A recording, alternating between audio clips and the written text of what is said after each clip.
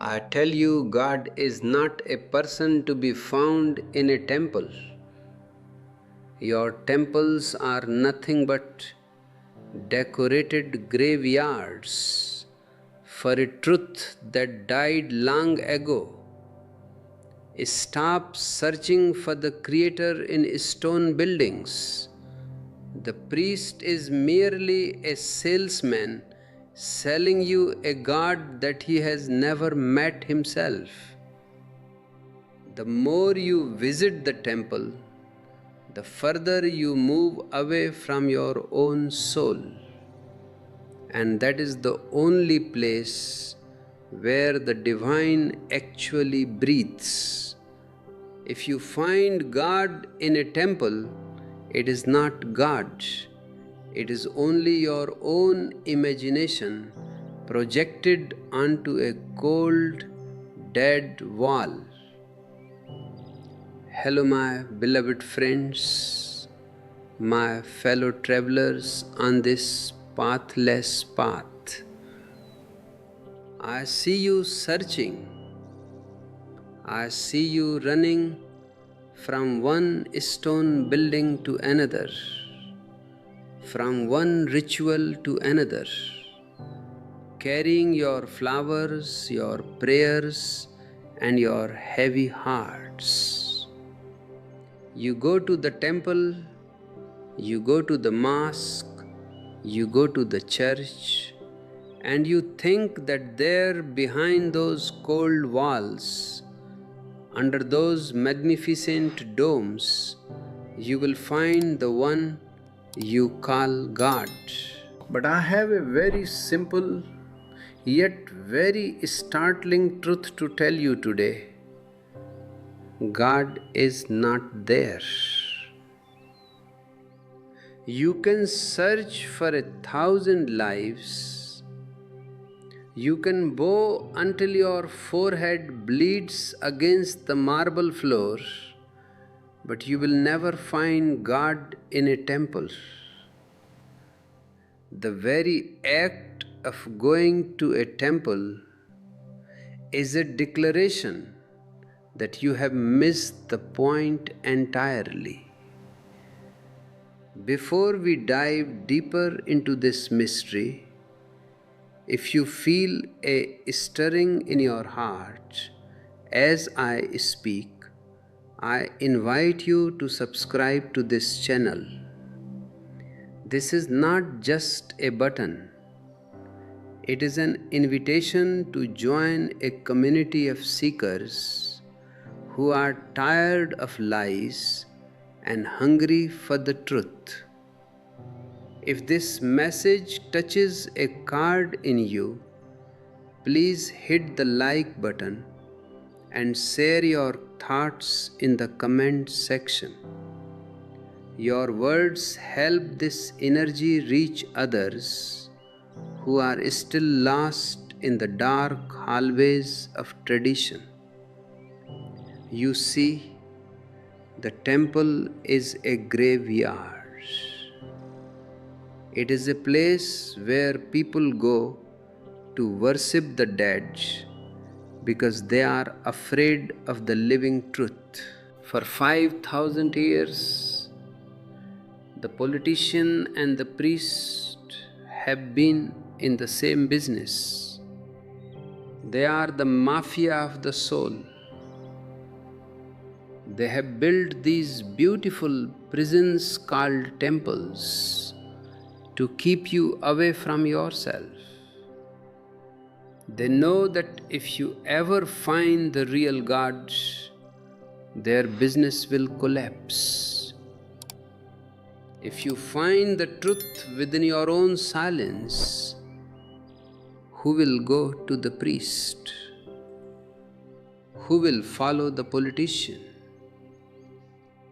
They need you to be a beggar, always looking outside, always waiting for a savior or a messenger to bridge the gap between you and the divine. But I tell you, there is no gap. You are the divine. The search for God in a temple is like a fish in the ocean looking for the sea. The fish goes to a holy corner of the ocean, bows down to a piece of coral, and asks, "Where is the ocean?" The ocean is all around it. It is within the fish. It is outside the fish. It is the very life of the fish. So is godliness. Notice, I do not use the word God. I prefer the word godliness because God has been turned into a person, a puppeteer sitting in the clouds, pulling strings. That God is dead. He never existed. He was a fiction created by priests to make you feel guilty, to make you feel small, and to make you feel dependent. If you find value in these insights and wish to support our work in spreading this light further, you can use the Super Thanks feature to contribute directly. Your support helps us keep these discourses free from the noise of the world. Also, for those who wish to dive deeper into these teachings at their own pace, our ebooks are available through the links in the description. These are not just books, they are maps for your inner journey. The temple is an escape. It is the ego's way of pretending.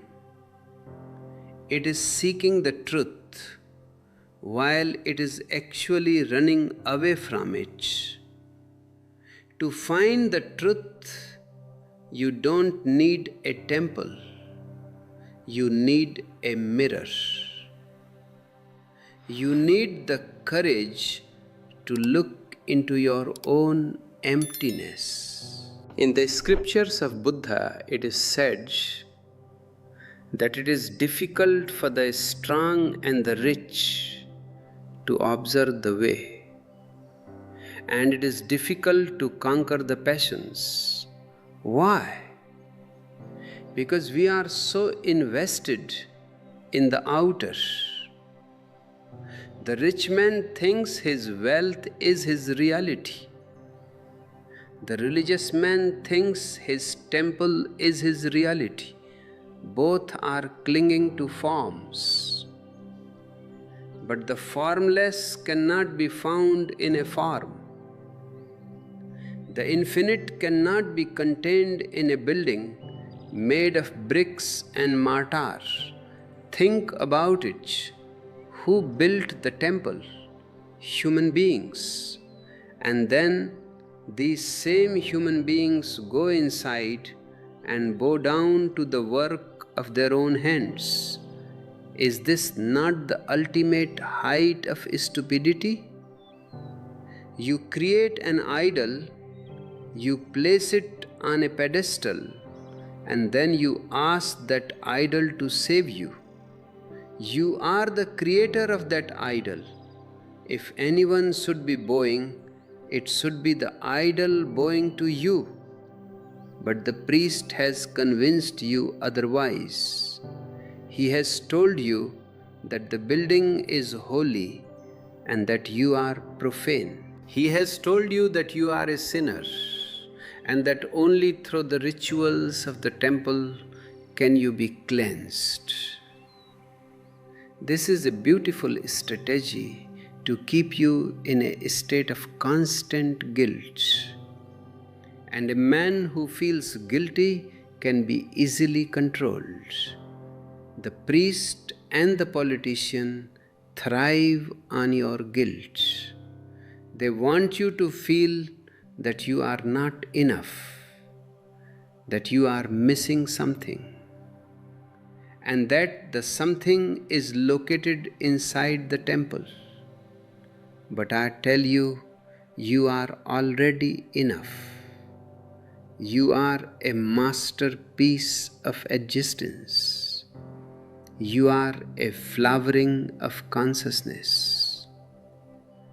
To find that flowering, you must turn your gaze 180 degrees. You must look inward.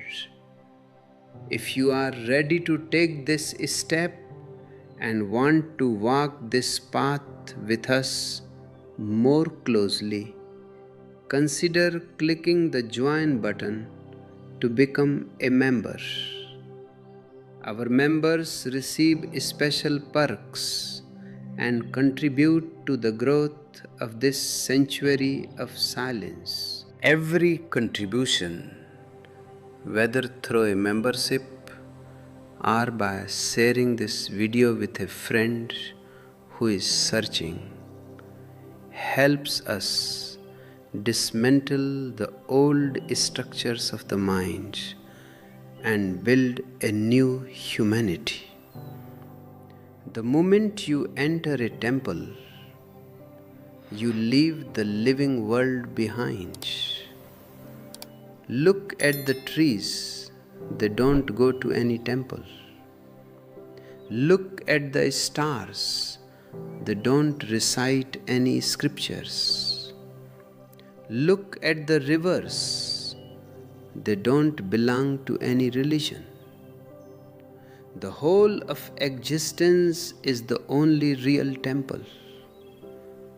The wind blowing through the pines is a prayer.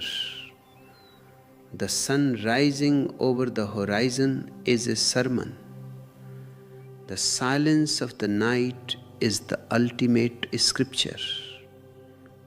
Why are you so obsessed with man-made structures when the entire universe is available to you as a gift? The reason you go to the temple is fear. You are afraid of life, you are afraid of death, and most of all, you are afraid of your own aloneness. The temple provides a false sense of security. It gives you a we, a community, a religion. It makes you feel like you belong. But truth has nothing to do with belonging to a crowd. Truth is found only in the absolute aloneness of your own being. Buddha calls this anatta, no self. It is the state of being a zero, a pure space where the ego has been blown out like a flame. When you go to a temple, you take your ego with you. In fact, you go there to polish your ego. You say, I am a Hindu, I am a Christian, I am a Muslim. These are just labels for the ego. They divide humanity. They create walls between brothers. The temple does not bring you closer to God. It brings you closer to a category, and God cannot be categorized. Godliness is a quality, like a fragrance. Can you catch a fragrance and lock it inside a stone building? The moment you close the doors, the fragrance is gone. It needs the open sky. It needs the freedom of the wind. Your soul is also like a fragrance. It cannot be caged by dogmas or rituals. The priests have tried to structure your soul. They give you a mold. They tell you how to sit, how to pray, what to say, and what to believe. But a structured soul is a dead soul. True spirituality is about being unstructured, about being spontaneous, about being like a child who knows nothing but feels everything. This is what it means to be a Sramana, one who reaches the source and comprehends the immaterial. To reach the source, you have to leave the temple. You have to leave the home of your mind, the home of your traditions, and step out into the vast unknown. As we continue this journey into the heart of silence, I want to remind you that your engagement means the world. Share this video on your social media. Let's start a fire of awareness that burns away the old, dusty concepts of God. And if you find yourself returning to these words often, perhaps our e-books can be your companions in those quiet moments of reflection. They are designed to trigger the same Rajnicitis, that beautiful disease of the soul that makes you fall in love with life and truth. The real mother, as I often say, is not just the biological one. The real mother is the one who gives birth to your soul, who helps you become independent and find your own truth. The temple is like a mummy. It tries to possess you, to make you a part of its collection. It wants to keep you a child forever, dependent on its milk of dogma.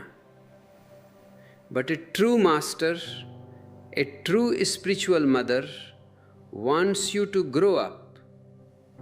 I want you to be so independent that you don't even need me.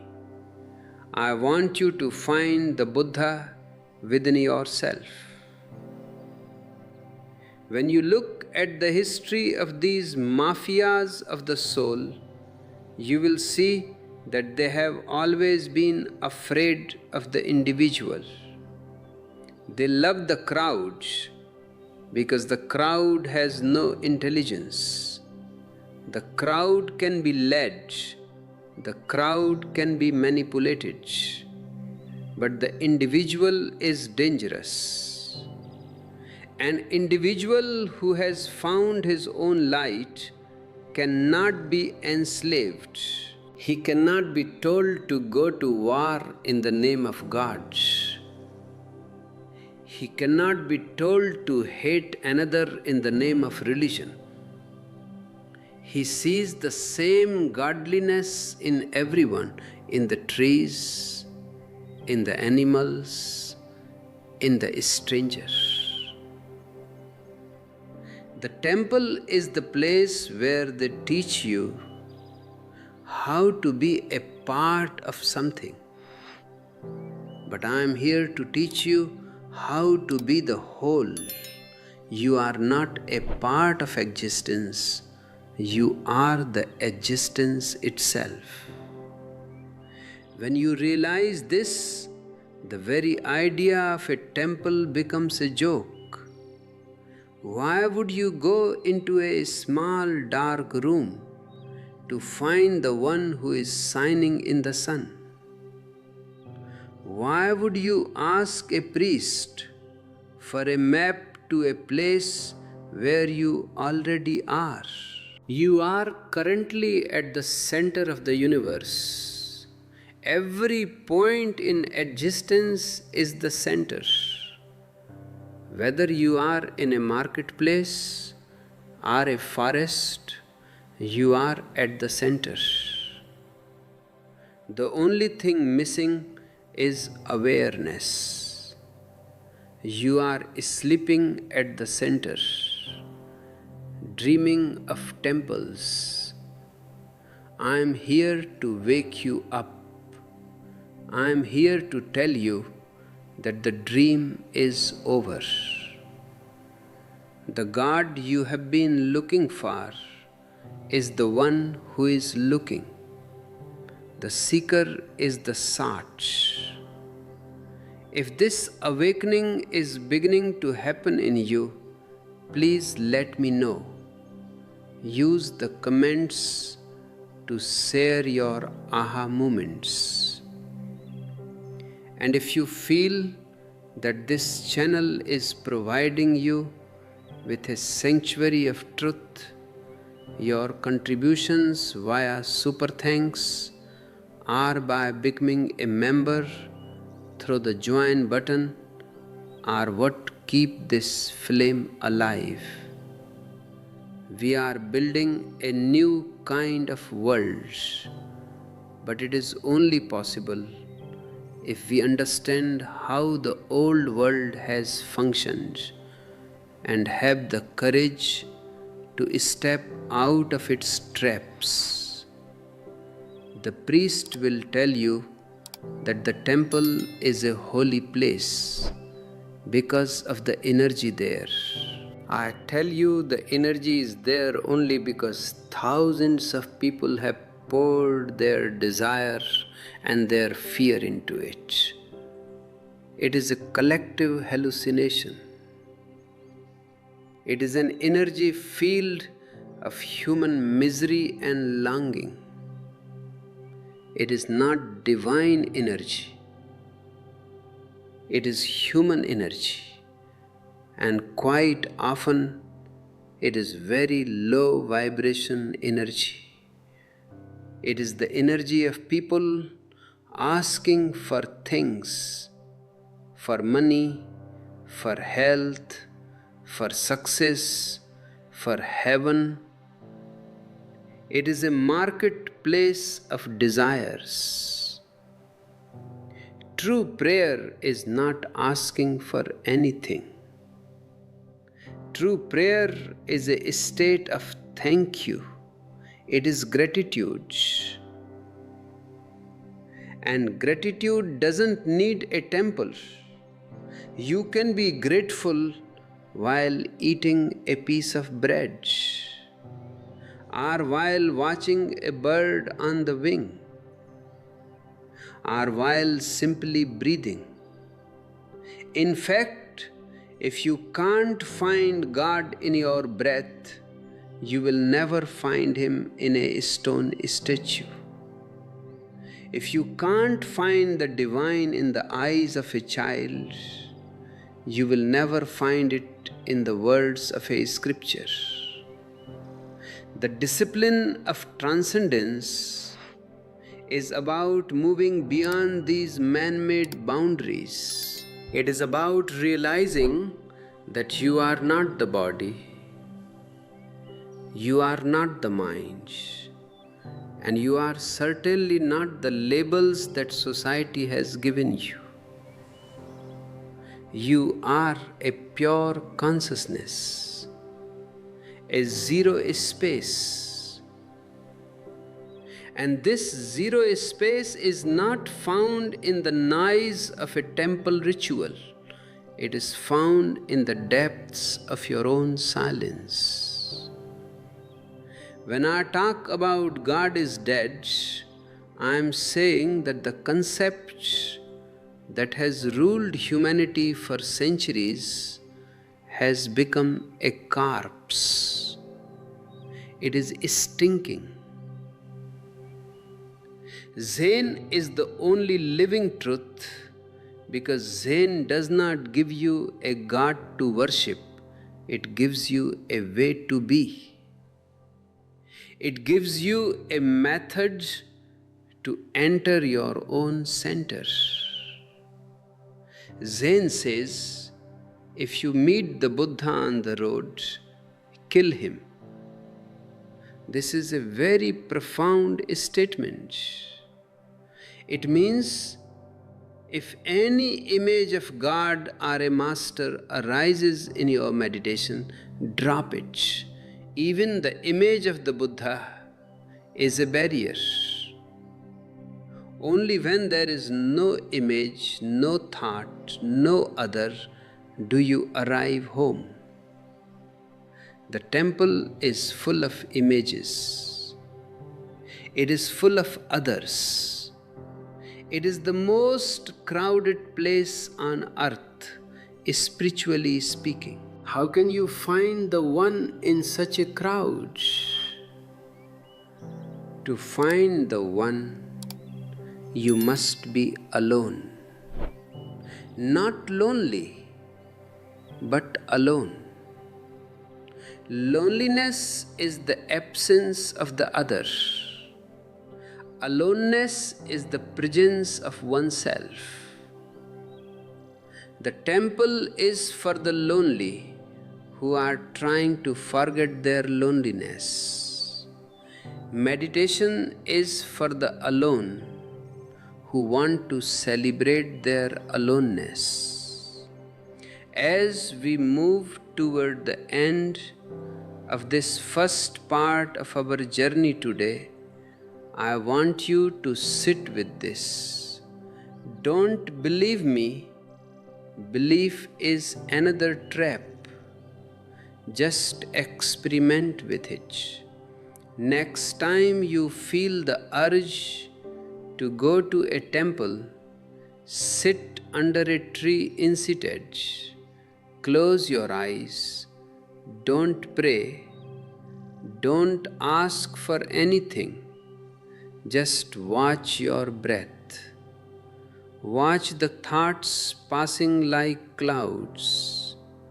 And in that watching, you might find a silence that no temple can give you.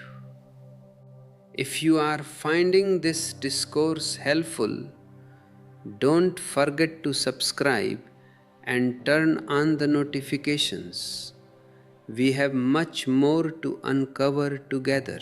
And if you want to support this mission of bringing consciousness to the world, check out our ebooks or use the join button to support us. Your help ensures that this message of freedom reaches every corner of the globe.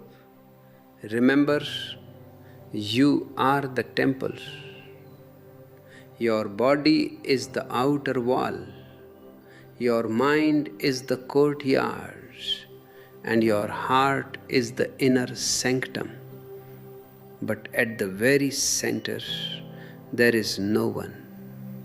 There is just pure, vibrant silence.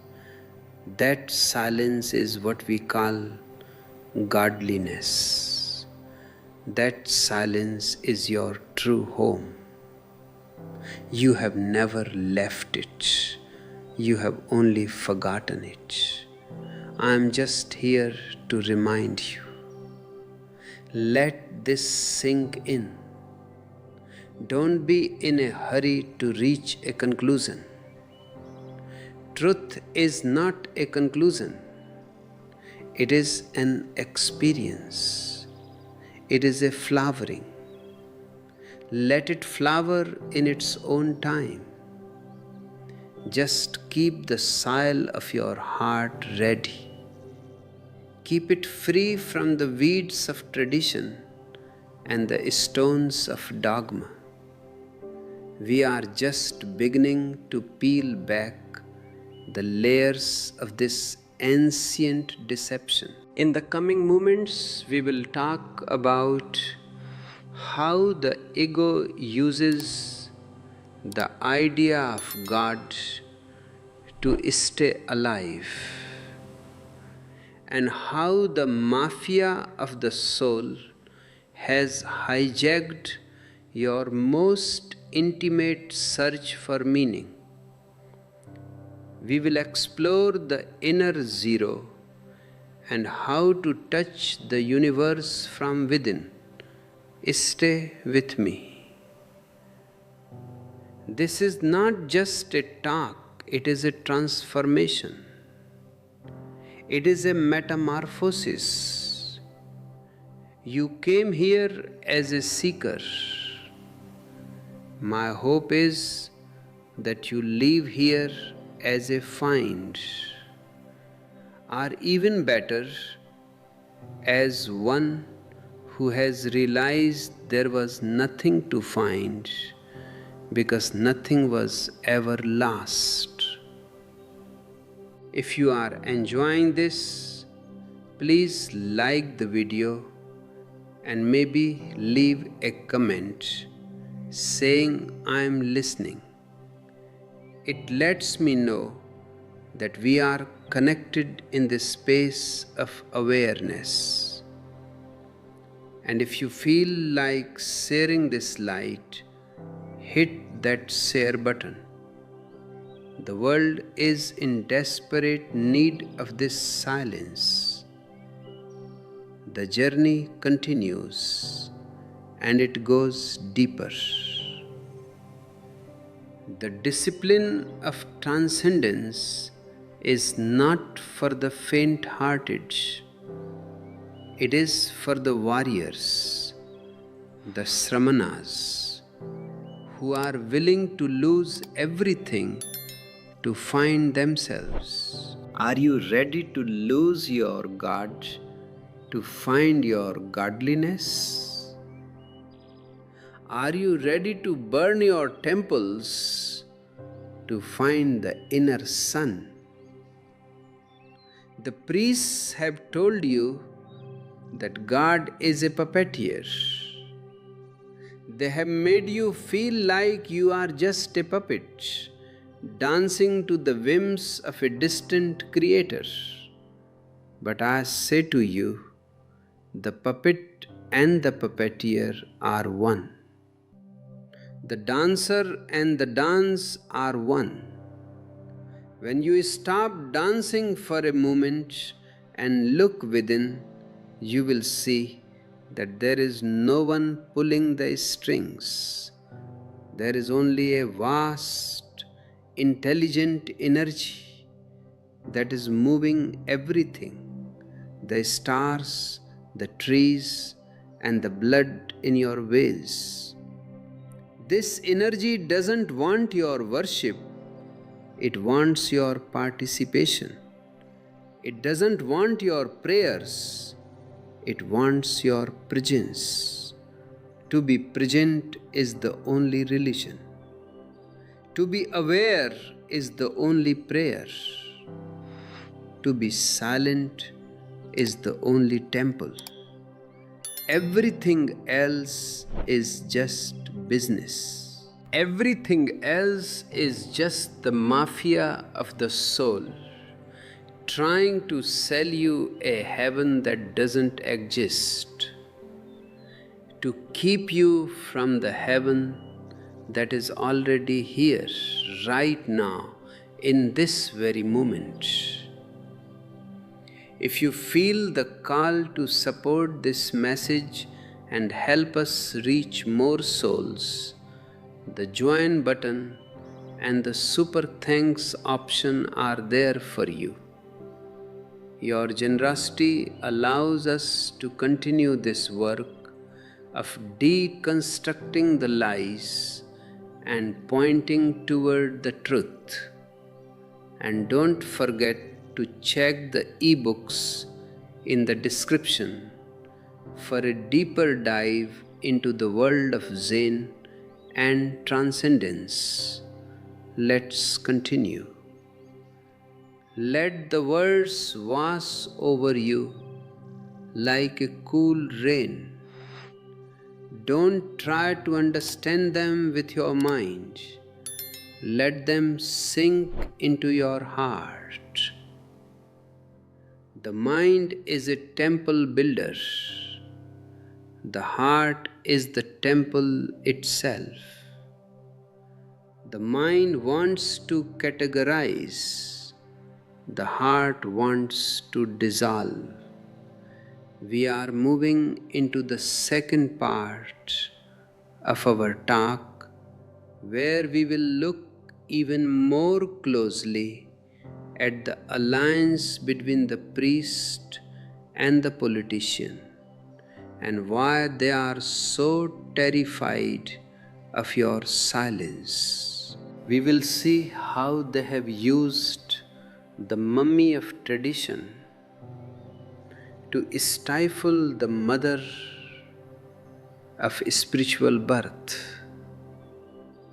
and we will see how you can reclaim your destiny from those who have stolen it. This is a journey from unconsciousness to consciousness. It is the only journey worth taking. Every other journey is just wandering. So take a deep breath. Feel the space around you. Feel the space within you. There is no difference. It is all one sky. The priest and the politician have been in a deep, dark conspiracy for centuries.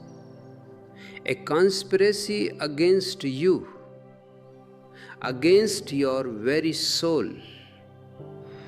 They are the mafia of the soul. You must understand this partnership clearly if you want to understand why the temple exists at all.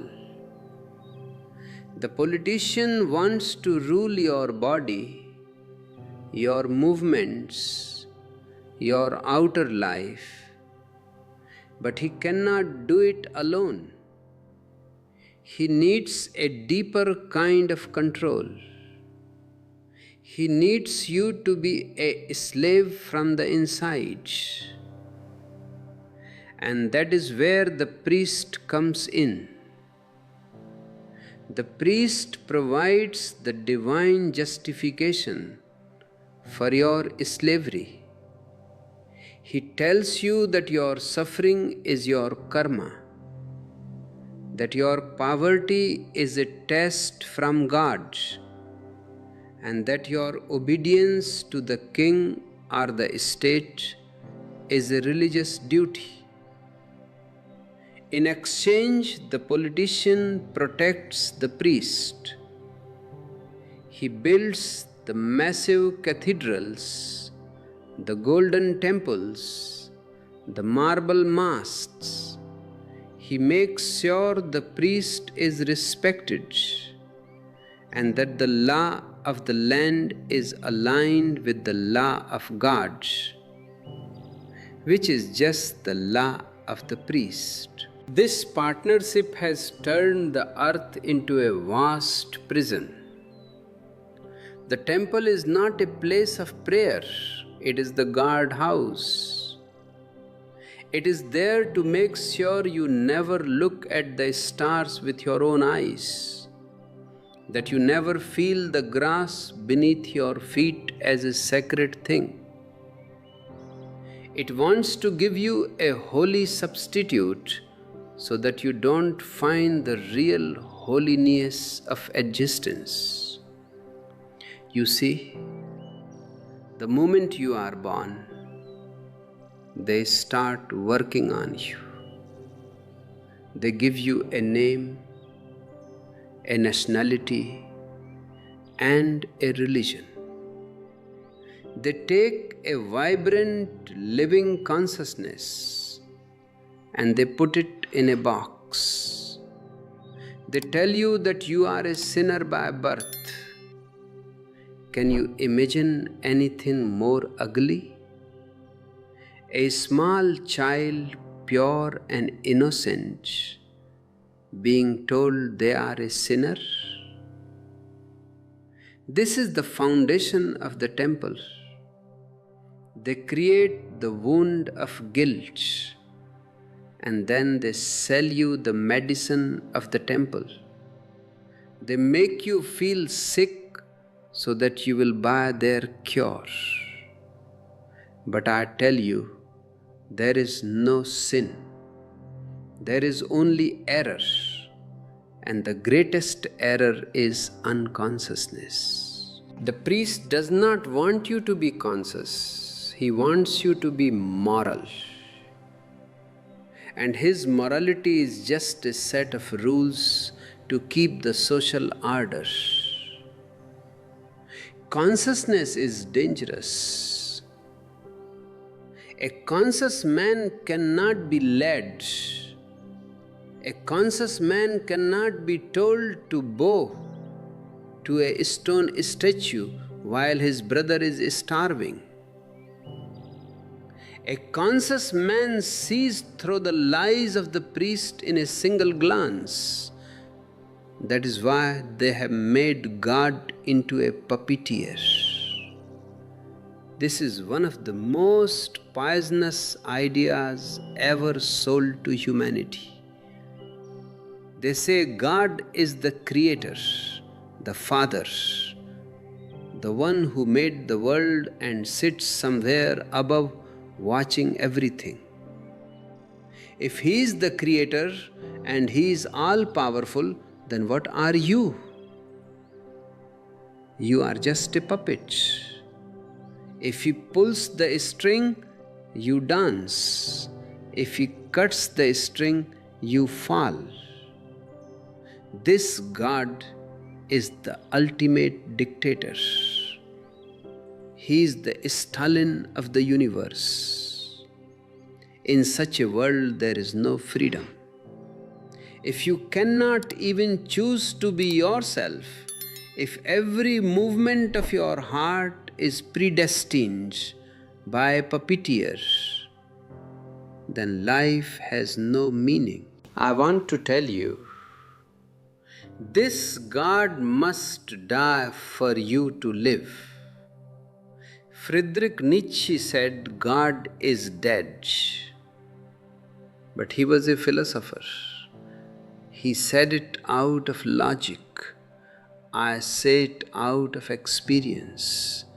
Not that God ever lived, but the concept of a personified God has to die in your heart for you to find the truth. When the puppeteer dies, the puppet disappears. And what is left? Not a puppet, but a living, breathing, free consciousness. Zen is the only living truth because it does not believe in this puppeteer. Zen says there is no one outside of you. The universe is not a creation, it is a creativity. It is a constant flowing. It is not that a dancer is dancing, there is only dance. When you look at a tree, it is not that God made the tree is godliness in that specific form. When you look at the ocean is godliness in its vastness. You are not a child of God, you are godliness itself, manifesting in a human form. But the temple cannot allow this. The temple needs a distance. It needs a high priest who can talk to God on your behalf. It needs rituals that only the initiated can perform. If you are God, if I am God, if the dog in the street is God, then the whole hierarchy of the temple collapses. The mafia of the soul loses its power. think about the 20 difficult things that Buddha spoke about. He said it is difficult for the strong and the rich to observe the way. Why? Not because money is evil. Money is just a tool. It is difficult because the rich man has built a temple around his ego. His wealth, his power, his status, these are his gods.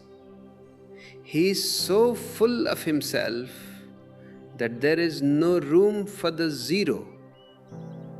He is so occupied with protecting his fortress that he cannot step out into the open sky.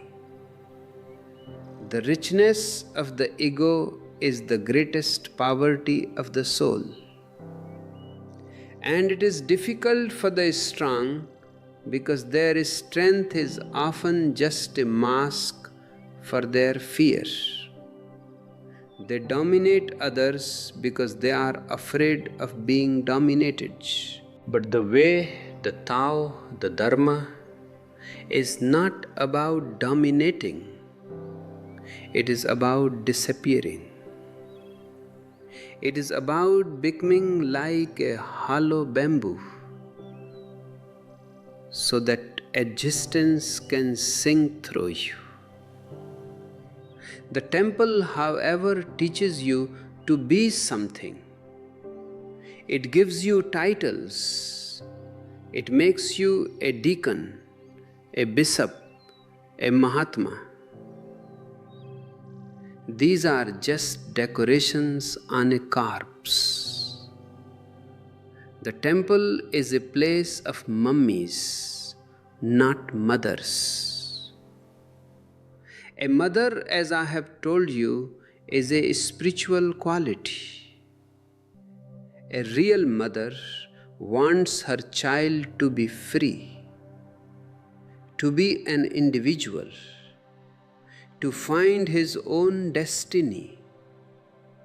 But the mummy of tradition wants to possess you. It wants to keep you wrapped in the bandages of the past. It wants you to repeat the same prayers that were written thousands of years ago. Prayers that have lost all their juice, all their meaning. You repeat them like a parrot. Does a parrot become enlightened by repeating Rama Rama or Ave Maria? No. It only becomes a more efficient parrot. The real search is for the innermost zero. This is what the temple is most afraid of. Inside you, at the very center of your being, there is a place where you are nothing. Not nothing in the sense of being empty of value, but no thing. A space that cannot be defined. A space that cannot be named. A space that is absolutely silent. This is the pull of the zero. When you sit in silence, away from the bells and the chants of the temple, you begin to feel this pull. It is a terrifying pull for the ego, because the ego knows that if it falls into that zero, it will never come back. The ego wants to stay on the circumference. It wants to stay where there is noise, where there are rituals, where there are other people, to confirm its existence. The temple is the ego's playground. It is where you can feel pious, holy, and superior to those who don't go to the temple. But the zero is where the divine is. Buddha called it nirvana. The word literally means blowing out the flame.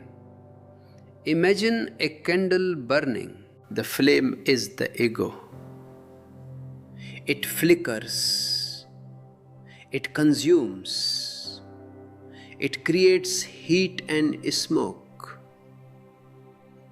Then you blow it out.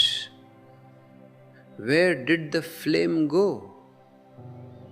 Did it go to heaven? Did it go to a temple? No. It simply disappeared into the vastness. It became one with the air, one with the silence. That is the goal of the spiritual path. Not to reach a place, but to disappear into the whole. Can you do this in a temple? No. Because the temple is designed to reinforce your identity. It tells you that you are a member of a chosen people. It tells you that your path is the only path. It creates a boundary.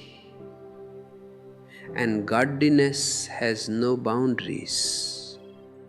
To find the infinite, you must be willing to let go of the finite. You must be willing to be nobody. The priests and the politicians have made sure that the word alone sounds like a curse. They want you to be afraid of being alone. They have associated it with loneliness. But loneliness is a state of mind where you are missing the other. Aloneness is a state of being where you have found yourself. In your aloneness, you are the whole universe. You don't need a temple to connect with God, because in your aloneness you realize there is no God to connect to.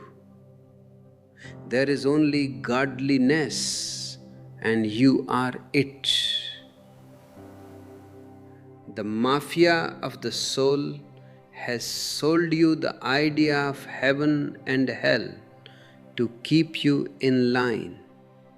Heaven is the carrot and hell is the stick, and the temple is the office where you buy your insurance policy against hell.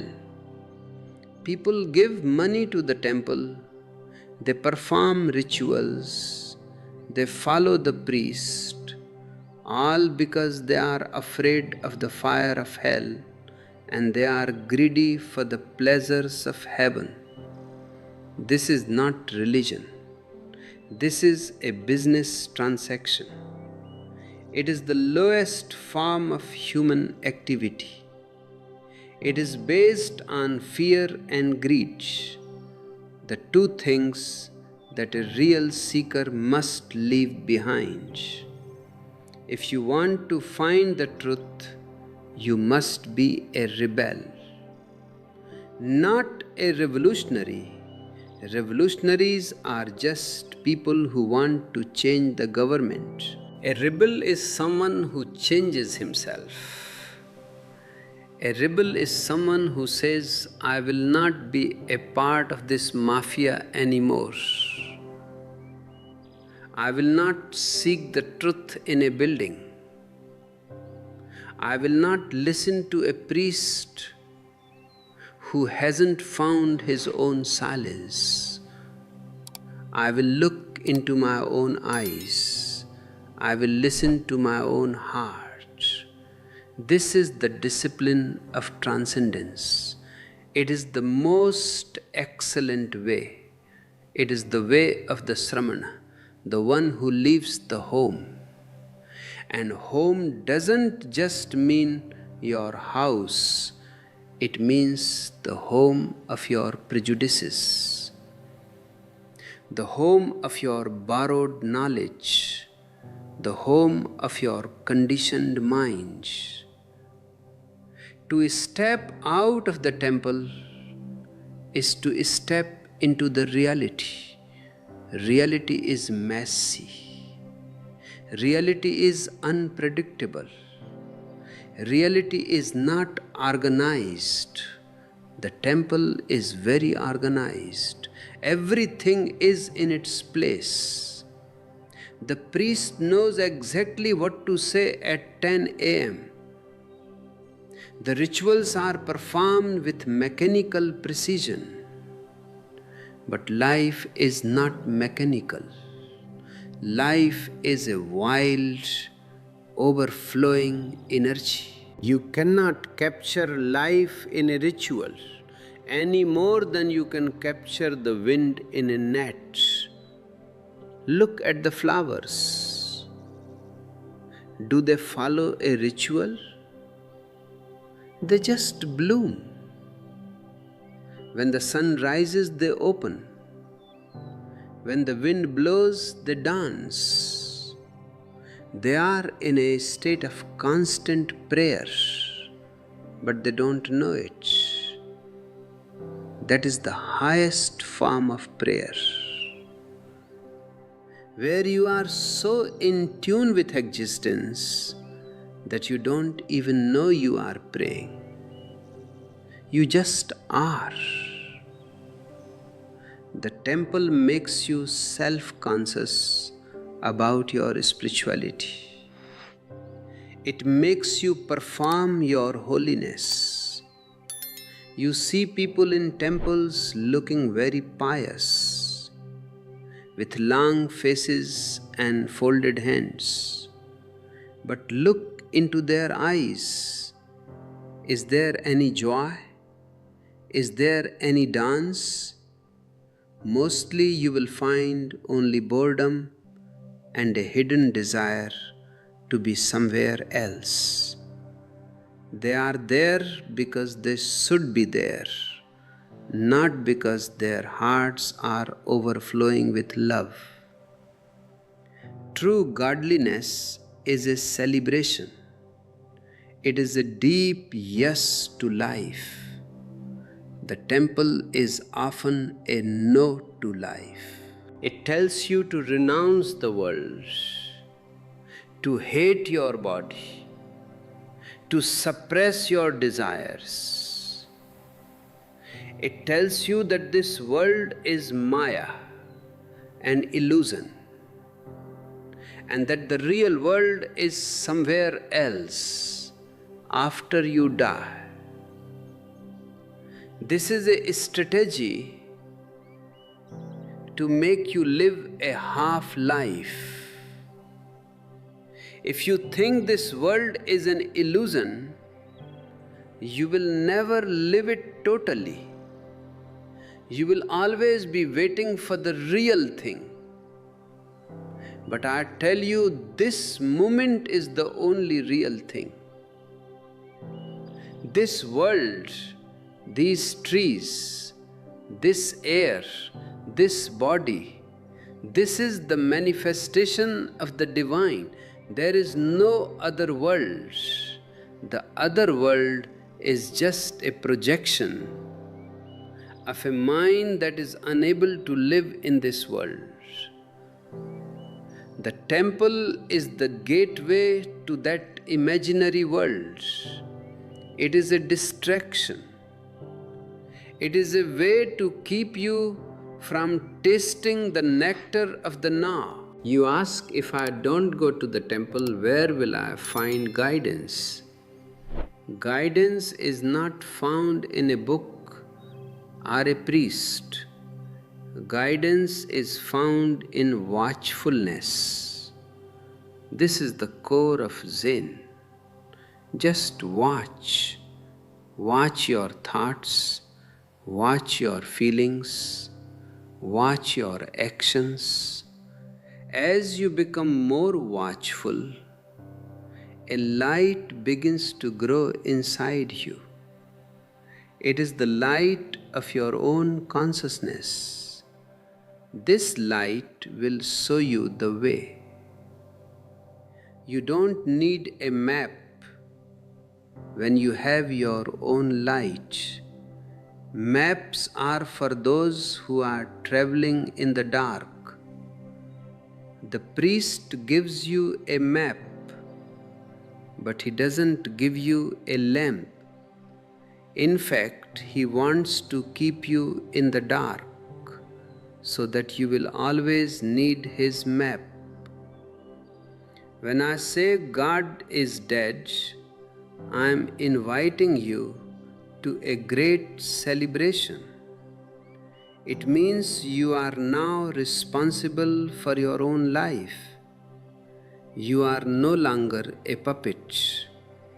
You are the master of your destiny. You are free to dance, free to love, free to be silent, free to be zero. This freedom is the most precious gift of existence, but it is also a great responsibility. You can no longer blame fate or God for your misery. You have to look at your own unconsciousness.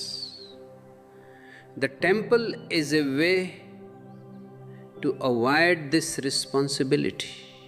You can go to the temple, drop a few coins in the box, say a few prayers, and feel that you have done your duty.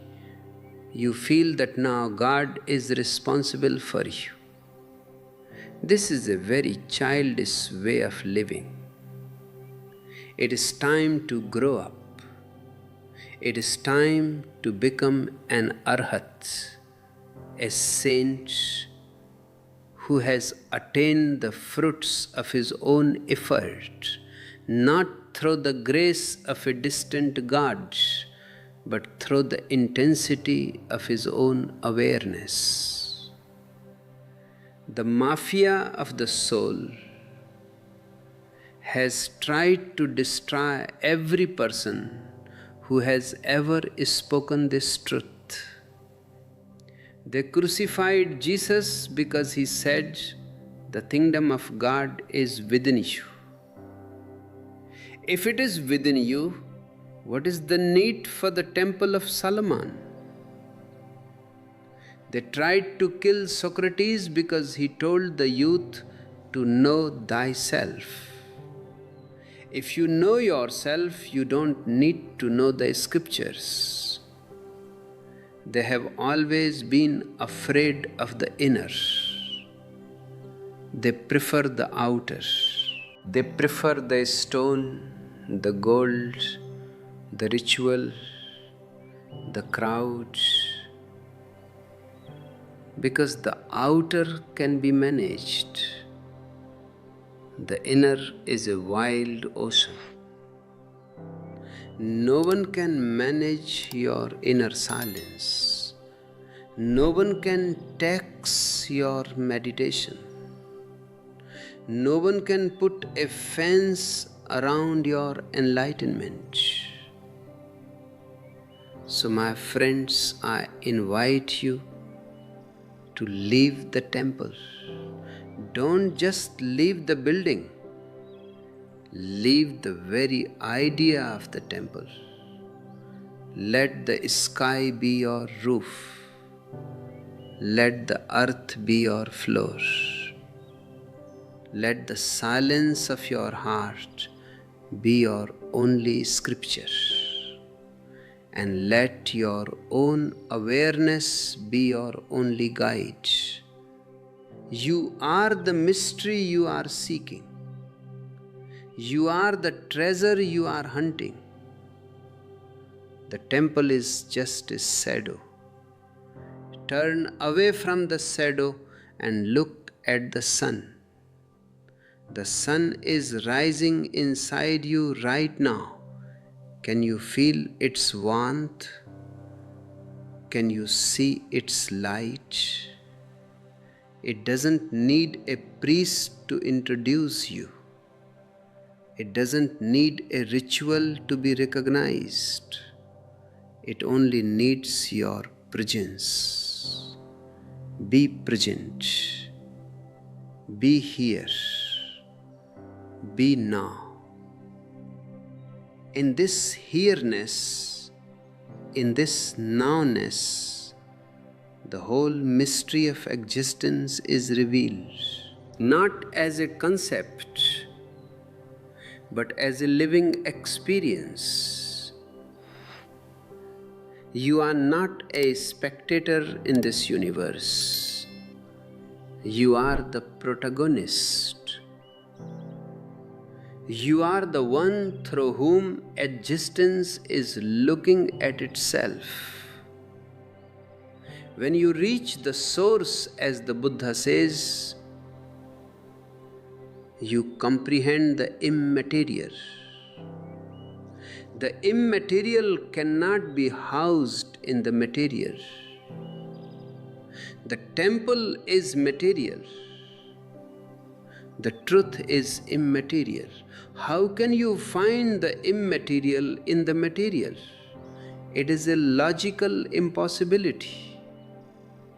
You have to go into the immaterial part of yourself, your consciousness, to find the immaterial truth of existence. This journey inward is the only adventure. Everything else is just a tourist trip. People go to temples like tourists. They go to see the architecture, to hear the music, to see the holy man.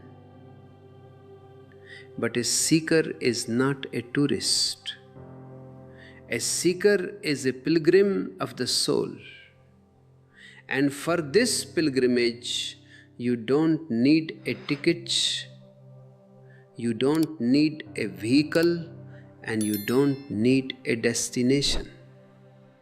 You are the path, you are the traveler, and you are the goal.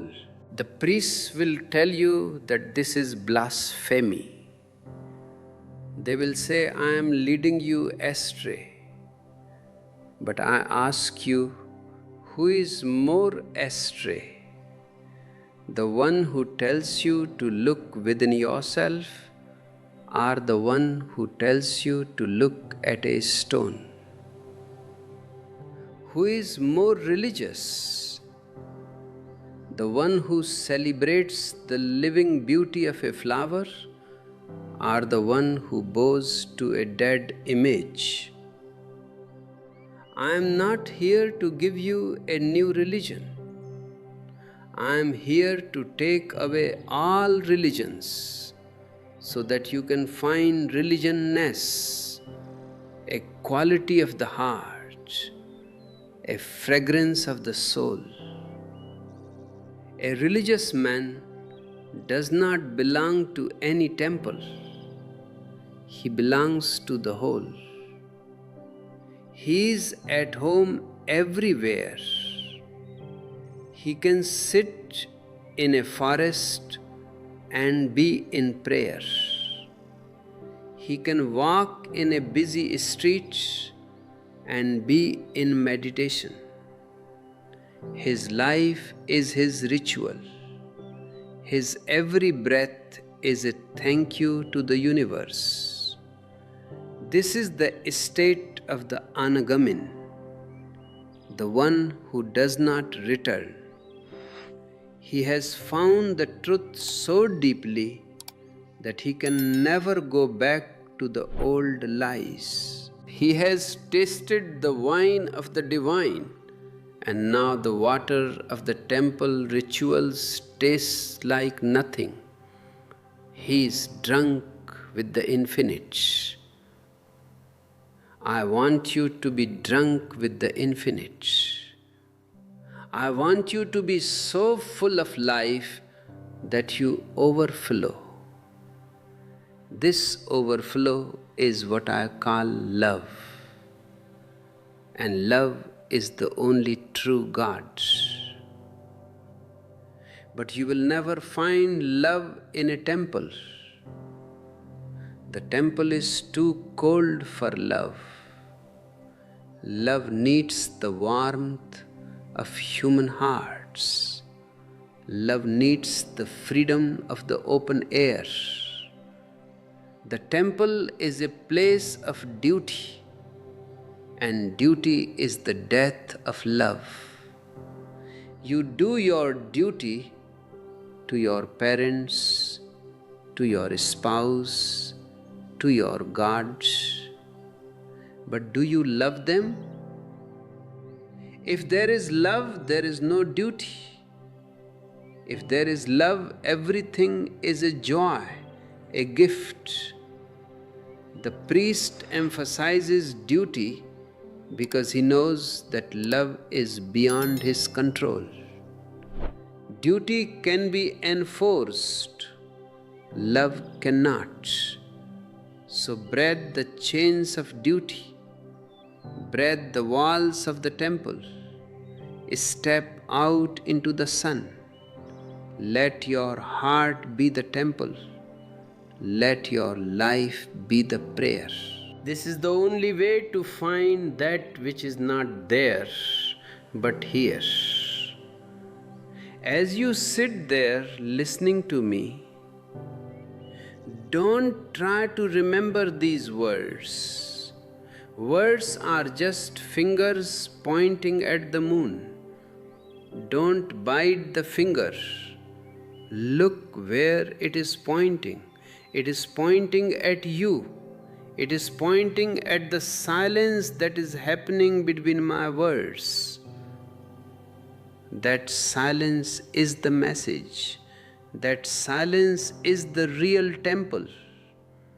When I am speaking, if you are really listening, you will find that there is a silence in you that is responding to my words. This resonance is the truth. It doesn't need to be proved. It is self-evident. It is like the light of a lamp. You don't need another lamp to see it. The mafia of the soul wants to prove God to you. They have thousands of arguments. But anything that can be proved can also be disproved. Logic is a double-edged sword. But experience is beyond logic. If you have tasted sugar, you know it is sweet. No one can prove to you that it is bitter. Your experience is your authority. The temple denies your authority. It says, believe what is written in this book. Believe what the priest says. I said, don't believe anything. Experiment.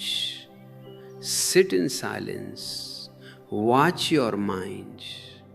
Find the zero. And then whatever you find will be your truth. And that truth will set you free. Free from the priest, free from the politician, and free from the mummy of tradition. This is the invitation of Zen. This is the challenge of the Buddha. It is a challenge to your courage. Are you brave enough to be alone? Are you brave enough to be nobody?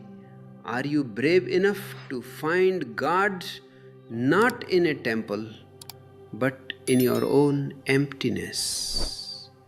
If you are, then the whole of existence is yours. You are no longer a beggar at the door of the temple. You are the king in your own kingdom. You are the Buddha sitting under your own Bodhi tree. And the stars will shower flowers on you. not because you are special, but because you have finally realized that you are one with the whole. This oneness is the only living truth. Everything else is just a story, a fiction, a lie created by the mafia of the soul to keep you in the dark. Wake up, the sun is high in the sky. The doors of your inner temple are already open. You don't need to go anywhere. Just be where you are and be there totally. The priest and the politician will continue their business. They will build more temples. They will start more wars. They will create more guilt. But you can walk away. You can step out of their game. You can choose to be a Sramana, a seeker of the source. And the moment you find the source, you will laugh. You will laugh at all the years you spent looking for God in a stone building. You will laugh at all the prayers you recited without knowing their meaning. You will laugh at your own fear, and that laughter will be the most holy sound that has ever echoed in the universe. It will be the laughter of a soul that has finally come home. Stay in this laughter. Stay in this silence. The journey is long, but every step is the destination. There is nowhere to reach, only a depth to be discovered. The innermost zero is calling you. Can you hear it? It is not a loud voice, it is a pull.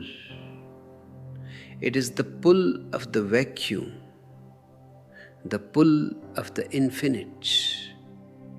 Let yourself be pulled. Don't resist, dissolve. In that dissolution, you will find what the temple has been hiding from you for 5,000 years. You will find the most excellent way. You will find yourself. And in finding yourself, you will find everything that is worth finding. This finding is not a discovery of something new. It is a recovery of something that was always there. It is the recovery of your original face. The face you had before you were born. The face you will have after you are dead. The temple gives you a mask, a beautiful mask, but it hides your true face. And the mask is so heavy, so ornate, that you eventually forget that there is a face behind it. You become the mask. You become the Christian, the Hindu, the believer. But the seeker is one who is willing to tear the mask away, even if it takes the skin with it, because only in that nakedness, in that total vulnerability, can you feel the pulse of existence. This pulse is what I call the innermost zero. It is a strange thing, this zero. In mathematics, zero has no value, but without zero, all mathematics would collapse. In spirituality, the zero is the ultimate value. It is the sunyata of Buddha, the emptiness that is full to the brim. The temple is full of things: statues, gold, scriptures, people, noise. But the inner temple is defined by its emptiness. Just as the utility of a room lies in its empty space, not in its walls, the utility of your being lies in your inner space. If you are full of yourself, if you are full of God concepts, if you are full of the priest sermons, you are like a room cluttered with junk. There is no room for the divine to enter. You must understand the pull of the innermost zero. It is like a black hole in the world of spirit. It pulls everything into itself: your ego, your desires, your fears, your identity, and it crushes them. But it doesn't destroy you. It only destroys that which is false in you. What remains after the zero has done its work is the truth.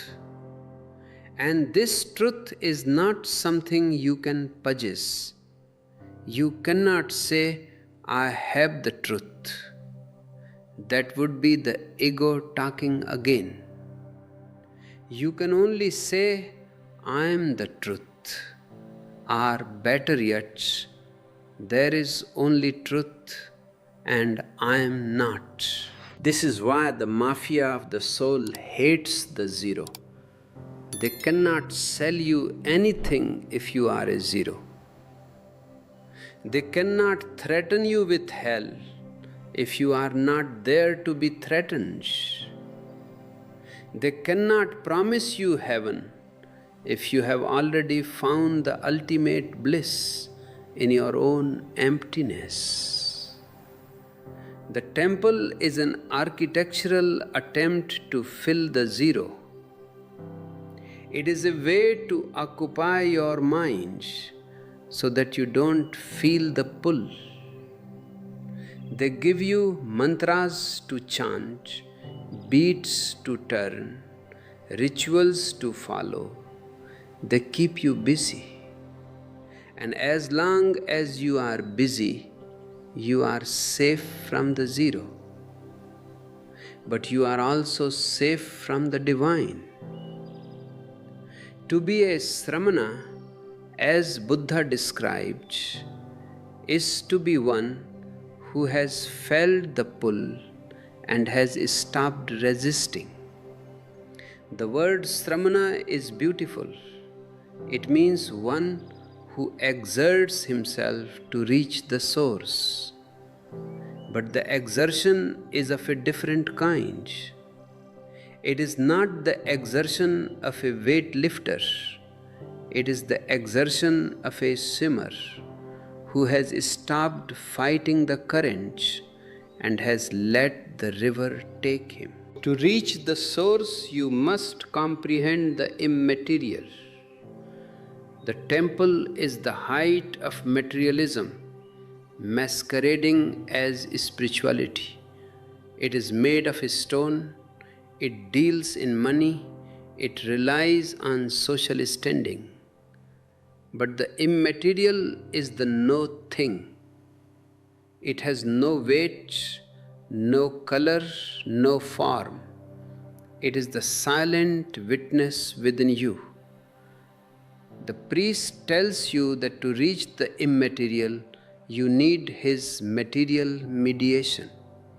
He says you need the holy water, the sacred fire, the consecrated bread. This is the ultimate deception. How can the material ever be a bridge to the immaterial?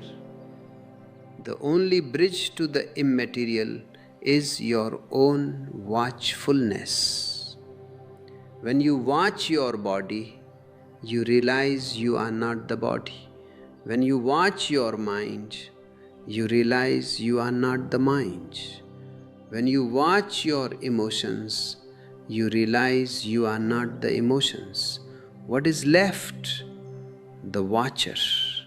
And the watcher has no material qualities. The watcher is a pure ray of consciousness. This ray of consciousness is what I mean when I say you touch the universe from within. Have you ever sat by someone who is deeply silent, deeply meditative? Even if they don't say a word, even if they don't look at you, you feel touched. You feel a vibe. This is not your imagination. When a person reaches the innermost zero, they become a transmitter. Their silence radiates. It touches the trees, the animals, and the people around them. This is the only real holy place, not a building, but a person who has become a temple. Buddha says there are 20 difficult things to accomplish in this world. One of them is that it is difficult for the strong and the rich to observe the way. I want to talk to you about this because many of you are rich and strong in your own ways. You have your knowledge, your respectability, your good character. These are your riches. And these riches make you thick. Your ego is like a thick wall. You are so protected by your strengths that the pull of the zero cannot reach you. You are like a man in an armored car trying to feel the breeze. To feel the breeze, you have to step out. To feel the way, you have to become weak. You have to become poor. In the Beatitudes, Jesus says, "Blessed are the poor in spirit, for theirs is the kingdom of heaven." The poor in spirit are those who are empty of the ego's riches. They are those who have realized that all their knowledge is just borrowed dress, that all their strength is just a mask for fear. When you are poor in spirit, you are a zero. And when you are a zero, the whole kingdom of heaven is yours, because there is no wall between you and it. The temple, with its grandeur and its power, is for the spiritually rich, those who want to show off their piety, those who want to buy their way into God's good graces. But the way is for the beggars, for those who have nothing to lose. And it is difficult not to get into a passion when slighted. Why? Because the ego is so fragile. If someone says something against you, Your inner temple shakes. Why does it shake? Because it is built on the sand of other people's opinions. A man who has found the innermost zero cannot be slighted. You can insult a zero as much as you want, it remains zero.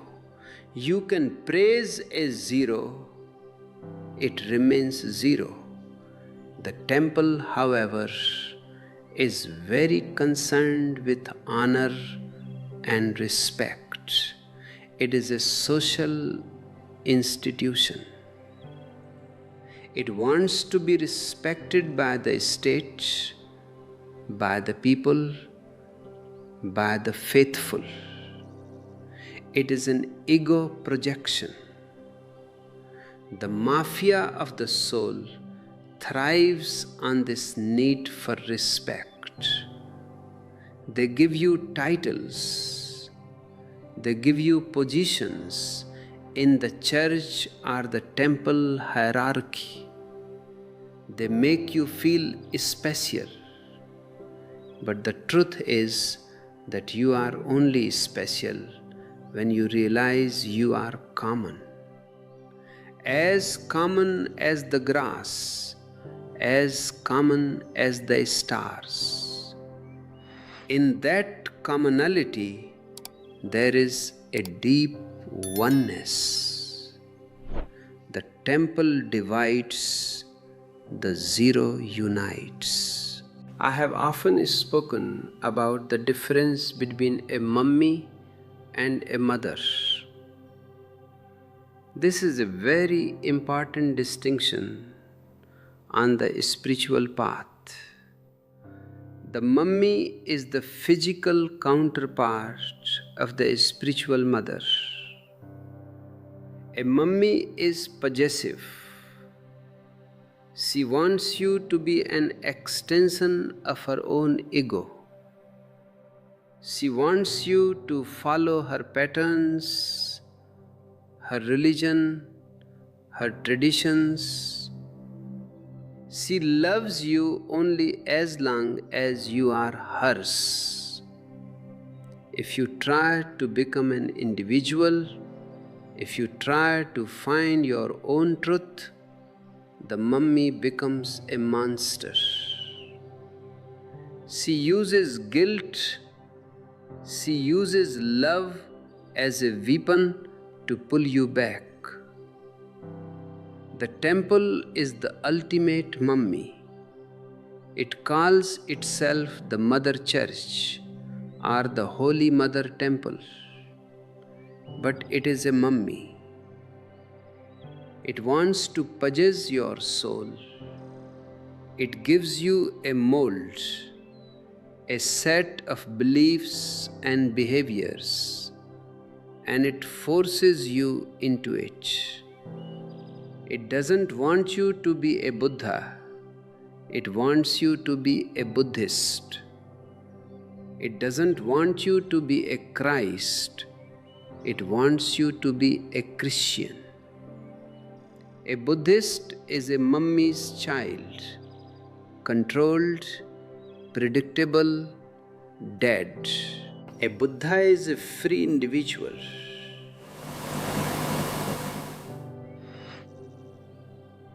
A true mother, a spiritual mother, is someone like a master. A master doesn't want to possess you. A master wants to give you back to yourself. A master is a midwife of the soul. He helps you to be born into your own consciousness. And once you are born, he lets you go. He doesn't give you his knowledge, he gives you his love and his silence. He encourages you to find your own truth. even if that truth leads you away from Him. The temple can never be a mother because it is an organization. And organizations are inherently possessive. They need members, they need numbers, they need sheep. Are you a sheep? The temple calls God the shepherd and the people the flock. This is a great insult to humanity. A shepherd protects the sheep only so that he can eventually shear them or slaughter them. The mafia of the soul is a shepherd. They protect you from the truth so that they can shear you of your intelligence, your freedom, and your money. They slaughter your spirit so that you will never be a threat to their power. To leave the flock is the first step of the Sramana. It is to say, I am not a sheep. I am an individual. I will find my own way, even if I get lost. I would rather be a lost human being than a saved sheep. But this is difficult. It is one of the 20 difficult things. It is difficult to disregard life and go to certain death. Not the death of the body, but the death of the ego, the death of the social identity. When you leave the temple, you die to the society. You are no longer one of us. You are an outsider, a rebel. But I tell you, only those who are willing to die this ego death can find the eternal life. The temple promises you eternal life after death. I offer you eternal life through death, the death of the false I right now. This is what Zen means when it says die before you die, so that when you die, you don't die. If you can disappear into the innermost zero while you are still in this body, then death has nothing to take from you. Death only takes that which is not you. It takes your name, your money, your body, your labels. If you have already let go of those things, what can death do?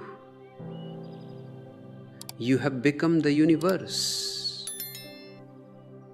This is the state of the Arhat, the one who has attained the fruits of saintship through his own exertion. An Arhat is not a holy man in the sense the temple uses the word.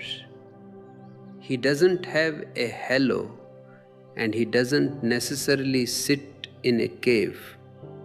He is just someone who is pure and spotless in his behavior because he has no ego to stain his actions.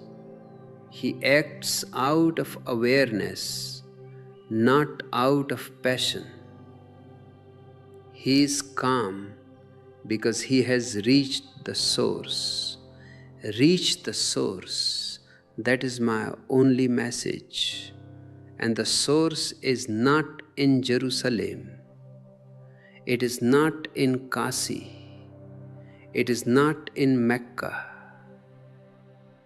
The source is exactly where you are sitting right now. It is the ground of your being. But to reach the ground, you have to stop looking at the ceiling.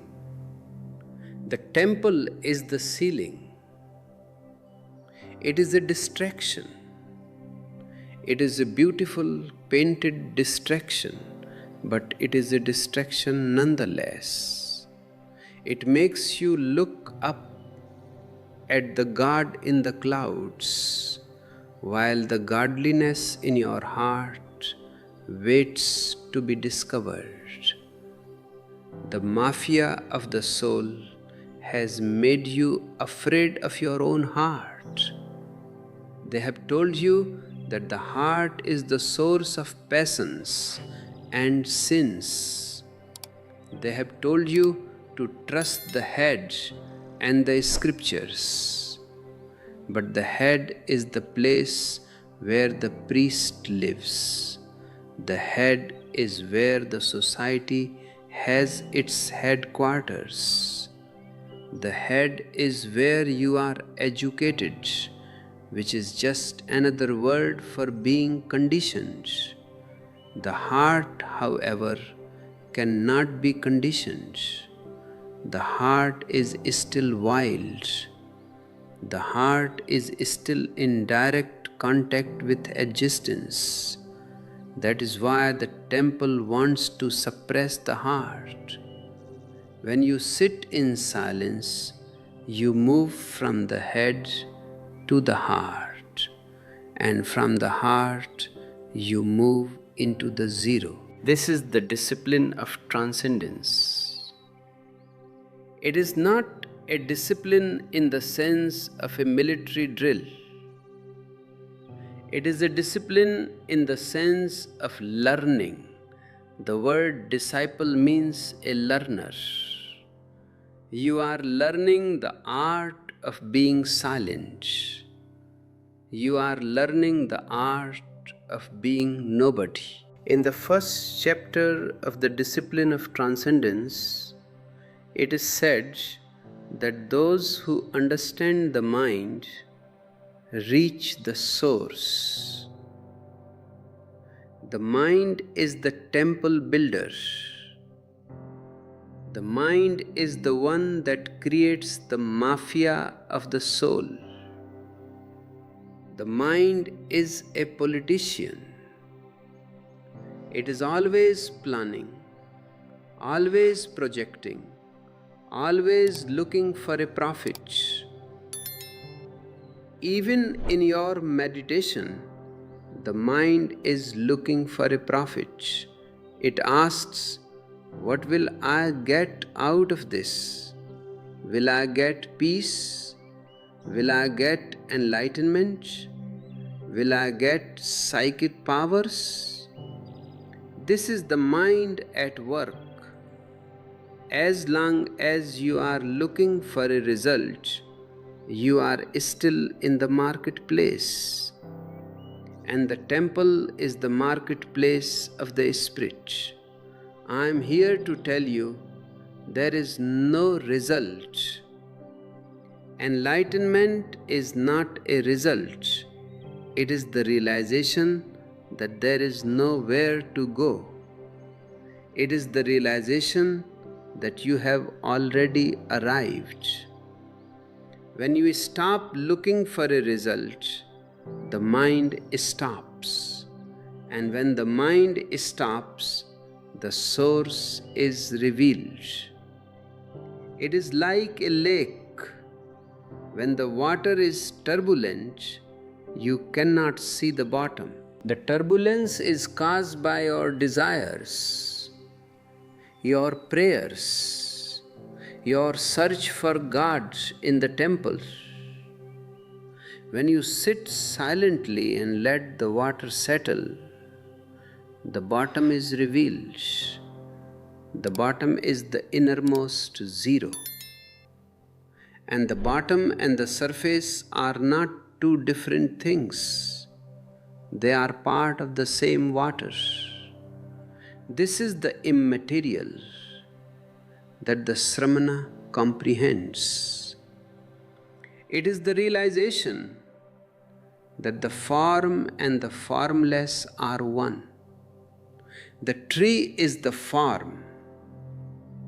The life in the tree is the formless. Your body is the form. Your consciousness is the formless. The temple is the form.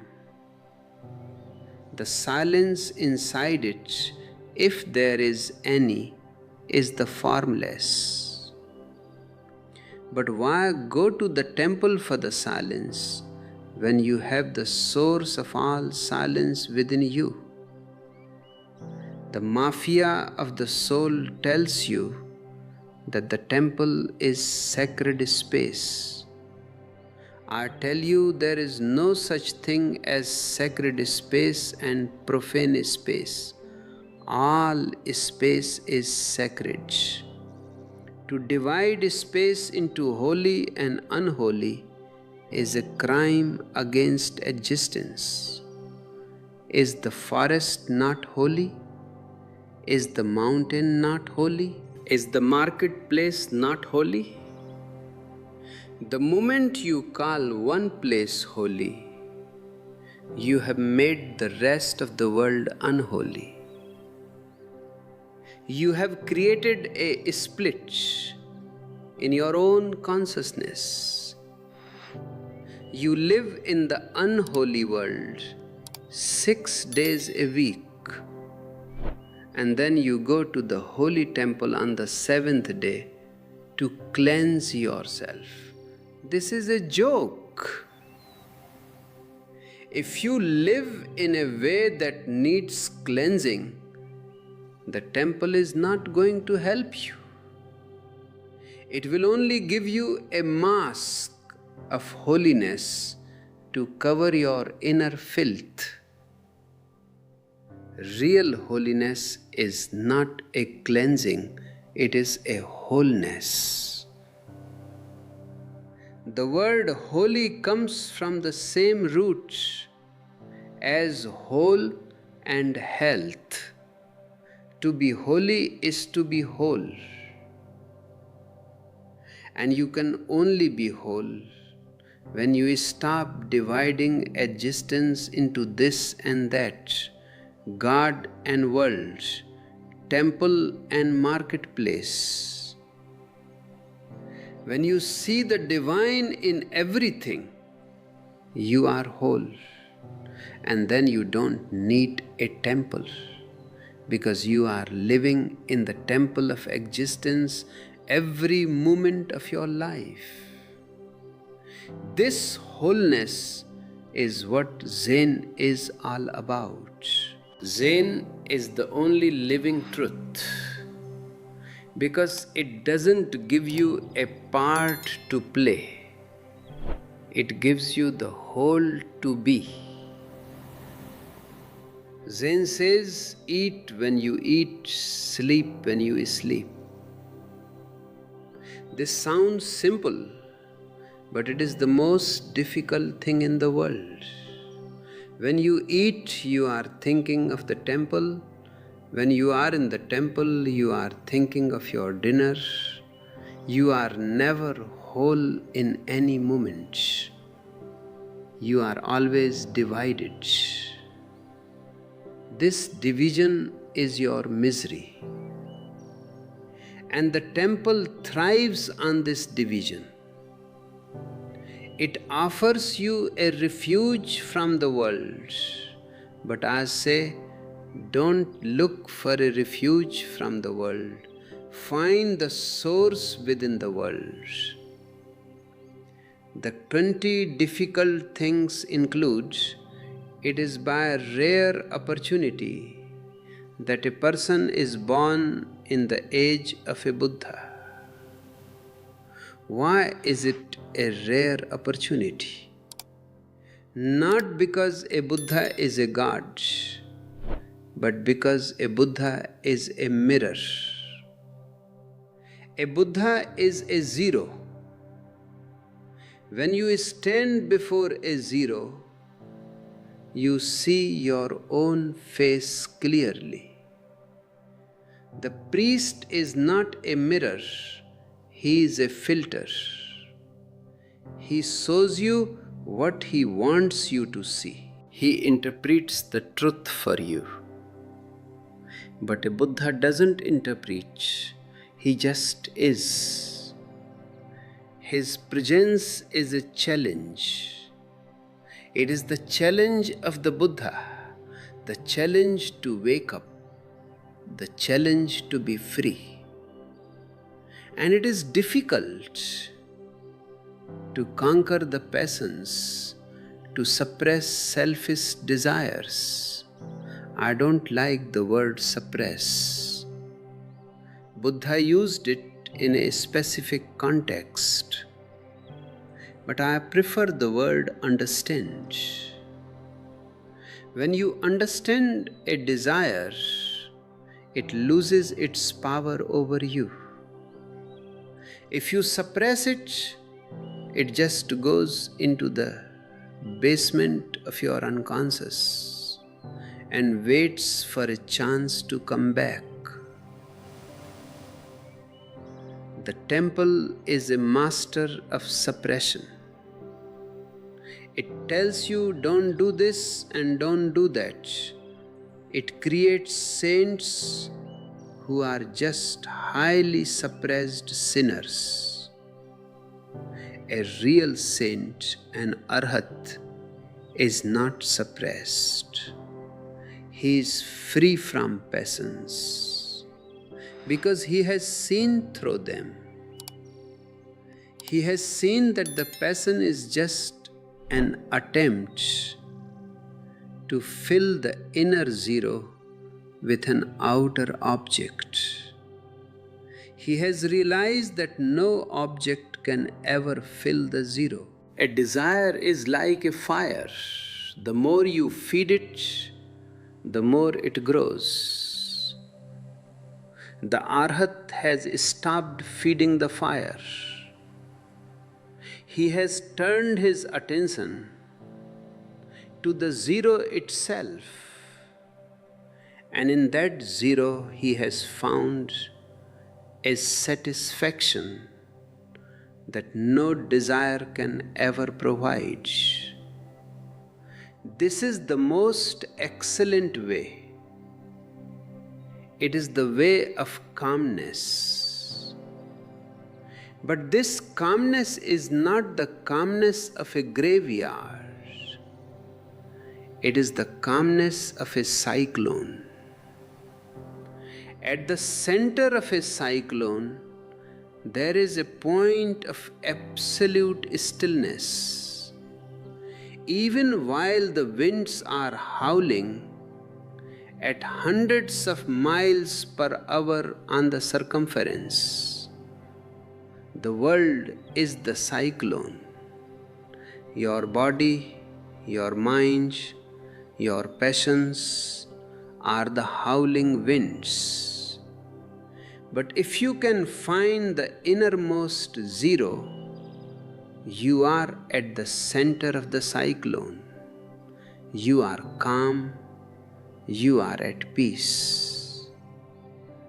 Can the temple give you this center? No. The temple is just another wind on the circumference. It is a religious wind, but it is still a wind. It moves you. It disturbs you. It gives you ideals to reach and goals to achieve. It keeps you on the circumference. I am here to push you toward the center. I am here to help you fall into your own zero. And once you fall into that zero, you become an anagamin, one who does not return. This doesn't mean you don't return to the world. It means you don't return to the unconsciousness. You don't return to the dream. You may be in the world. You may be doing your job. You may be raising a family. But you are not of it. You are a lotus in the mud. The mud is there, but the lotus is untouched by it. The temple is an attempt to create a plastic lotus in a clean room. It is fake, it has no roots, but the real lotus has its roots in the mud. The real spirituality has its roots in the reality of life, with all its messiness, its pain, and its beauty. The mafia of the soul is afraid of the mud. They want everything to be pure, sterile, and organized. They want to sanitize God, but existence is not sanitized. Existence is wild. God is wild. If you want to find God, you have to be willing to get your hands dirty. You have to be willing to experience life in all its dimensions. You have to move from unconsciousness to consciousness. This movement is the only religion, and it is a first and last religion because it doesn't rely on tradition. It relies on direct experience. When I speak to you, I am not quoting the Bible or the Vedas. I am speaking from my own silence. I am speaking from my own zero. And I am inviting you to find your own. Don't be a Srotapanna, one who has just entered the stream but is still looking back at the shore. The shore is the temple, the tradition, the family, the mummy. Don't look back. The stream is moving toward the ocean. Let it take you. The pull of the zero is the pull of the ocean. It is the pull of your own destiny. The priests will tell you that you are lost. I tell you, you are only lost when you are in the temple. When you are out in the open, under the stars, in the silence of your own heart, you are found. You have found the only holy ground there is, the ground you are standing on right now. The 20 difficult things are only difficult for the ego. For the zero, nothing is difficult. In fact, for the zero, there is nothing to do. Everything is happening. The grass grows by itself. The heart beats by itself. The silence happens by itself. You don't do meditation, you fall into meditation. You don't seek God, you discover that you have never been separate from godliness. The temple is a doing. It is an effort. It is a work. But the truth is a happening. It is a grace. And grace only descends when you are empty. Grace only descends when the puppeteer has been recognized as a fiction and the puppet has disappeared. What remains is a luminous emptiness. This emptiness is your true home. It is the vast land that the Zen masters talk about. And as the story goes, if I had reached, I could have found it. You don't reach the wasteland. You realize you are already there. You have just been dreaming that you were in a temple, far away from home. Wake up, the dream is over.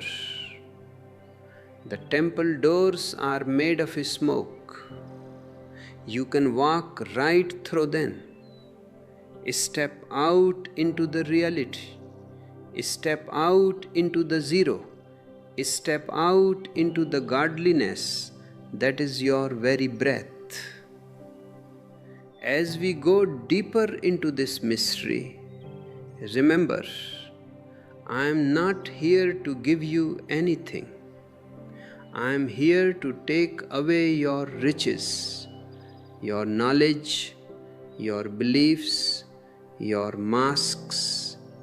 I am here to make you poor so that you can be whole. I am here to make you nobody so that you can be everything. This is the challenge of the Buddha. This is the only way to find that which can never be found in a temple. Let the silence descend. Let the pull of the zero become stronger. Don't be afraid. The zero is not a nothingness. It is a no-thingness. It is the womb of existence. It is where you came from and it is where you are going. And if you can find it now, then you are already in eternity. The temple is in time. The zero is in eternity. Choose eternity. Choose the innermost zero. The choice of eternity is not a choice made in time. It is a choice to step out of time altogether. Time is the horizontal line on which the temple is built. It has a past, a history, a tradition, and it has a future, a promise of heaven. But the vertical line is the now. On this vertical line, there is no temple, no priest, and no politician. There is only the innermost zero. And this zero is not something you can find by walking down a street or entering a building. You find it by sitting so still that even your thoughts become ashamed of their noise and depart. When the thoughts depart, the vibe begins. Have you ever wondered what this vibe is? I call it the radiation of watchfulness. When you are truly watchful, you start radiating a certain energy. It is not something physical, yet it is more real than anything you can touch. If you sit by a person who is deeply in meditation, you will feel touched by something invisible. It is as if a ray of light has reached your heart from a source you cannot see. This is how you touch the universe from within. You don't go out to the stars. You go so far in that you come out on the other side, and the other side is the whole existence. The temple is the greatest enemy of this vibe. Why? Because the temple is designed to keep your energy focused on the outer. You look at the statue, you listen to the bells, you smell the incense, you repeat the words. All your senses are pulled outward. Even when you close your eyes in a temple, you are thinking of the God that the temple represents. You are still focused on an object. But meditation is a state of objectless consciousness. It is a state where the mirror is empty. When the mirror is empty, it doesn't reflect a God. It reflects the godliness of the entire universe. The mafia of the soul knows this. They know that if you ever taste this vibe, if you ever feel this internal touch, you will become unmanageable. You will see that the priest is just an architect of shadows. He builds structures of belief to block the sun of your own awareness. He tells you that the vibe is dangerous, that it is a hallucination, or that it is the devil tempting you away from the true path. But the true path is not a path at all. It is a pathless path. It is a flight of the alone to the alone. In the discipline of transcendence, it is said that it is a rare opportunity to be born in the age of a Buddha. Why? Is a Buddha a superstar? Is he a miracle worker? No. A Buddha is simply someone who has become a zero. He is a rare opportunity because he is a void in the middle of a world of things. When you are in the presence of a Buddha, you are not in the presence of a person, you are in the presence of a window. Through that window, you can see the sky. The priest is not a window. He is a wall with a painting of the sky on it. He wants you to admire the painting and pay the artist. The Buddha says, "Don't look at me, look through me." This is why it is difficult to acquaint oneself with a Buddhist sutra. A sutra is not a piece of information. It is a trigger. It is a seed that is meant to fall into the soil of your heart and explode. But your heart is covered with the concrete of the temple. You have been told to believe, and belief is the death of knowing. Knowing is a living experience. Belief is a dead thought. The temple gives you beliefs like people give plastic flowers to the dead. They look good, they never wither, but they have no fragrance and no life. I am here to take away your plastic flowers and give you the seeds of real roses. But for the real roses to grow, the concrete must be broken. The politician and the priest have a vested interest in your concrete. They want you to be solid, predictable, and stone like. They call this character. They say a man of good character is one who never changes his mind, who follows the rules, and who stays in the temple. I say a man of character is a dead man.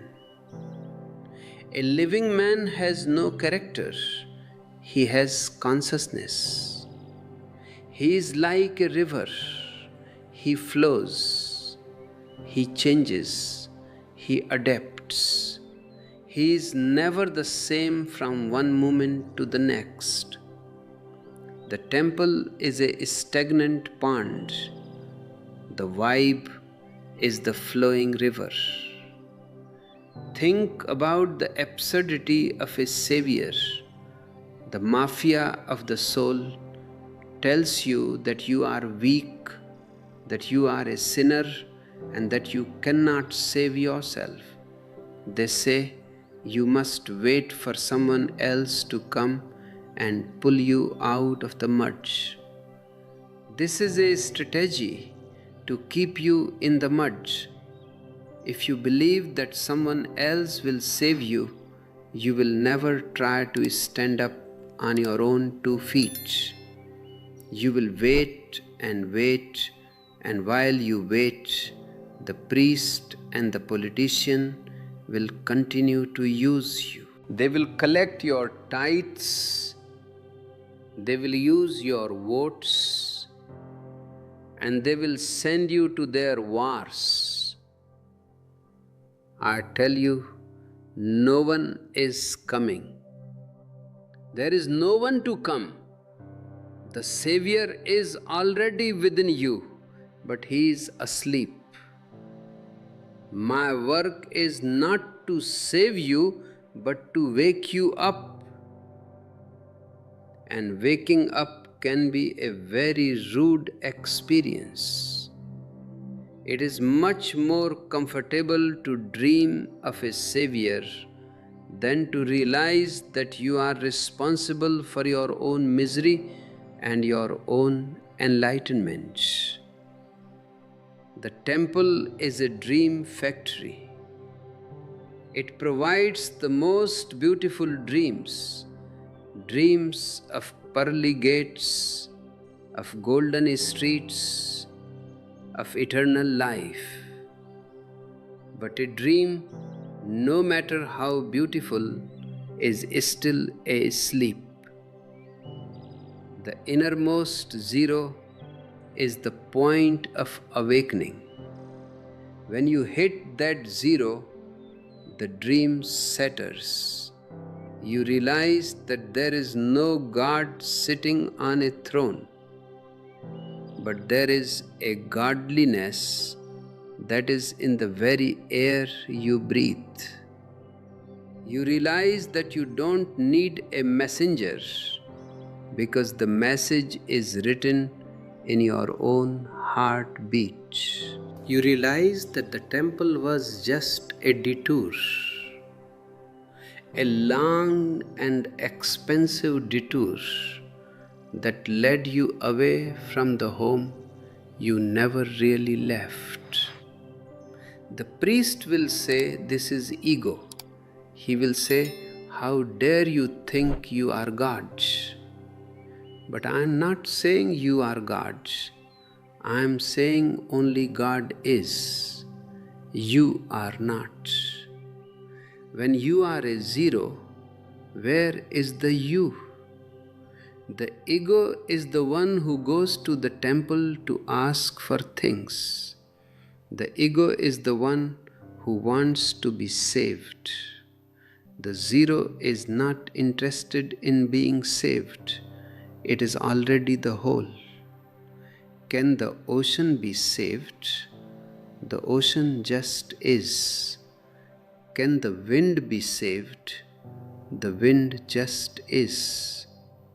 When you become a zero, You just are. This is what it means to be pure and spotless in your behavior as the Arhat is.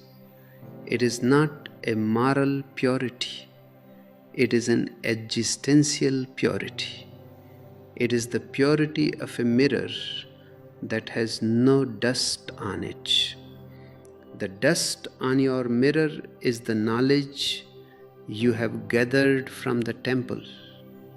You know the names of the gods, you know the dates of the festivals, you know the words of the prayers. This knowledge makes you feel rich, but it is a false richness. It is like a man who has memorized 1,000 recipes but has never tasted food. He is starving, yet he is proud of his knowledge. The Sramana is the one who throws away the recipes and goes into the kitchen of his own soul. He wants to eat, he wants to experience, he wants to comprehend the immaterial. The immaterial is the source.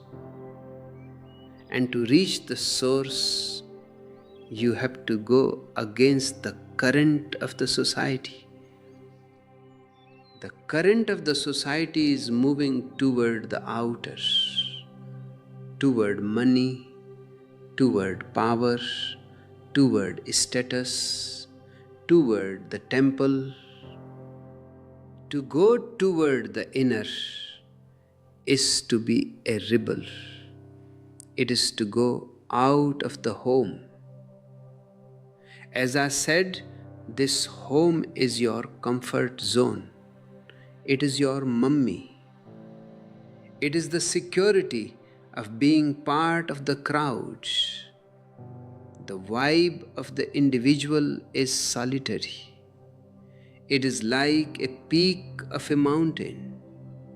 It is lonely, but it is high and it is near the sun. The mafia of the soul hates the mountain peak.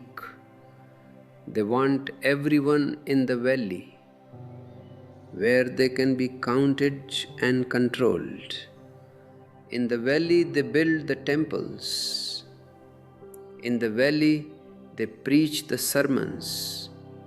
On the mountain peak, there is only silence. And that silence is the true first and last religion. Why first? Because before the word, there was silence. Why last? Because after all the words have been spoken and all the temples have crumbled into dust, there will be silence. Everything else is just a noise in between. The priest tries to capture the silence and put it in a box. He calls it a holy book. He says the silence is in here. But as soon as you put silence into a book, it becomes words, and words can be argued over. Words can be misinterpreted. Words can be used to kill. Silence cannot be used to kill. You cannot have a war over silence. You can have a war over God. You can have a war over truth, but you cannot have a war over zero. Zero is the only thing that is not territorial. When you touch the universe from within, you realize that you have no territory. You don't belong to a religion, you don't belong to a nation, you don't even belong to a family. You belong to the whole. This is the state of the anagamin, the one who does not return. He does not return to the smallness. He does not return to the parts. He has seen the whole. And once you have seen the whole, you can never be satisfied with a part again. The temple is a part. It is a small, claustrophobic part. Why would you stay in a small room when the entire sky is yours? The reason is fear. You are afraid of the vastness. The vastness looks like a void, like a nothingness, and the ego is terrified of nothingness, because in nothingness the ego cannot exist. The ego needs something to cling to. It clings to the walls of the temple. It clings to the Father in heaven. It clings to the Mother Church. It is a mummy child, always looking for a hand to hold. But the age of the Buddha is an age for those who are ready to let go of the hands. It is an age for those who are ready to fall into the zero. The pull of the innermost zero is like gravity. If you stop fighting it, it will pull you into the heart of existence. But the mafia of the soul has given you spiritual parachutes, rituals, prayers, dogmas to slow down your fall. They want you to hover over the truth, but never touch it. They want you to be religious, but not transformed. Transformation is a fire. Religion is a painting of a fire. The painting is safe. It won't burn you. But it also won't cook your food. And it won't keep you warm in the night. I am here to burn you. I am here to be the fire that consumes the puppet and the puppeteer. I am here to show you that there is no one pulling the strings. The puppeteer is just a projection of your own fear. You are afraid to be free. So you create a God who is in control. You are afraid to be responsible. So you create a fate that is written in the stars. You are afraid to be alone. So you create a temple where you can be with other sleepers. But the vibe is calling you. It is the call of the wild.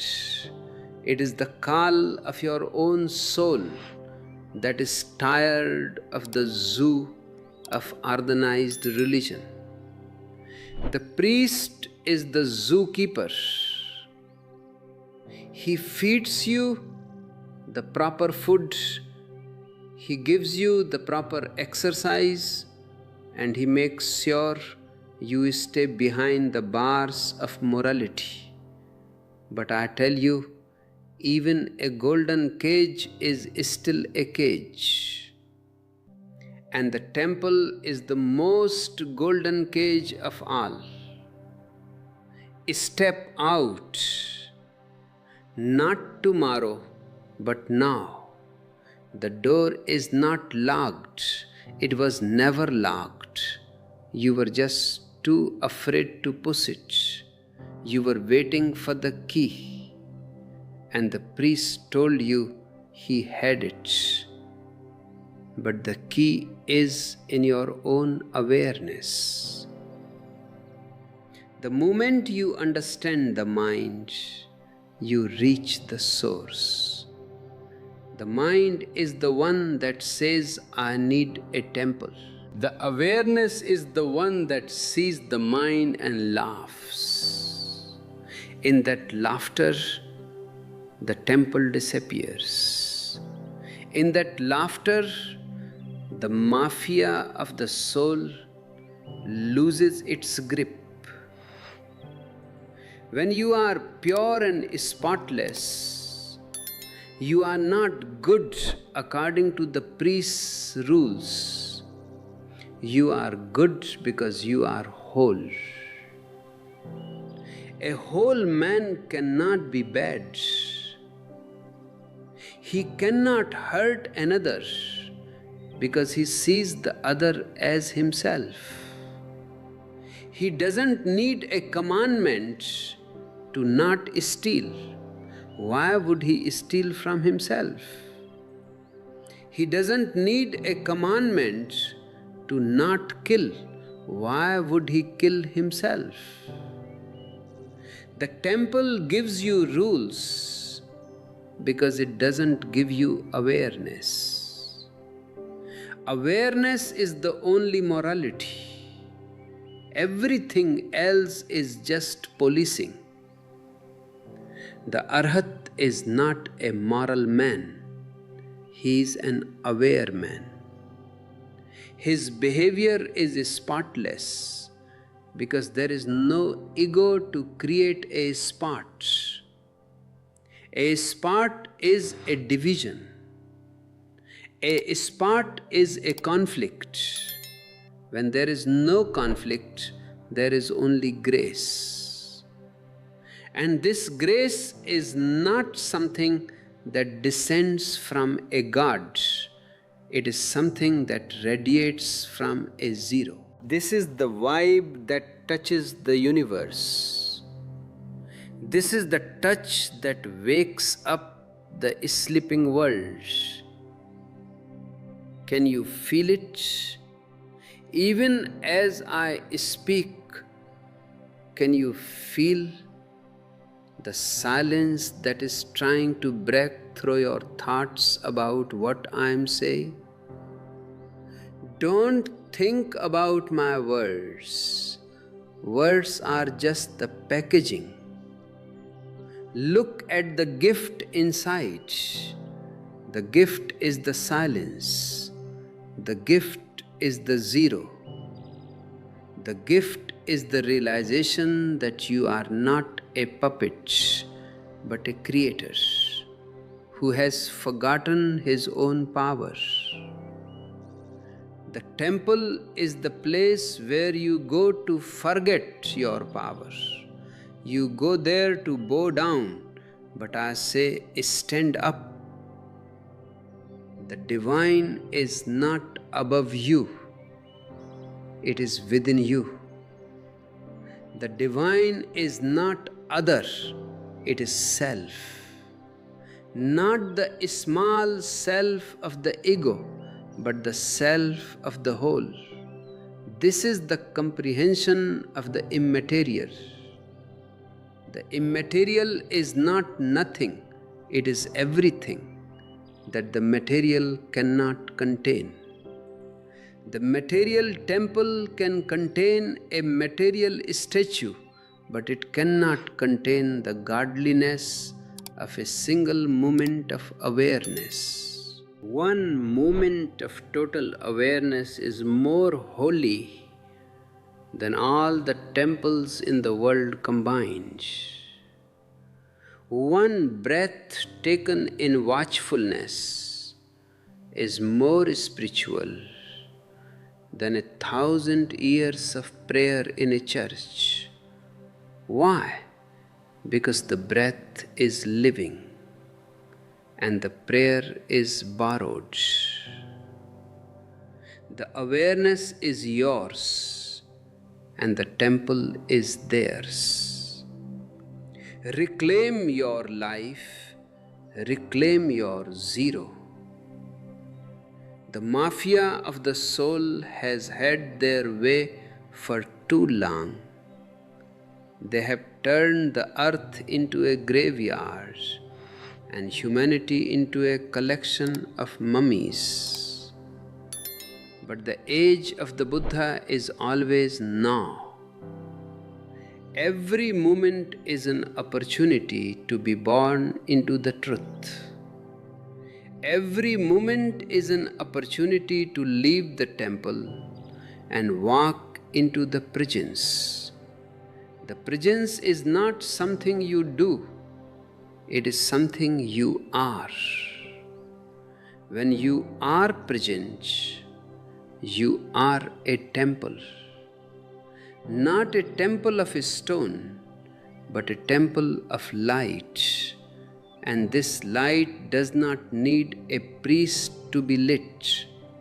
It is a self-lighting lamp. This is what Buddha meant when his last words were Appo Dipo Bhava. Be a light unto yourself. Don't be a reflection of a priest. Don't be a shadow of a tradition. Be a light, and to be a light, you must be willing to burn. You must be willing to burn away the puppet, burn away the guilt, and burn away the god of the temple. Only then will you find the godliness of the innermost zero. This zero is the wasteland. And the story says, if I had reached, I could have found it. You don't reach it because you are already it. You only find it when you stop reaching. When the reaching stops, the zero is revealed. The temple is the ultimate reaching. It is the effort to find God. I say, stop the effort. Sit silently. Let the vibe take you. Let the pull of the zero do the work. In that non-doing, in that effortless effort, you will find the truth that the mafia of the soul has been trying to hide from you for 5,000 years. You will find that you are not a stranger in this universe, but its very heart. You will find that you are not a guest, but the host. And in that finding, the temple will become what it always was, a pile of stones. And you will become what you always were, the living truth. Let the source flow through you. Let the immaterial be your only reality. The journey from unconsciousness to consciousness is not a journey through space, but a journey through silence. It is the journey from the noise of the temple to the music of the zero. This music is always playing. Can you hear it? It is the sound of one hand clapping. It is the sound of existence celebrating itself. It is your own voice calling you home. This voice calling you home is not coming from a distance. It is echoing from the very core of your own existence. But you have been taught to look far away, to look toward the horizon, to look toward the west land. There is a beautiful Zen story about Sekito and Segun. Segun asked Sekito, "Where do you come from?" And Sekito said, "I come from Soke." Then Segun held up a whisk and asked, "Did you find this over there?" Sekito replied, "No, not only was it not over there, but it was also not in the west land." When Segun pressed him, asking if he had reached the west land, Sekito gave the most profound answer. "If I had reached, I could have found it." Understand the depth of this. If you reach the truth, it cannot be the truth. Reaching implies a distance. Reaching implies a traveler and a destination.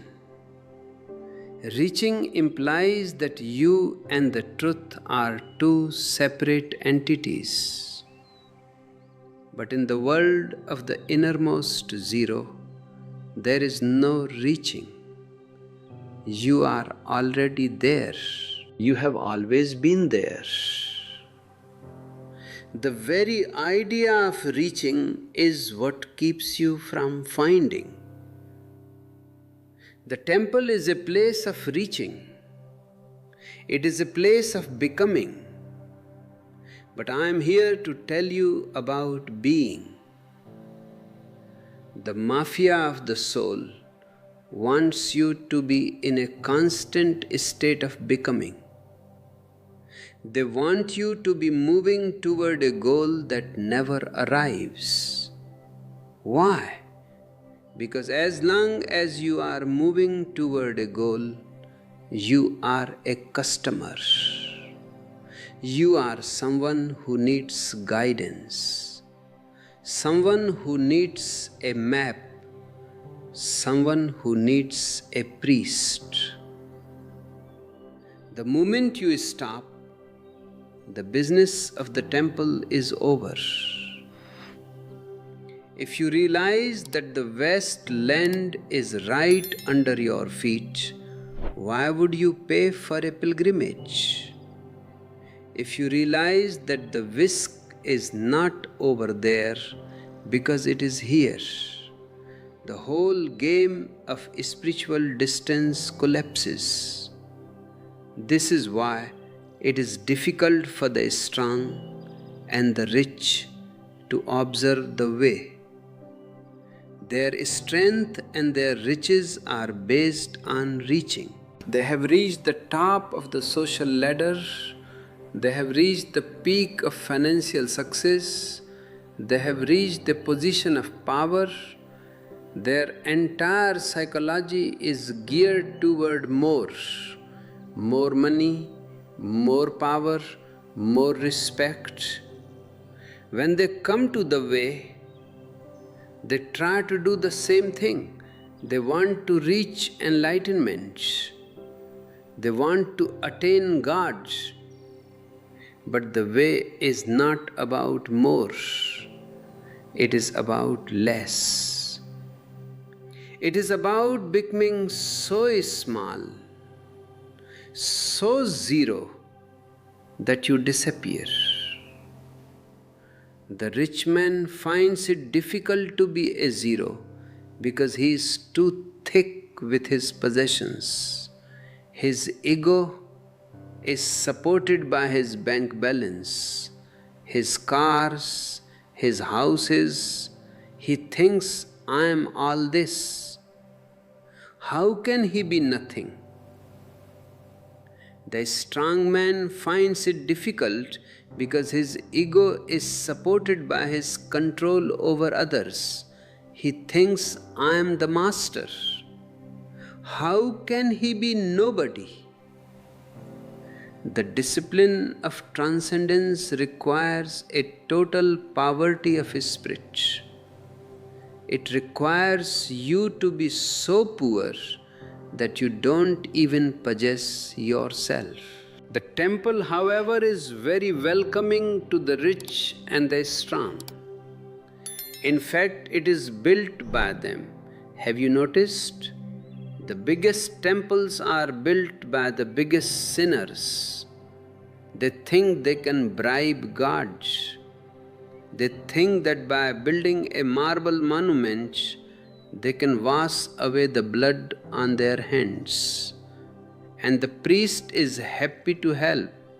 He tells them, yes, your donation has purified you. Your name will be carved in the stone. This is not religion. This is money laundering of the soul. It is a transaction between two egos, the ego of the rich man and the ego of the organization. The innermost zero cannot be bought. It cannot be reached through charity given out of guilt.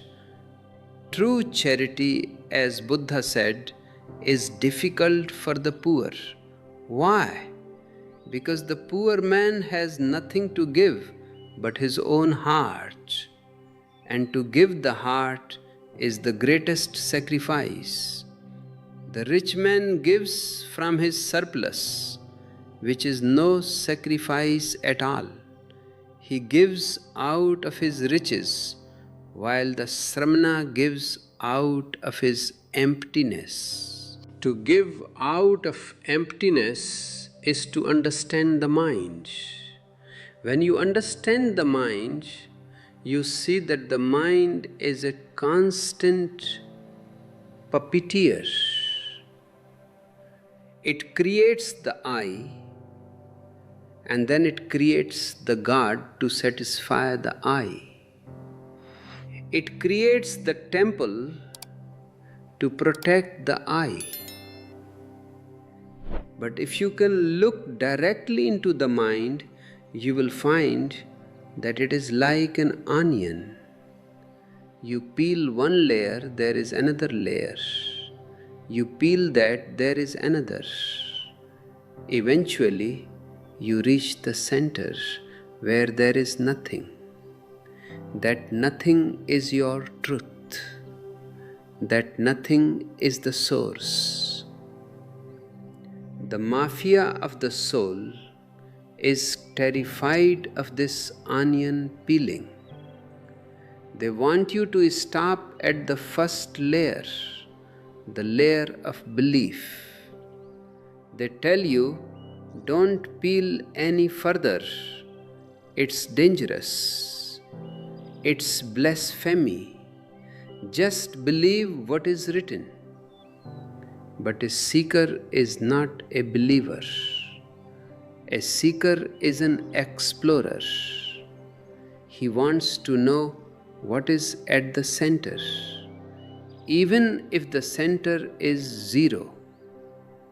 In fact, especially if the center is zero, because only in that zero is there absolute freedom. This freedom is what the Arhat attains.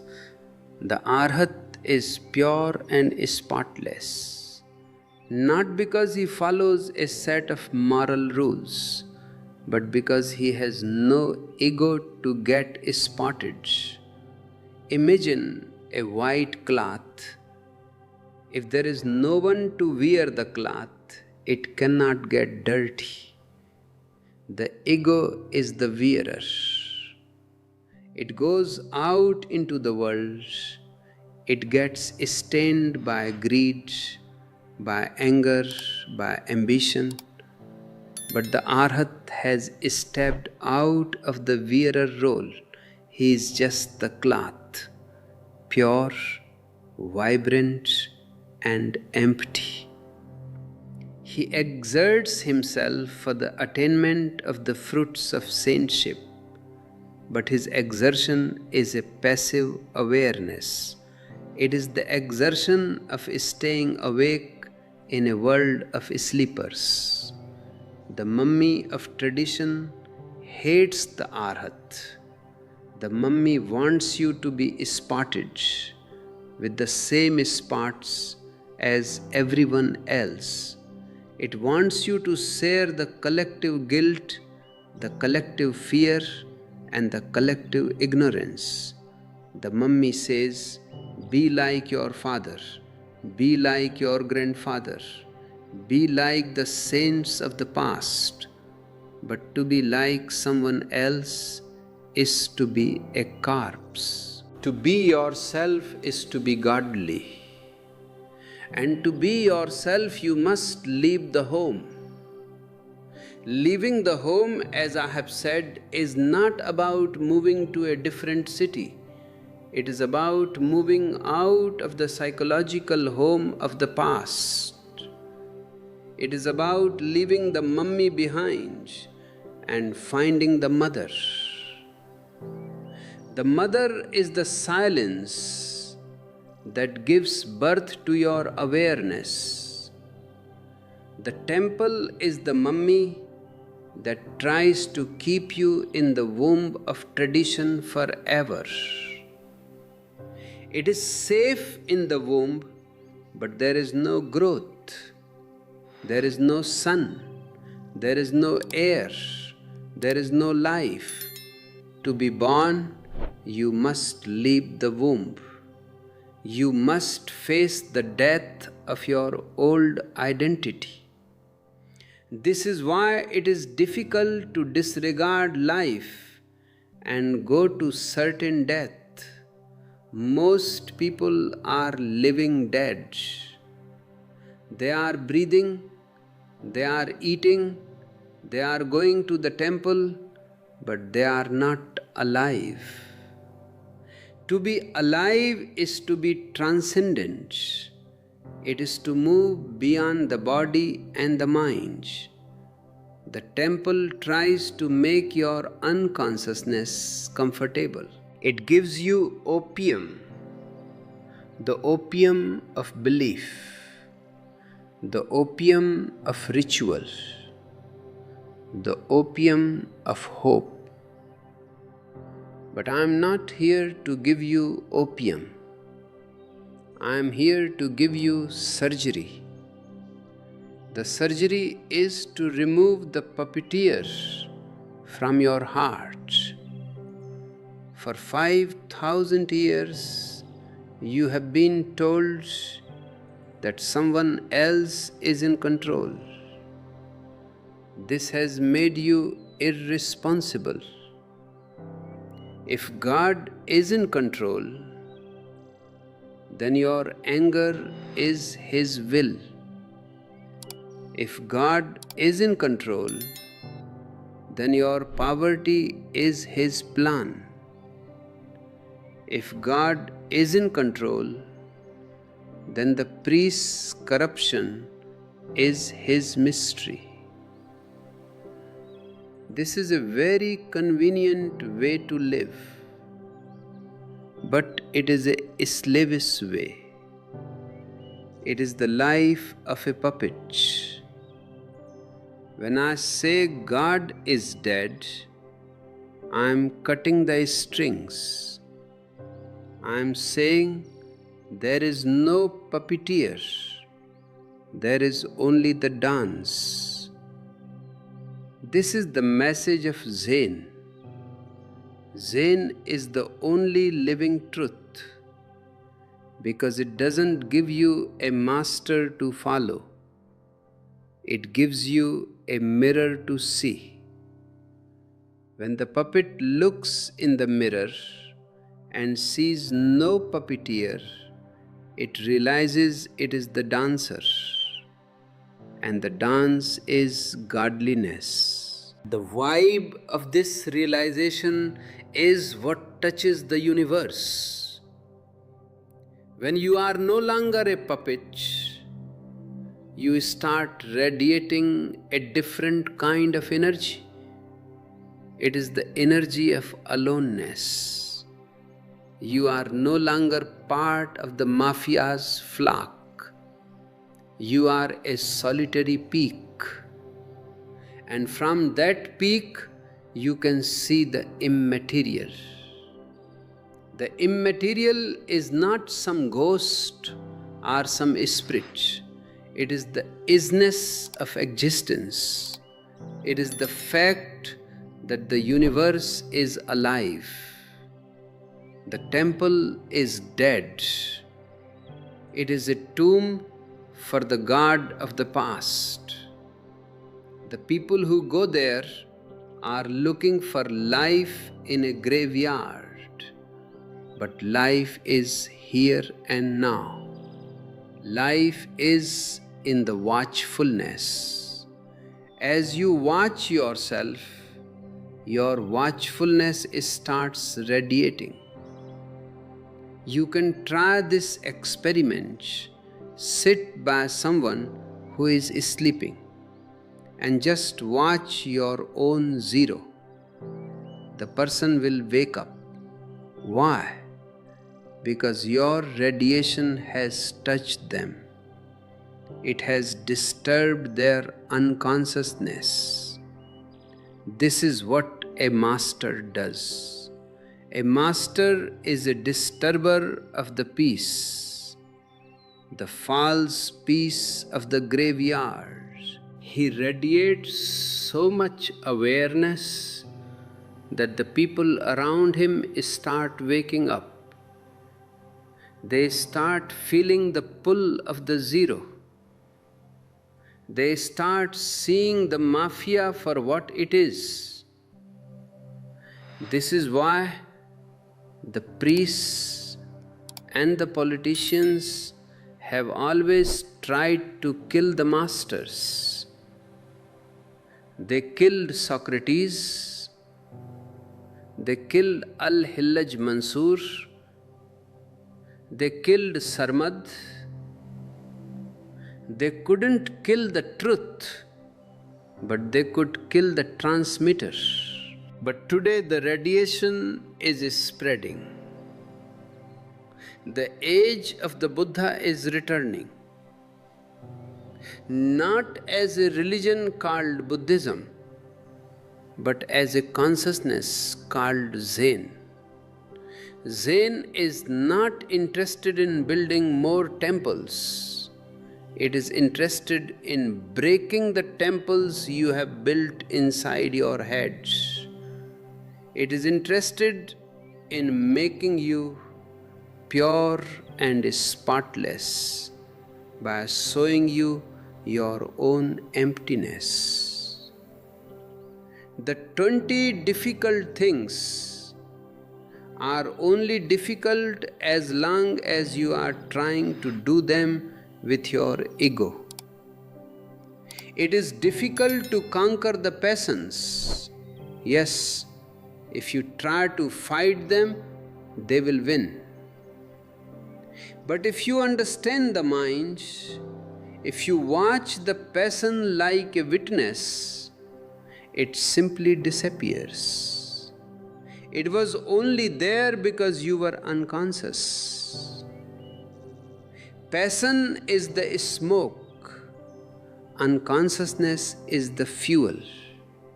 When you bring the light of watchfulness, the fuel is gone and the smoke vanishes. It is difficult not to get into a passion when slighted. Why? Because you think you are being slighted. But who is this you? It is just a collection of opinions from the mafia, from the mummy, from the society. If someone insults you, they are only insulting their own idea of you. They don't know the zero within you. The zero cannot be insulted. How can you insult a vacuum? How can you spit at the sky? The spit will only fall back on your own face. The Arhat knows this, so he is calm. This calmness is the most excellent way. It is the calmness of the source.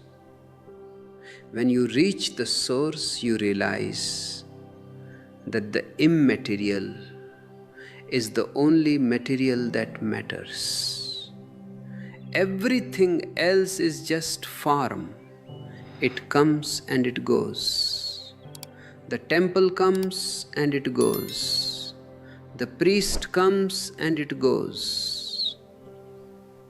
But the silence remains, and you are that silence. The mafia of the soul has tried to distract you with his scriptures. They say, read this and you will be saved. But it is only a favored few that get acquainted with a Buddhist sutra. And by acquainted, I don't mean reading the words. I mean becoming the sutra. A sutra is a vibration. To understand it, you have to be on the same frequency. You have to be in a state of meditation.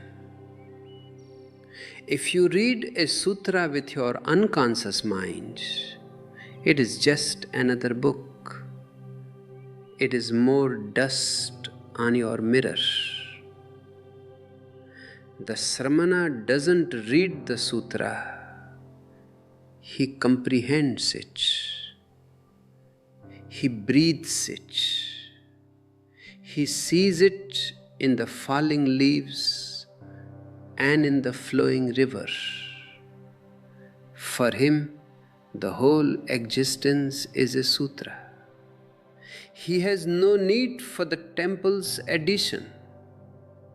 He is in direct contact with the author, and the author is the zero. The pull of the innermost zero is the pull toward nirvana. And as I have said, nirvana is not a place, it is a blowing out. It is the blowing out of the puppet, the blowing out of the priest, and the blowing out of the politician within you. What is left is a pure space. This space is what Buddha calls anatta, no self. The temple is the house of the self. It is where the ego goes to feel infinite. But the ego is finite by definition. To find the infinite, you must let the finite die. You must go to certain death. This is the challenge of the Buddha. It is a challenge to your riches, your strength, and your knowledge. Are you willing to be poor? Are you willing to be weak? Are you willing to be ignorant? Only the ignorant can learn. Those who are rich with knowledge are full. They cannot receive. They are like a cup that is already brimming with dirty water. The priest keeps pouring more dirty water into your cup. I am here to empty your cup. I am here to make you zero. And in that zero, the nectar of godliness will spontaneously appear. The mafia tells you that you need effort to find God. They give you 10 commandments, 5 pillars, 8-fold paths. They make it very complicated. Why? Because if it is complicated, You will always need an expert. You will always need a priest. But I tell you, it is the simplest thing in the world. It is so simple that you have missed it. It is as simple as breathing. It is as simple as being. You don't need a temple to be. You don't need a priest to be. You just need watchfulness. And watchfulness is not a work, it is a relaxation. It is the discipline of transcendence. It is the art of sitting silently, doing nothing, and letting the vibe of existence wash over you. In that relaxation, the source is reached, the immaterial is comprehended, and once you comprehend the immaterial, you become an anagamin, one who does not return to the smallness of the ego. You become a iskridagamin, one who may come back to the world but only to radiate. You become a isrotapanna, one who has entered the stream of the zero, and the stream is moving toward the ocean of godliness. The temple is a dam. It tries to stop the stream. It tries to collect the water in a reservoir and sell it to you in bottles. But the water in the bottle is stale. The water in the stream is living. Leave the dam, leave the reservoir, jump into the stream. Let the pull of the zero take you. The mafia of the soul will scream. They will say you are sinking. They will say you are drowning. But I say you are arriving. You are arriving at the wasteland that was never over there. You are arriving at the whisk that was never in the west. You are arriving at yourself. And in that arrival, there is a celebration. It is the celebration of God is dead and I am alive. It is the celebration of the temple is gone and the universe is my home. It is the celebration of the priest is silent and the zero is speaking. Listen to the zero. It is speaking in the silence between my words. It is speaking in the space between your thoughts. It is the only living truth. It is Zen, and it is you. Don't be a mummy's child. Be a Buddha's child. Be an individual. Be a zero. The temple is for the crowd. The source is for the solitary. And in your solitude, you will find that you are never alone. You are the whole. You are the godliness you were looking for in the stone. The stone is just a stone. But your awareness is the diamond. Polish the diamond. Let it radiate. Let it touch the universe from within. This is the most excellent way. This is the discipline of transcendence. This is nirvana. And remember, If I had reached, I could have found it. You have not reached because you are it. Stop reaching and start founding. Start being. The innermost zero is not a destination, it is the vibe of your own soul. This feeling of being home is not a destination you arrive at, it is the recognition that you have never left. But the mind is a chronic wanderer. It loves the journey because the journey keeps the seeker alive. If you ever truly find, the seeker dies, and the ego is the seeker. This is why the temple is so attractive. It offers a journey that never ends. It gives you a ladder with infinite rungs, and the priest stands at the bottom, encouraging you to climb, knowing full well that the ladder leads nowhere. It is a treadmill of the spirit. You run and run, you sweat, you pray, you perform rituals, and you feel like you are moving. But when you open your eyes, you are in the same spot.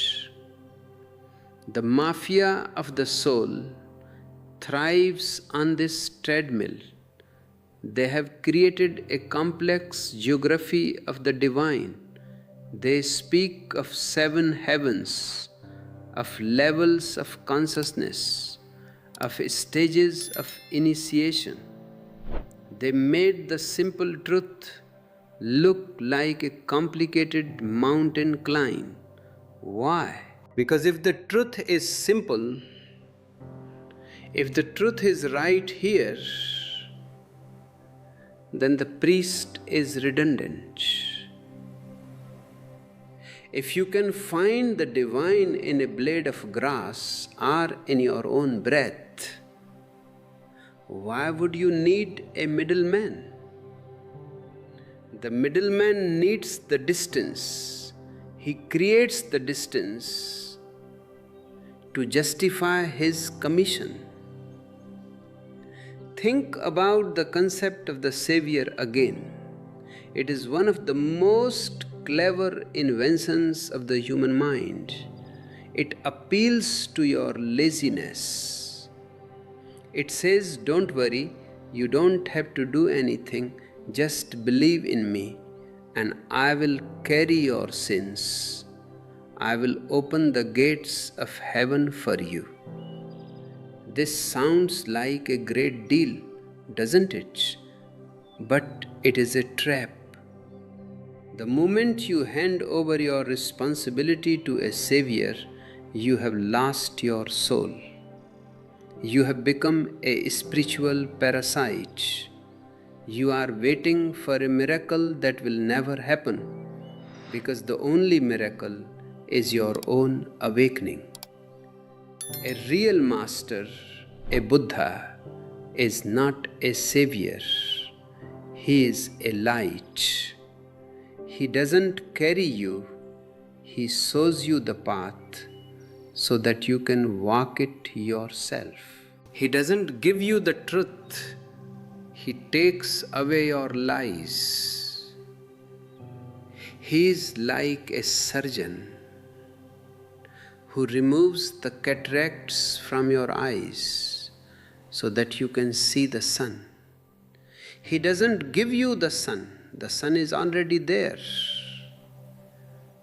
But the priest doesn't want you to see the sun.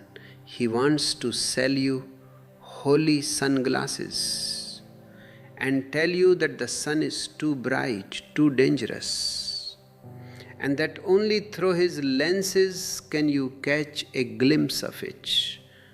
This is the mafia's protection racket. They protect you from the danger of truth. And truth is dangerous It is dangerous to the ego. It is dangerous to the social order. It is dangerous to the temple. Truth is a fire that burns away everything that is not essential. When you are burned by the fire of truth, you don't come out as a Christian or a Hindu. You come out as a zero. You come out as a pure space. The discipline of transcendence is the process of this burning. It is not about learning something new. It is about unlearning. You have to unlearn your name, your nationality, your religion, your morality. You have to become ignorant again. Only in that state of not knowing can the innermost zero be felt. The temple is full of knowers. Everyone there knows exactly what God wants, what is right and what is wrong, what will lead to heaven and what will lead to hell. They are stuffed with knowledge.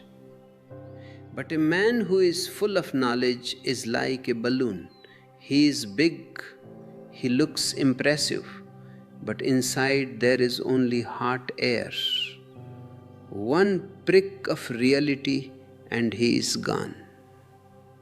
The Sramana is not a balloon, he is a hollow bamboo. He is empty, yet he is the source of all music. When the wind of existence blows through him, a song is born. He doesn't create the song, he is the medium. This is what it means to comprehend the immaterial. The immaterial is the song, the material is the bamboo. If the bamboo is full of mud, the mud of tradition, the mud of belief, the wind cannot pass through it. There will be no music, only a dull thud. The temple is full of mud-filled bamboos. They are trying to make music by hitting themselves against each other. It is a noisy, clashing, ugly sound, and they call it worship. But real worship is silence. Real worship is when the bamboo is so empty that it doesn't even know it is there. There is only the wind and there is only the song. This is the vibe that touches the universe. This is the radiation of a soul that has found its zero. You ask, how can I become empty? You cannot become empty because becoming is a process of the ego. The ego says, I will work hard to become empty. This is like trying to wash off blood with more blood. The very effort to be empty makes you full of the desire for emptiness. The secret is watchfulness. Just watch your fullness. Watch your thoughts. Watch your attachments. Watch your fears. Don't fight them. Don't judge them. Just watch. As you watch, a miracle happens. The watcher is separate from the watched. If you can watch your anger, you are not the anger. If you can watch your ego, you are not the ego. In that gap between the watcher and the watched, the zero is found. The gap is the zero. And as the gap grows, The objects you were watching, the anger, the ego, the beliefs, start to lose their energy. They are like shadows that disappear when the light of awareness is turned on. The mafia of the soul is afraid of this gap. They want to fill the gap with gods. They say, if you are empty, the devil will enter. Fill your mind with the name of God. But God is just another thought. Whether you think of money or you think of God, you are still thinking. You are still full. The devil is not the problem. The fullness is the problem. A mind that is full of God is as much in a prison as a mind that is full of gold. In fact, the God prison is more dangerous because it feels holy. You don't want to leave it. You feel proud of your chains. To be a Sramana is to have the courage to stay in the emptiness, even if it feels like certain death. It is a death, the death of the person. When the person dies, the presence remains, and that presence is what the temple has been pretending to represent. The temple is a stone substitute for a living presence. It is a mummy of the divine. I see you going to the temple looking for a vibe. But the only vibe you will find there is the vibe of the crowds, the collective fear, and the collective hypocrisy. If you want the real vibe, go into the forest, or sit by the ocean, or stay in your room and close your eyes. Don't do anything, don't pray, don't repeat any mantra, just be. At first, you will find it very difficult. The mind will scream. It will say, "This is boring. This is a waste of time. Let's go to the temple and do something holy." This is the puppeteer pulling the strings. The mind is a puppet of the society.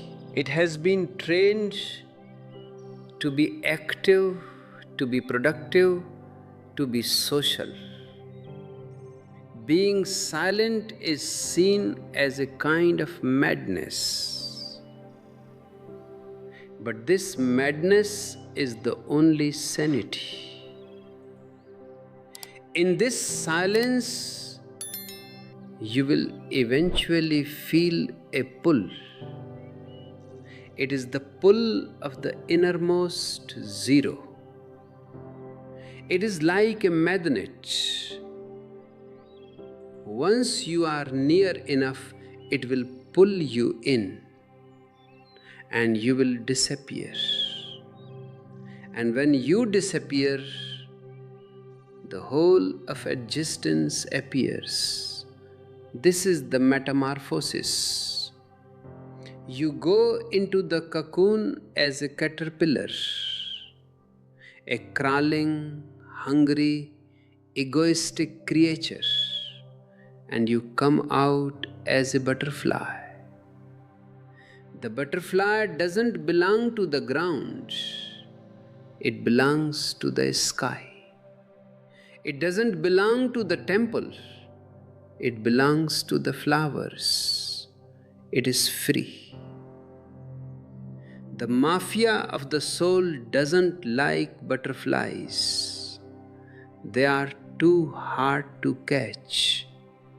They prefer caterpillars because caterpillars are slow and they stay in one place. They can be organized into caterpillar clubs. They can be taught to crawl in a straight line toward the holy leaf. But the butterfly is unpredictable. It flies where it wants. It follows no path. This pathlessness is the essence of Zen. God is dead. Now Zen is the only living truth. What does this mean? It means the puppeteer God is a corpse. The God of the priests, the God of the politicians, the God of the temples, he is dead. He died a long time ago. But the priests are still parading his corpse, pretending he is alive. They are like people who keep a dead body in the house and keep talking to it, hoping it will answer. It won't answer. It can't. Zen is the living truth, because Zen says, don't look at the corpse, look at the one who is looking. The truth is not in the object, it is in the subject. The truth is not in the temple, it is in the awareness that sees the temple. This shift from the object to the subject is the greatest revolution in human history. It is the move from unconsciousness to consciousness. When you are unconscious, you are a part. You are a part of a family, a part of a nation, a part of a religion. You are a cog in a machine. When you become conscious, you become the whole. You realize that the entire universe is happening inside you. You are not in the world is in you. The stars are shining inside your consciousness. The ocean is waving inside your silence. Can you imagine the freedom of this? No priest can threaten you when you are the whole. No politician can draft you into a war when you realize that there is no enemy, only other manifestations of the same divine energy. This is the end of the world. Not the physical world, but the world of the mafia, the world of division, the world of the temple. The discipline of transcendence is the training for this new world. It is the training of the new human being. The old human being is a temple goer. The new human being is a meditator. The old human being follows the mummy of tradition. The new human being follows the mother of his own intuition. The old human being lives in fear. The new human being lives in love. Love is the only God that is not dead. But love is not what you think it is. Your love is just another form of possession. You love someone and you want to own them. You love God and you want Him to fulfill your desires.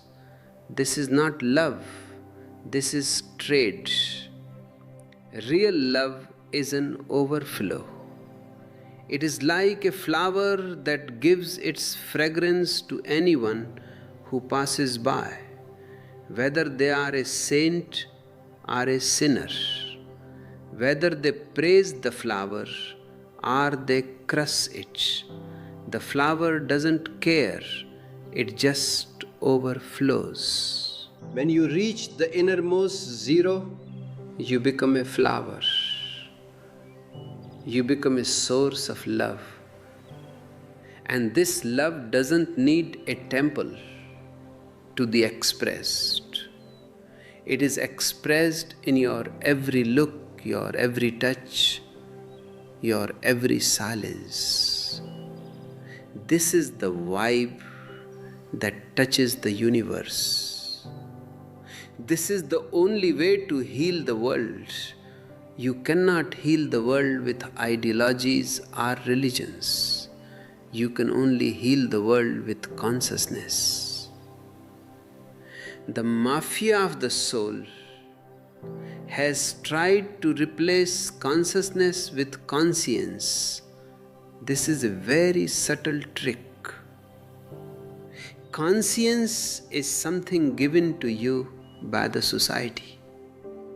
It is the inner voice of your parents, your teachers, and your priests. It tells you what is right and what is wrong according to their rules. It is a social software installed in your head. Consciousness, on the other hand, is your own original light. It doesn't have a list of rules. It has eyes. It sees what is, and it acts accordingly. A man of conscience is a puppet. He follows the rules even if they are stupid, even if they are cruel. He goes to the temple because his conscience tells him he should. A man of consciousness is free. He may go to the temple to see the architecture, or he may not go at all. He acts out of understanding, not out of duty. To reach this consciousness, you must go through the surgery of Zen.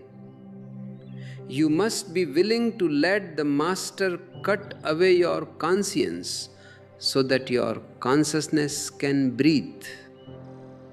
You must be willing to let go of the good boy and the good girl that the society has created. You must be willing to be bad according to their rules, if that is what it takes to be true to yourself. This is the challenge of the Buddha. It is a challenge to your respectability. Most of you are very concerned with your image. You want to be seen as pious, moral, and religious. But the image is just another mask. It is another wall between you and the zero. The Arhat is pure and spotless, not because he has a good image, but because he has no image at all. He is transparent. Transparency is the ultimate state.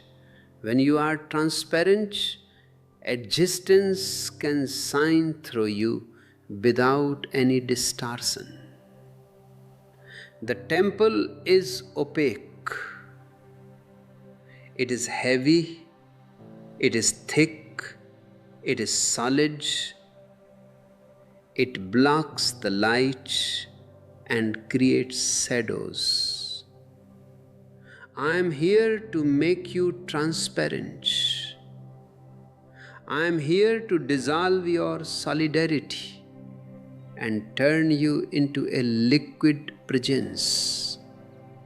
Liquid cannot be contained in a temple. It flows. It finds its own level. It moves toward the ocean. Be like water. That is the message of Zen. Don't be like a stone. A stone is permanent, but it is dead. Water is changing, but it is alive. The temple wants you to be a stone in its wall. I want you to be the water that washes the stone away. As we continue to peel back the layers of this ancient deception, I want you to feel the weight of the mafia's hand on your shoulder. Feel the pressure they have put on you to confirm, to believe, and to fear. And then feel the pull of the zero calling you from within.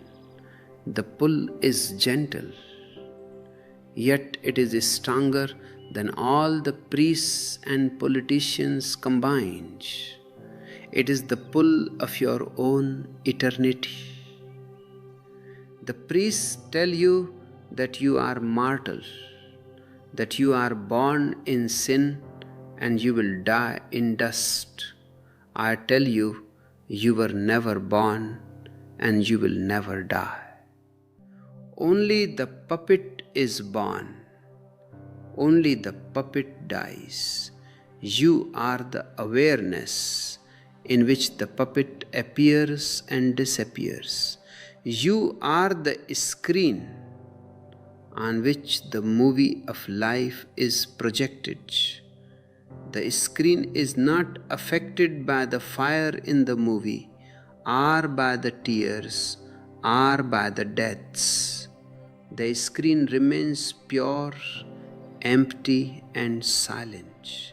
Find the screen. Stop being lost in the movie.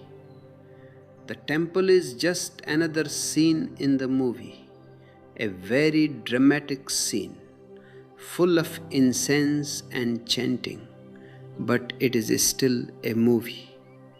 When you find the screen, you realize that the movie was just a dream. And in that awakening, there is a laughter that shakes the foundations of the temple. It is the laughter of the zero. This laughter is not at anyone. It is not cruel. It is the laughter of relief. It is the laughter of a man who thought he was in prison, only to realize that the doors were never locked. It is the laughter of a man who was searching for his glasses while they were on his nose. It is the laughter of godliness recognizing itself. Stay in this laughter. Let it bubble up from your innermost zero. Let it wash away your guilt, your grief, and your gods. In this laughter, you are sanctified, not by a priest, but by your own realization. You are blessed, not by a god, but by your own wholeness. The mafia of the soul will try to tell you that this laughter is irreligious. They will say you must be serious to find God. But I say, seriousness is a disease of the ego. Only the ego is serious. Existence is playful. Look at the butterflies, look at the kittens, look at the stars. Is there any seriousness? Everything is a lila, a divine play. The temple is the only place where play is forbidden. Everything there is heavy, somber, and serious. Break the seriousness. Bring playfulness into your spirituality. Meditation should not be a work, it should be a dance. Prayer should not be a petition, it should be a psalm. This is the only way to reach the source. The source is joy. The source is lightness. When you are light, you can fly. When you are heavy with the mud of the temple, you can only crawl. I am here to take away your weight. I am here to make you zero. And as a zero, you are weightless. You can rise above the mafia, above the mummy, and above the world. You can touch the universe from within. Let the vibe of this lightness surround you. Let it radiate from you. You don't need to say a word. You don't need to quote a scripture. Your very presence will be a message. Your very silence will be a sermon. This is the most excellent way. This is the discipline of transcendence. We are coming to a point where the puppet and the puppeteer are about to dissolve into each other. We are coming to the edge of the abyss. Don't pull back. The abyss is the innermost zero. It looks scary from the outside, but from the inside it is home. It is the wasteland that Sekito spoke of, and he was right.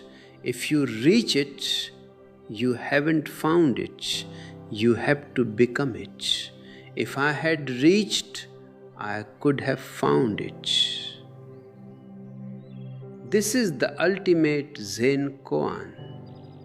It means that as long as there is a seeker and a sought, the search is false.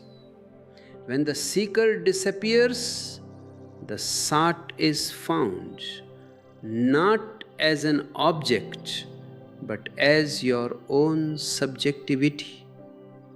The whisk is not over there because you are the whisk. You are the energy. You are the consciousness. You are the zero. The temple is the place where you go to maintain the distance between you and God. I am here to destroy that distance. I am here to show you that there is no other. There is only this. And this is enough. This is the divine. This is the eternal. Let this thisness be your only religion. Let it be your only temple. In this thisness, there is no mafia, no mummy, and no mind. There is only a luminous emptiness that is full of godliness. And this godliness is not a person you worship, it is a vibe you live. Be the vibe, be the radiation, be the zero. This is the only way to find what you have been looking for in the stone buildings. The stone will crumble, the priest will die, the politician will be forgotten, but your innermost zero is eternal. It was there before the first temple was built, and it will be there after the last temple has fallen. Home is not a place, it is a state of being. And that state is awareness. When you are aware, you are home. When you are unconscious, you are in a temple, wandering in the dark, looking for a door. I am turning on the light. The door is right in front of you. In fact, there is no door. The wall itself is an illusion. Step through it. As the silence deepens, let your watchfulness grow. Watch the space around you. Watch the space within you. Realize that it is the same space. The inner and the outer are just labels. In the zero, there is no inner and no outer. There is only space. This space is nirvana. This space is Buddhahood. And you are that space. You have always been that space. You just got distracted by the furniture of the mind and the architecture of the temple. Throw out the furniture. Demolish the architecture. Be the empty space. And in that emptiness, the whole will descend upon you. This is the comprehension of the immaterial. This is the reaching of the source. This is the end of the search. And it is the beginning of the life, the real life, the living truth, the Zen life.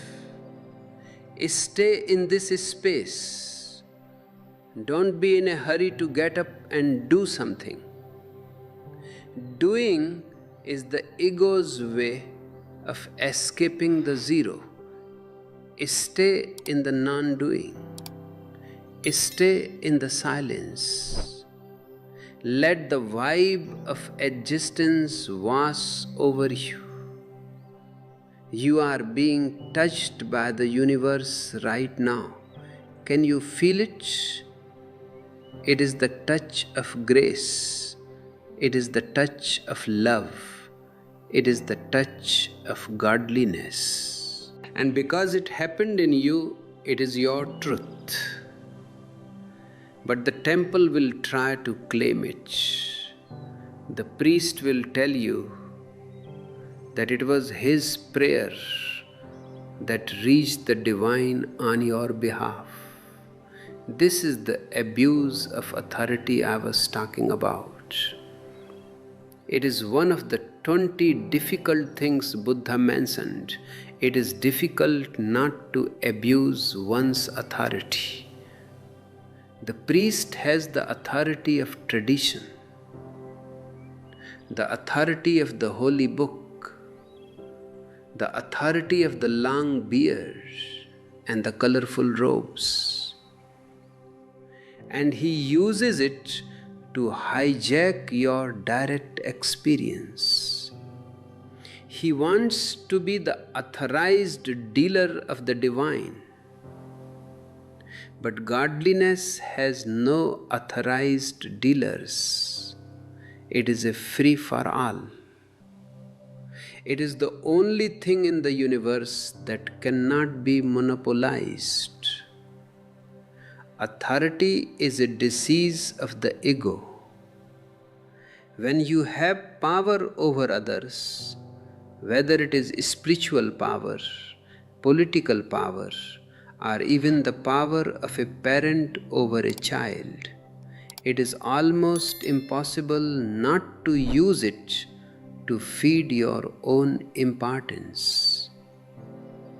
The mafia of the soul is built on this abuse. They tell you that you are spiritually underage and that you need their guardianship. They use their authority to keep you in a state of perpetual childhood. They decide what is agreeable to God and what is not. And because it is difficult not to hanker after that which is agreeable, you follow them. You want to be on the right side of the divine. You want to be agreeable to the one you think is pulling the strings. But I tell you, truth has nothing to do with being agreeable. Truth is often very disagreeable to the mind. The mind wants comfort. Truth is a storm. The mind wants security. Truth is an abyss.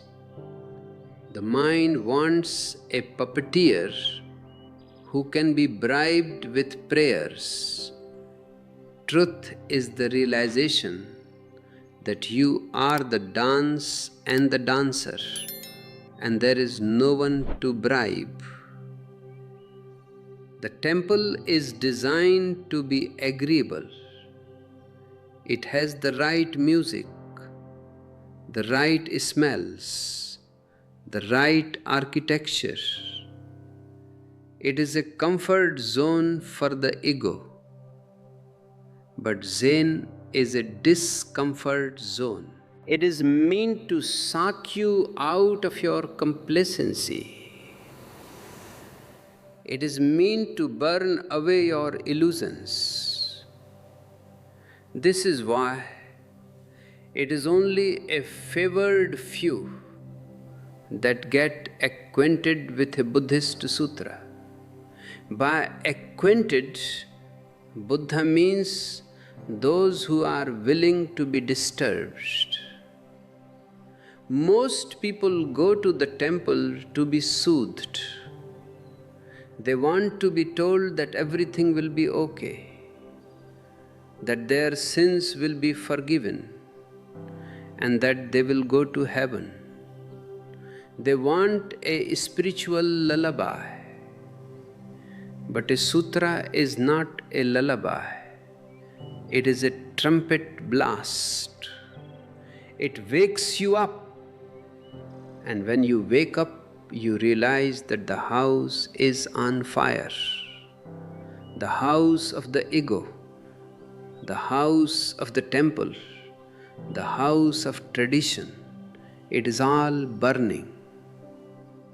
The mafia of the soul is the fire brigade that sells you holy water that is actually gasoline.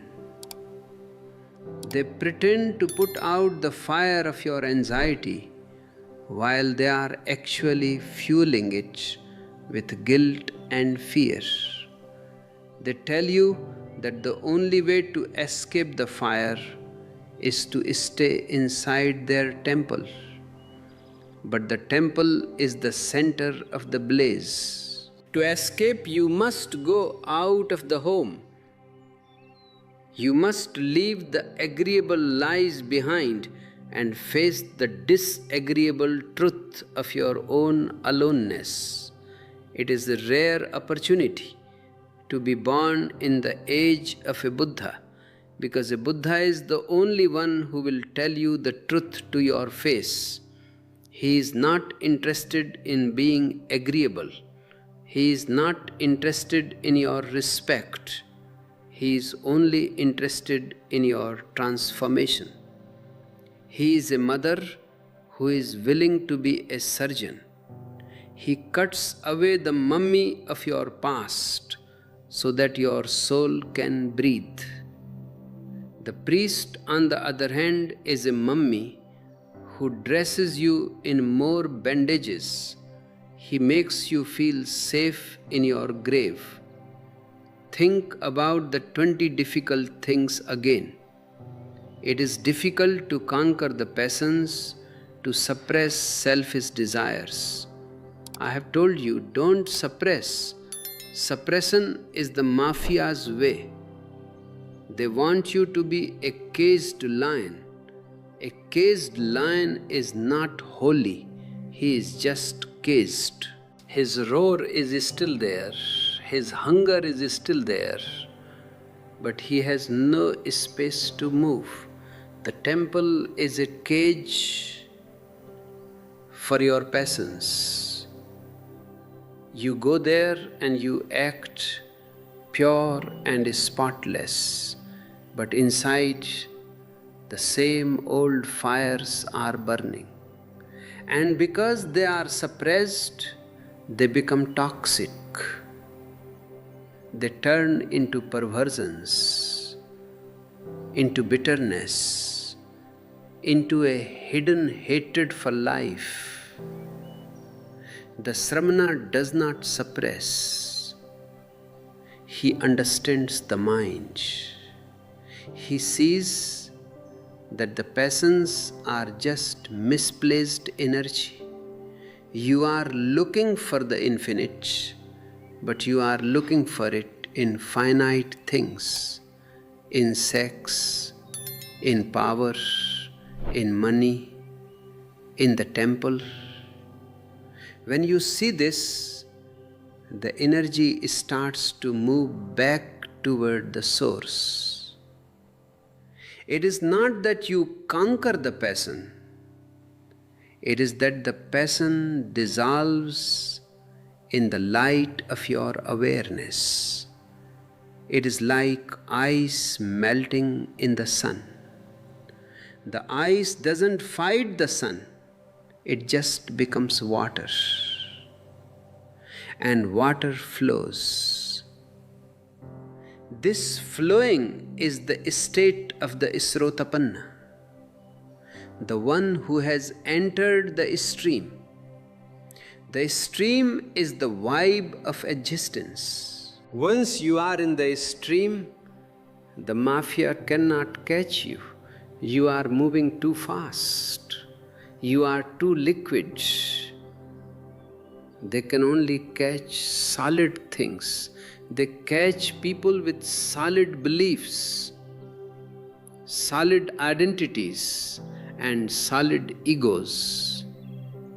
But a Isrotapanna is becoming zero. He is moving toward the ocean of godliness. The pull of the innermost zero is what keeps the stream moving. It is the gravity of the source. And the further you move into the stream, the more you realize that the wasteland is not a place you are going to.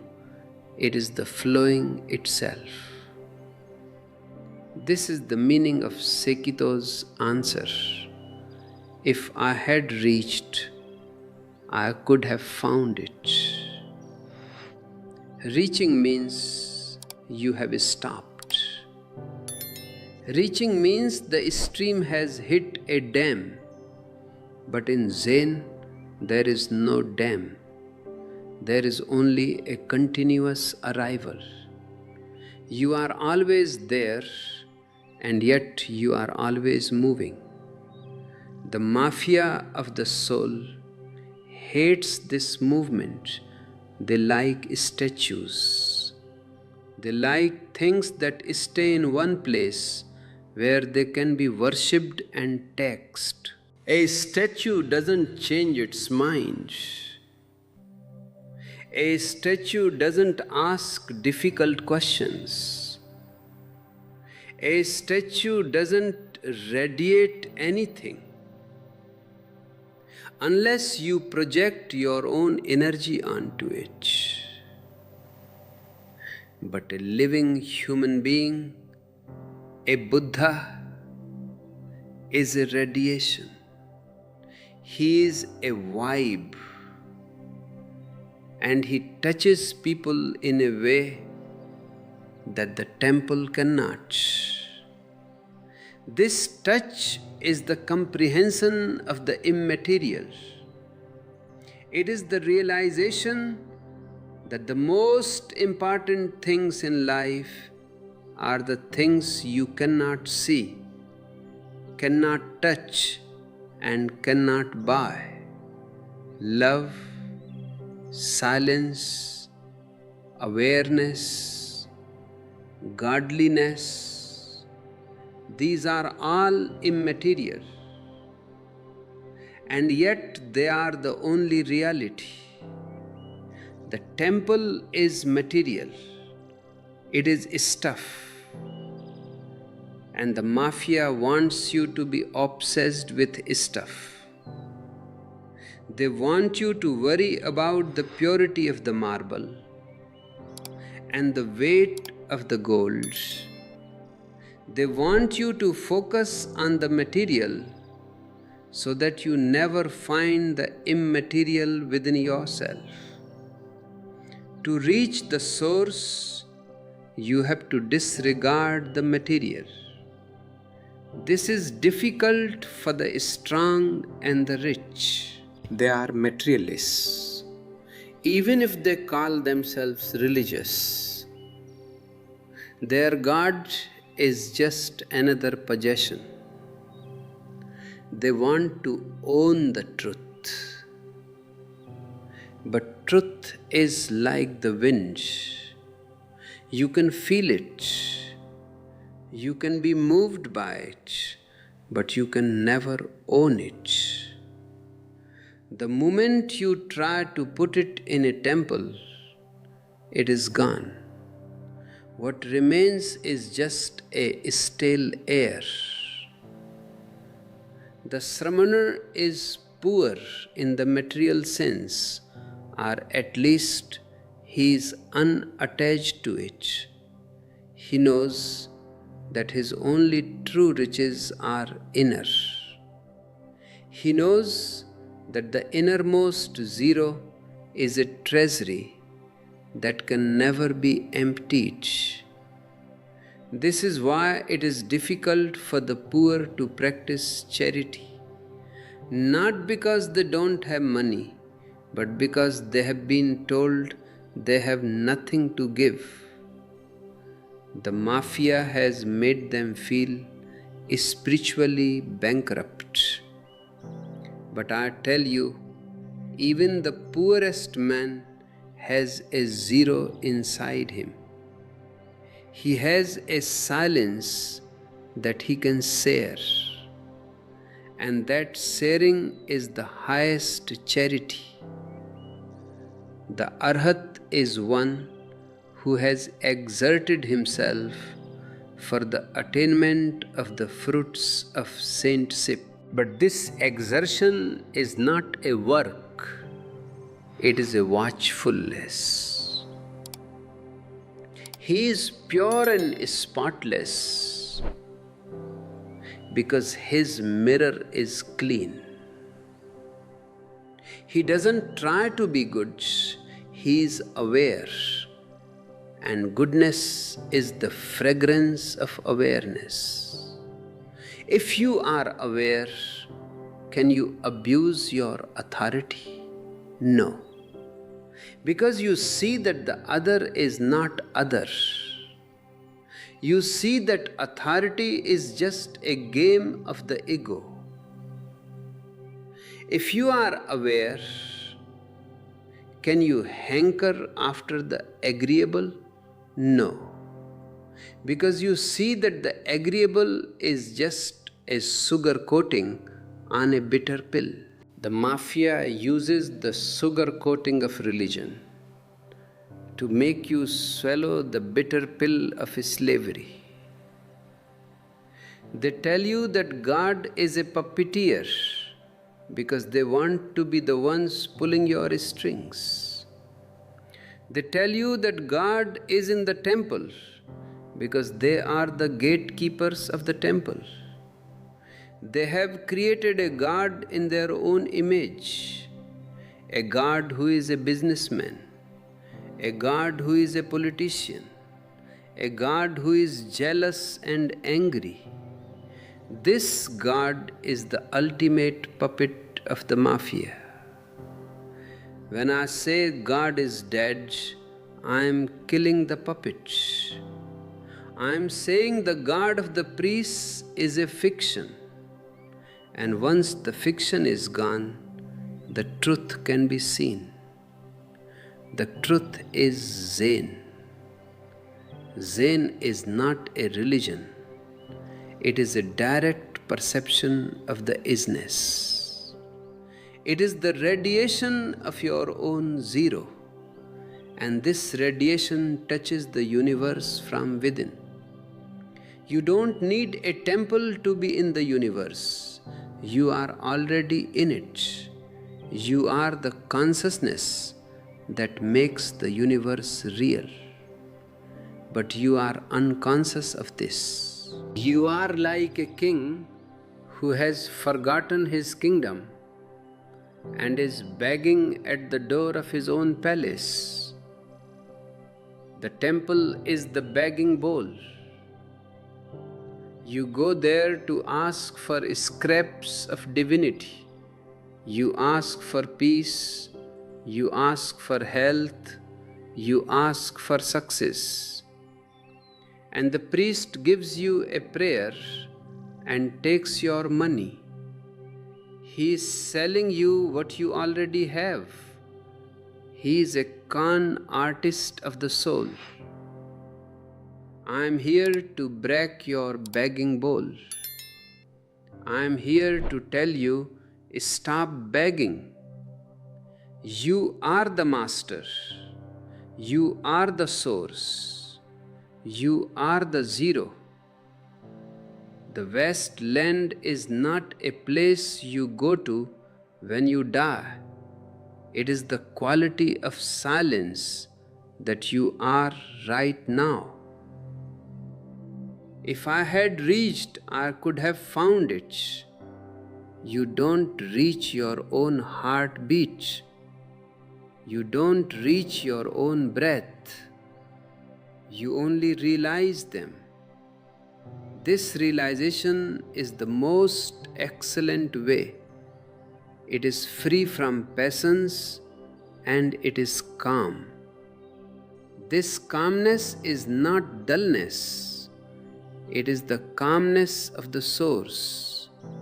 It is the silence from which all music comes. It is the zero from which all numbers arise. The temple is noisy.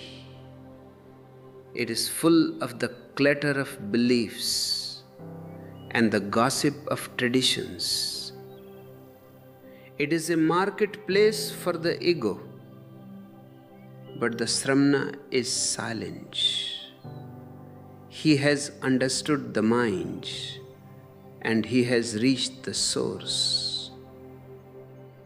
And once you reach the source, you become a mother. You become a source of life for others. You don't give them rules. You don't give them gods. You don't give them temples. You give them love. You give them silence. You give them a challenge. The challenge of the Buddha. You challenge them to wake up. You challenge them to be alone. You challenge them to be nobody. This is the only true religion. And it is the first and the last. First, because it is the original state of the human soul. Last, because after all the mafias have been exposed and all the mummies have turned to dust, this will be the only thing left. The silence will remain. The zero will remain. The godliness will remain. The politician and the priest are temporal. They belong to time. But the Sramana belongs to eternity. The temple is material. It belongs to space, but the innermost zero is immaterial. It belongs to existence. Why would you choose the temporal over the eternal? Why would you choose the material over the immaterial? The reason is unconsciousness. You are sleeping, and in your sleep, the mafia is robbing you. They are stealing your intelligence.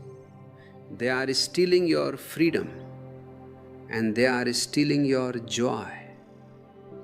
They have given you seriousness and guilt in exchange. They have turned your life into a sorrowful pilgrimage to a dead God. Wake up. This is my only sutra. This is my only prayer. Wake up and see that the temple is empty. The puppeteer is a shadow. The strings are illusions. You are free. You have always been free. But you are afraid of your own freedom. You are afraid to stand on your own feet. You are afraid to be alone. But in your aloneness, you are one with the whole. This is the experience of godliness. It is not a belief. It is a vibe. It is a radiation. It touches the trees. It touches the animals. It touches the stars. And it touches the hearts of those who are ready to wake up. The mafia of the soul is terrified of this radiation. They want to shield you from it. They want to keep you in the darkness of the temple. They tell you that the sun is too bright, that it will blind you. But I say, the sun is the only thing that will make you see. It will make you see that the temple is a prison. It will make you see that the priest is a guard. It will make you see that the God you have been worshipping is a corpse. Leave the dead to bury their dead. Come into the living world. Come into the Zen world. Come into the world of the zero.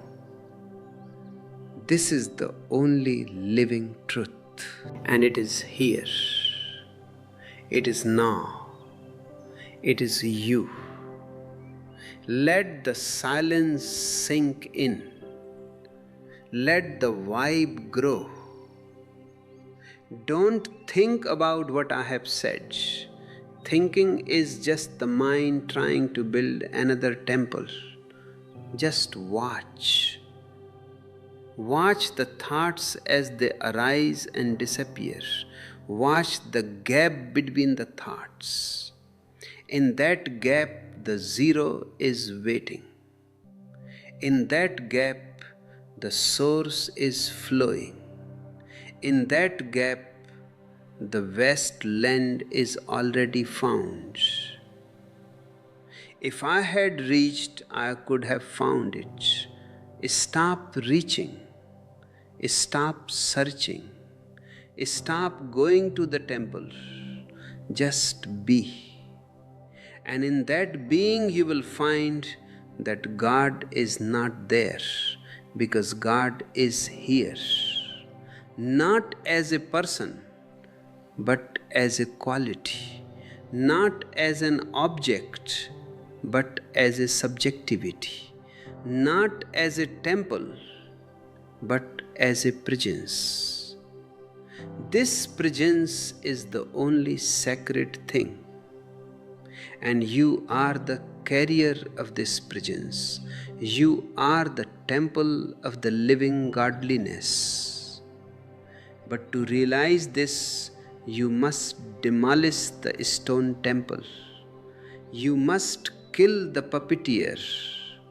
You must leave the mafia. You must become the zero. This is the discipline of transcendence. It is the most excellent way. It is the challenge of the Buddha. And it is the only way to comprehend the immaterial and reach the source. The journey from unconsciousness to consciousness is not a road trip. It is a melting. It is a dissolving.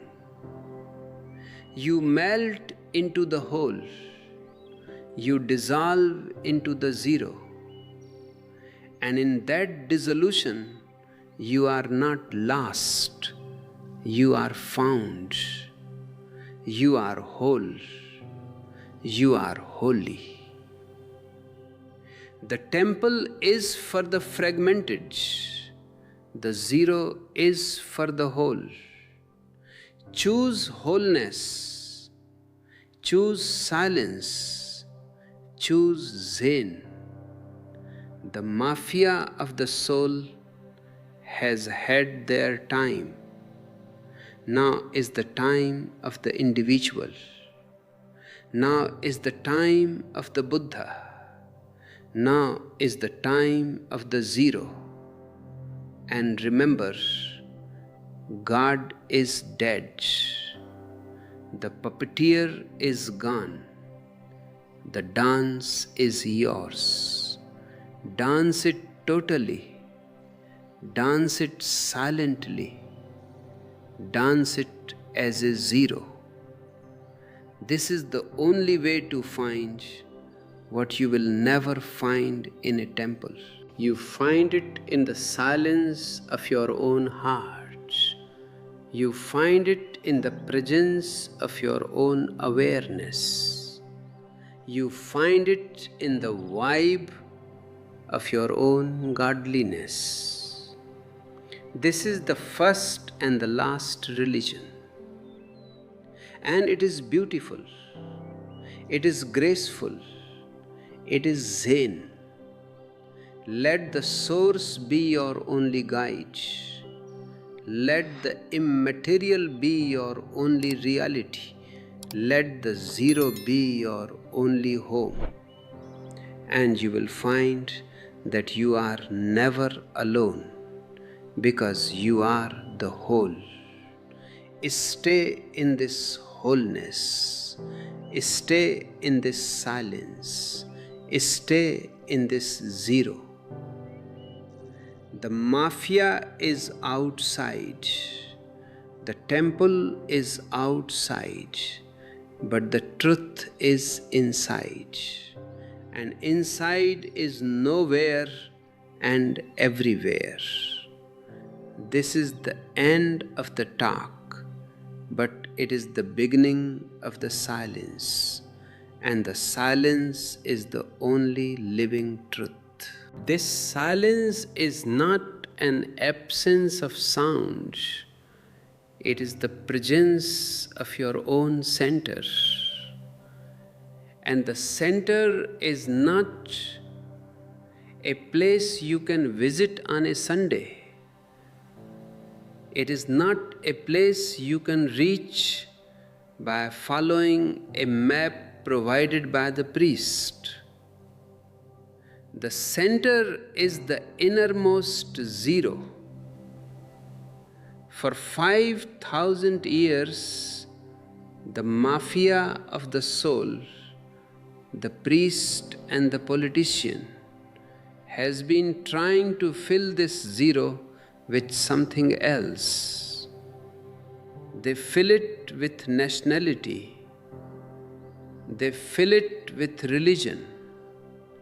They fill it with ambition. and most of all, they fill it with God. But God is the biggest lie used to cover up your inner emptiness. They want you to be afraid of this emptiness, because if you are afraid of it, you will look for a refuge, and the temple is that refuge. But I tell you, don't look for a refuge, look for the truth. The truth is that the emptiness is not empty, it is luminous. It is the womb of all creativity. The temple is a way to avoid this womb. It is an incubator for mummies. As I have said, the mummy is the enemy of the mother. The mummy of tradition wants to keep you wrapped in the bandages of the past. It wants you to be a Christian, a Hindu, or a Buddhist, because as a label, you are manageable. You are a thing. But as a zero, you are a flow. You are unpredictable. You are a threat to the established order of the mafia. The politician needs you to be predictable so he can lead you to war. The priest needs you to be predictable so he can lead you to heaven. Both are leading you away from the now. The now is the only time the zero can be felt. The temple is always in the past or the future. It is in the past because it relies on scriptures written by dead men. It is in the future because it promises you a reward after you die. But where are you? You are here. And here is the only place where the divine can be found. It is difficult for the strong and the rich to observe the way. This is one of the 20 difficult things, because the strong and the rich are the most full. They are full of their achievements. They are full of their status. They have built a temple around their own ego. To observe the way, you have to be nobody.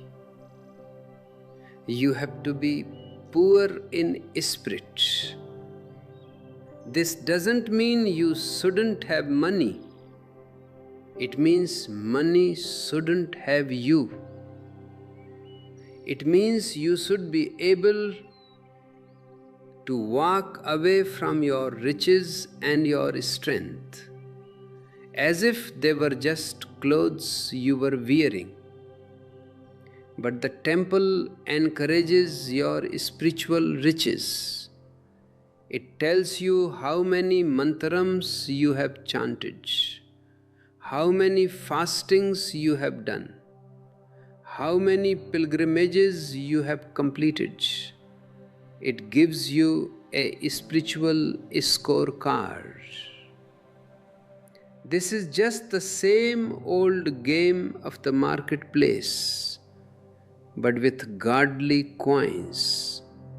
It is the ego trying to attain the infinite. But the infinite cannot be attained. It can only be recognized. And recognition happens only when the attainer is gone. The Sramana is the one who has seen through this game. He is the one who leaves the home. Again I say, the home is the mafia's headquarters in your mind. It is the social software that tells you who you are. To leave the home is to become anonymous. It is to become zero. In that anonymity, you understand the mind. You see that the mind is just a collection of voices. The voice of your father, the voice of your priest, the voice of your teacher. None of them is your voice. Your voice is the silence. When you reach the source, you comprehend the immaterial. The immaterial is the vibe. It is the radiation of your own being. When you sit in a temple, you are surrounded by material. You are surrounded by walls, by statues, by books. Even the God you pray to is a material concept, a person with a name and a form. But the source is formless. It is like the air. You cannot see it, but you cannot live without it. You cannot find the formless in the form. You have to transcend the form. This transcendence is the most excellent way. It is free from passions, because passion is always for the other. You want the other's body, you want the other's money, you want the other's God. But when there is no other, when you have found the zero within yourself, where can the passion go? It dissolves into compassion. Compassion is not a passion for the other. It is an overflow of joy for the whole. The Arhat is the one who lives in this overflow. He is pure and spotless because he is empty. A hole in the ground cannot be dirty. Only the surface can be dirty. The Arhat has become a hole. He has become a void. He exerts himself for the attainment of the fruits of saintship, but his exertion is a total relaxation. He doesn't try to be holy. He is holy because he is whole. And he is whole because he has left the mafia behind. The mafia of the soul tells you that God is a puppeteer. This is the ultimate abuse of authority. They have created a master-slave relationship between you and the divine. And because they are the representatives of the master, you become their slave. They tell you that it is difficult to disregard life and go to certain death. They use your fear of death to keep you in the temple. They say, if you don't follow our rules, you will die an eternal death in hell. But I tell you, the only certain death is the death of the ego. And that is the most beautiful thing that can happen to a human being. It is not something to be feared, it is something to be celebrated. Zen is the only living truth, because Zen celebrates this death. Zen says, if you die now, you will never die again. When the puppet dies, the godliness is born. The story of Sekito and Segun is about this birth. Segun asks, "Did you find this whisk in the wasteland?" Sekito says, "No, it was not there." He's saying that the truth is not a geographical place. It is not over there. It is here. Segun asks, "You reached the wasteland, didn't you?" And Sekito gives the answer that destroys all temples. "If I had reached, I could have found it." If you reach God, it is not God. It is just another object in your mind. If you find the truth, it is not the truth. It is just another belief.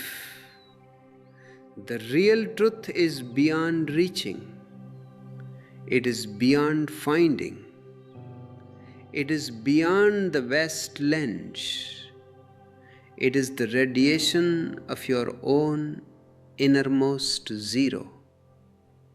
And this radiation touches the universe from within. When you touch the universe, you realize that you are not small. You are not a sinner. You are not a puppet. You are the consciousness that gives light to the sun. You are the silence that gives birth to the music. But to realize this, you must be pure and spotless in your awareness. You must understand the mind and see how it builds temples to keep you away from the source. The mafia wants you to hanker after that which is agreeable. They give you holy dreams of heaven. They give you sacred rituals that make you feel good. They give you a sense of belonging. These are all agreeable things. But the zero is not necessarily agreeable to the mind. It is terrifying. It is cold. It is empty. But it is true. And truth is the only thing that will set you free. It is difficult not to get into a passion when slighted.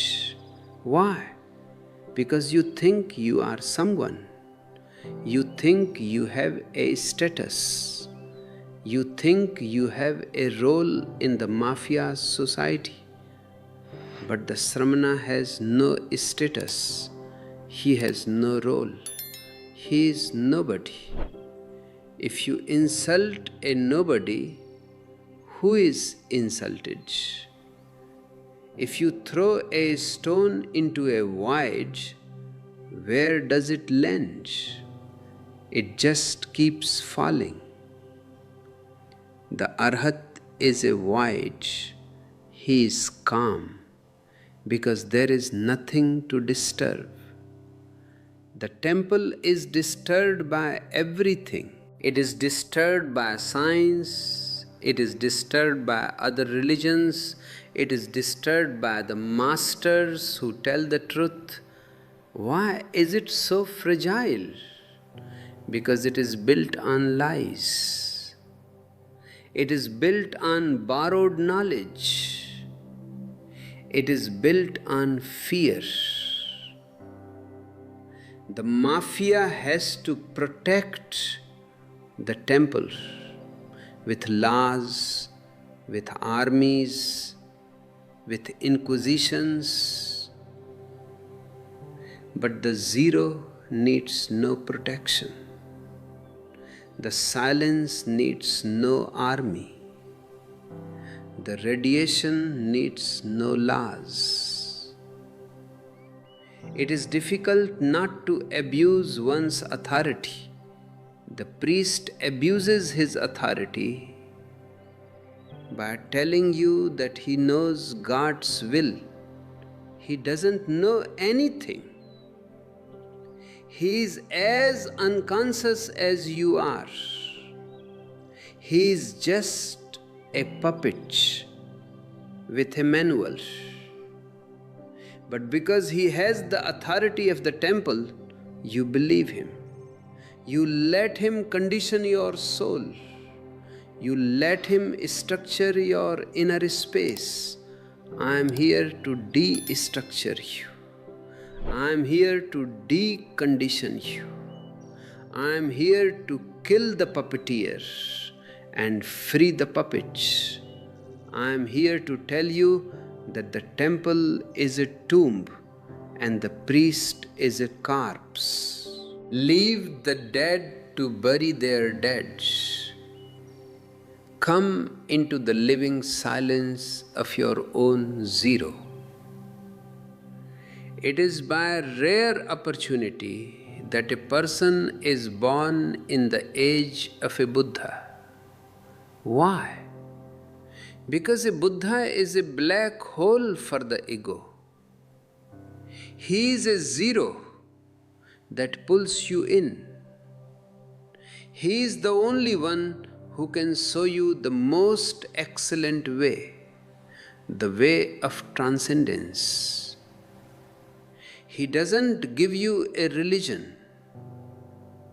He gives you a religiousness. He doesn't give you a god. He gives you a godliness. Godliness is a fragrance that arises when the temple of the ego is demolished. It is a vibe that touches everyone around you. You don't need to speak about it. You don't need to preach about it. You just are it. And your isness is the only sutra that matters. It is only a favored few that get acquainted with a Buddhist sutra. And by favored, I mean those who are rebels, those who have the courage to leave the flock, those who have the strength to be alone, those who have the intelligence to see through the mafia's game. If you are listening to me, you are one of the favored few. You are being acquainted with the living truth of Zen. But acquaintance is not enough. You must become the truth. You must move from unconsciousness to consciousness. You must move from the noise of the temple to the silence of the zero. You must move from the puppet to the dancer. This movement is the discipline of transcendence. It is the challenge of the Buddha. It is difficult only for the unconscious. For the conscious, it is the most natural thing in the world. It is like the river flowing into the ocean. The river doesn't try to reach the ocean. It is pulled by the ocean. You are being pulled by the zero. Stop resisting. Stop clinging to the walls of the temple. Let go. If I had reached, I could have found it. You have not reached because you are already there. The wasteland is the source. The whisk is the radiation. And you are the zero. Let the mafia have their temples. Let the mummies have their traditions. Let the puppets have their puppeteer. You be a Sramana. You be an Arhat. You be an Anagamin, the one who does not return to the smallness. You be a Iskradagamin, the one who radiates the truth. You be a Isrotapanna, the one who has entered the stream of the zero. The stream is silent. The stream is deep. The stream is calm. And the stream is godliness. The priest will tell you that the stream is dangerous. He will tell you to stay on the shore of the temple. But the shore is dead. The shore is stone. The stream is living.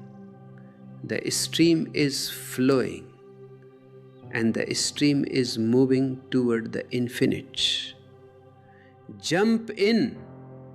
This is my only commandment. Jump in and drown. Drown the puppet. Drown the ego. Drown the labels. And you will find that you have become the ocean. The ocean doesn't go to any temple. The ocean doesn't pray to any god. The ocean is the godliness, and in its waves, in its depths, in its silence, the whole mystery of existence is revealed. This revelation is the first and last religion. And it is Zen. God is dead. The puppeteer is a memory. The temple is a shadow. You are the truth. Understand the mind. Reach the source. Comprehend the immaterial. Be zero. In this zeroness, you will find the whisk that was never in the West. You will find the silence that was never in the book. You will find the love that was never in the church. You will find yourself. And in finding yourself, you will find that God is not there, because God is you. Let the radiation of this realization touch the universe. Let it transform you. Let it awaken you. The age of the Buddha is now. The Lao Tzu Grove is now. The silence is now. Wake up. The mafia is sleeping. The temple is quiet. The sun is rising. Be the light. Be the zero. Be the Zen. This is the most excellent way. This is the discipline of transcendence. This is the end of the world and the beginning of the existence. Stay in this beginning. Stay in this now. Stay in this zero. The silence is the sutra. The vibe is the blessing. And the zero is the godliness. God is dead. Now Zen is the only living truth. Listen to the sound of one hand clapping. It is the sound of your own zero celebrating its freedom.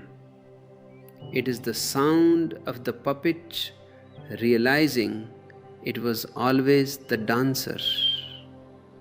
The temple is gone. The priest is gone.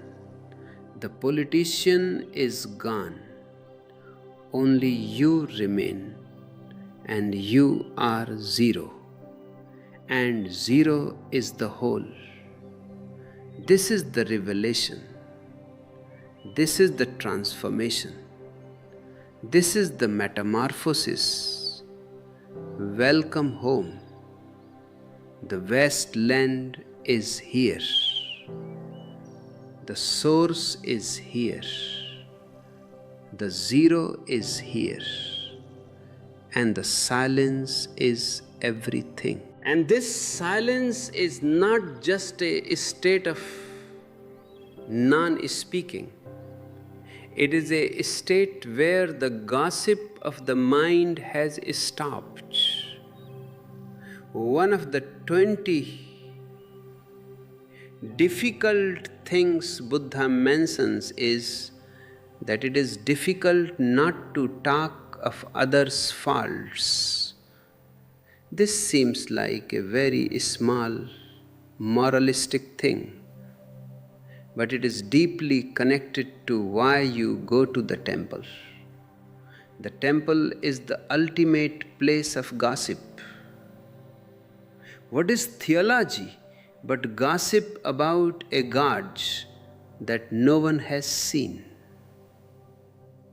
The priest is the ultimate gossip. He talks about God's life, God's wives, God's children, God's likes and dislikes. This is all talking of others' faults or others' virtues. It is all an escape from your own zero. When you talk about others, you are occupied. When you are occupied, you are away from your own silence. The mafia of the soul encourages this. They want you to be concerned with the sins of your neighbors and the virtues of the saints. They want you to compare, and comparison is the death of godliness. Comparison is a movement on the horizontal line of time. But the Sramana is not interested in the faults of others or the virtues of others.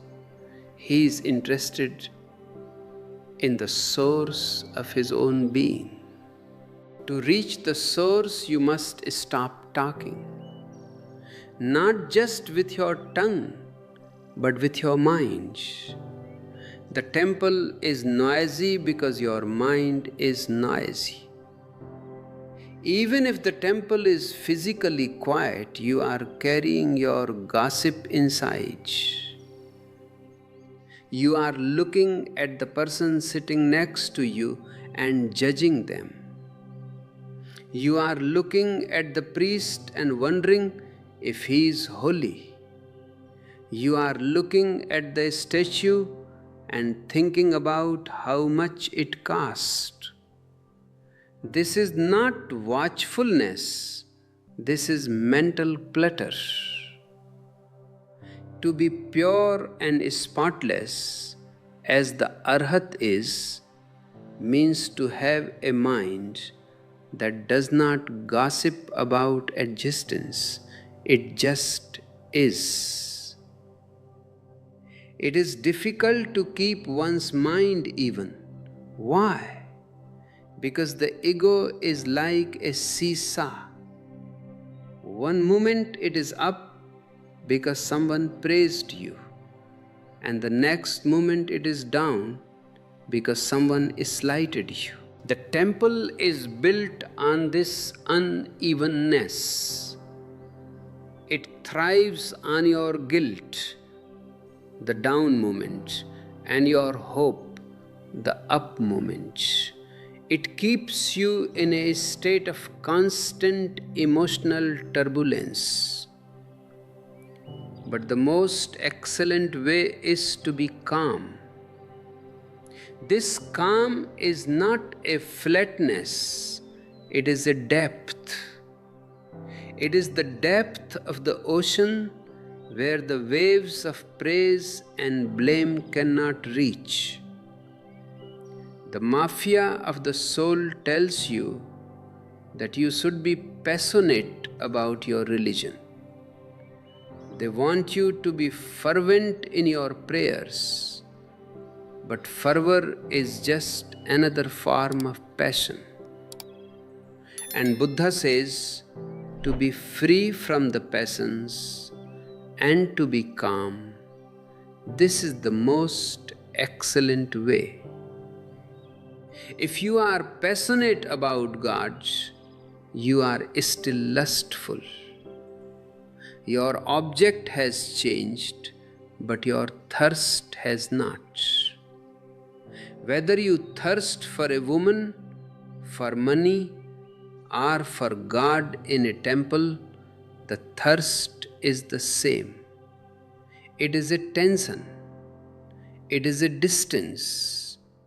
The zero is the end of all thirst.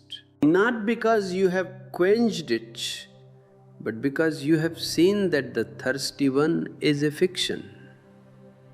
The puppeteer created the thirsty puppet to keep the game going. When you understand the mind, you see the strings. And once you see the strings, you cannot be thirsty anymore. You can only laugh. This laughter is the radiation that touches the universe. It is by a rare opportunity that a person is born in the age of a Buddha. I want to tell you, the age of a Buddha is not a historical period. It is a state of awareness. If you are aware, you are living in the age of the Buddha. If you are sleeping, you are living in the dark ages. Even if you are surrounded by the latest technology and the most magnificent temples, the temple is a time capsule that tries to preserve the past. It wants to keep you in the age of the dead. But I am here to bring you into the age of the living.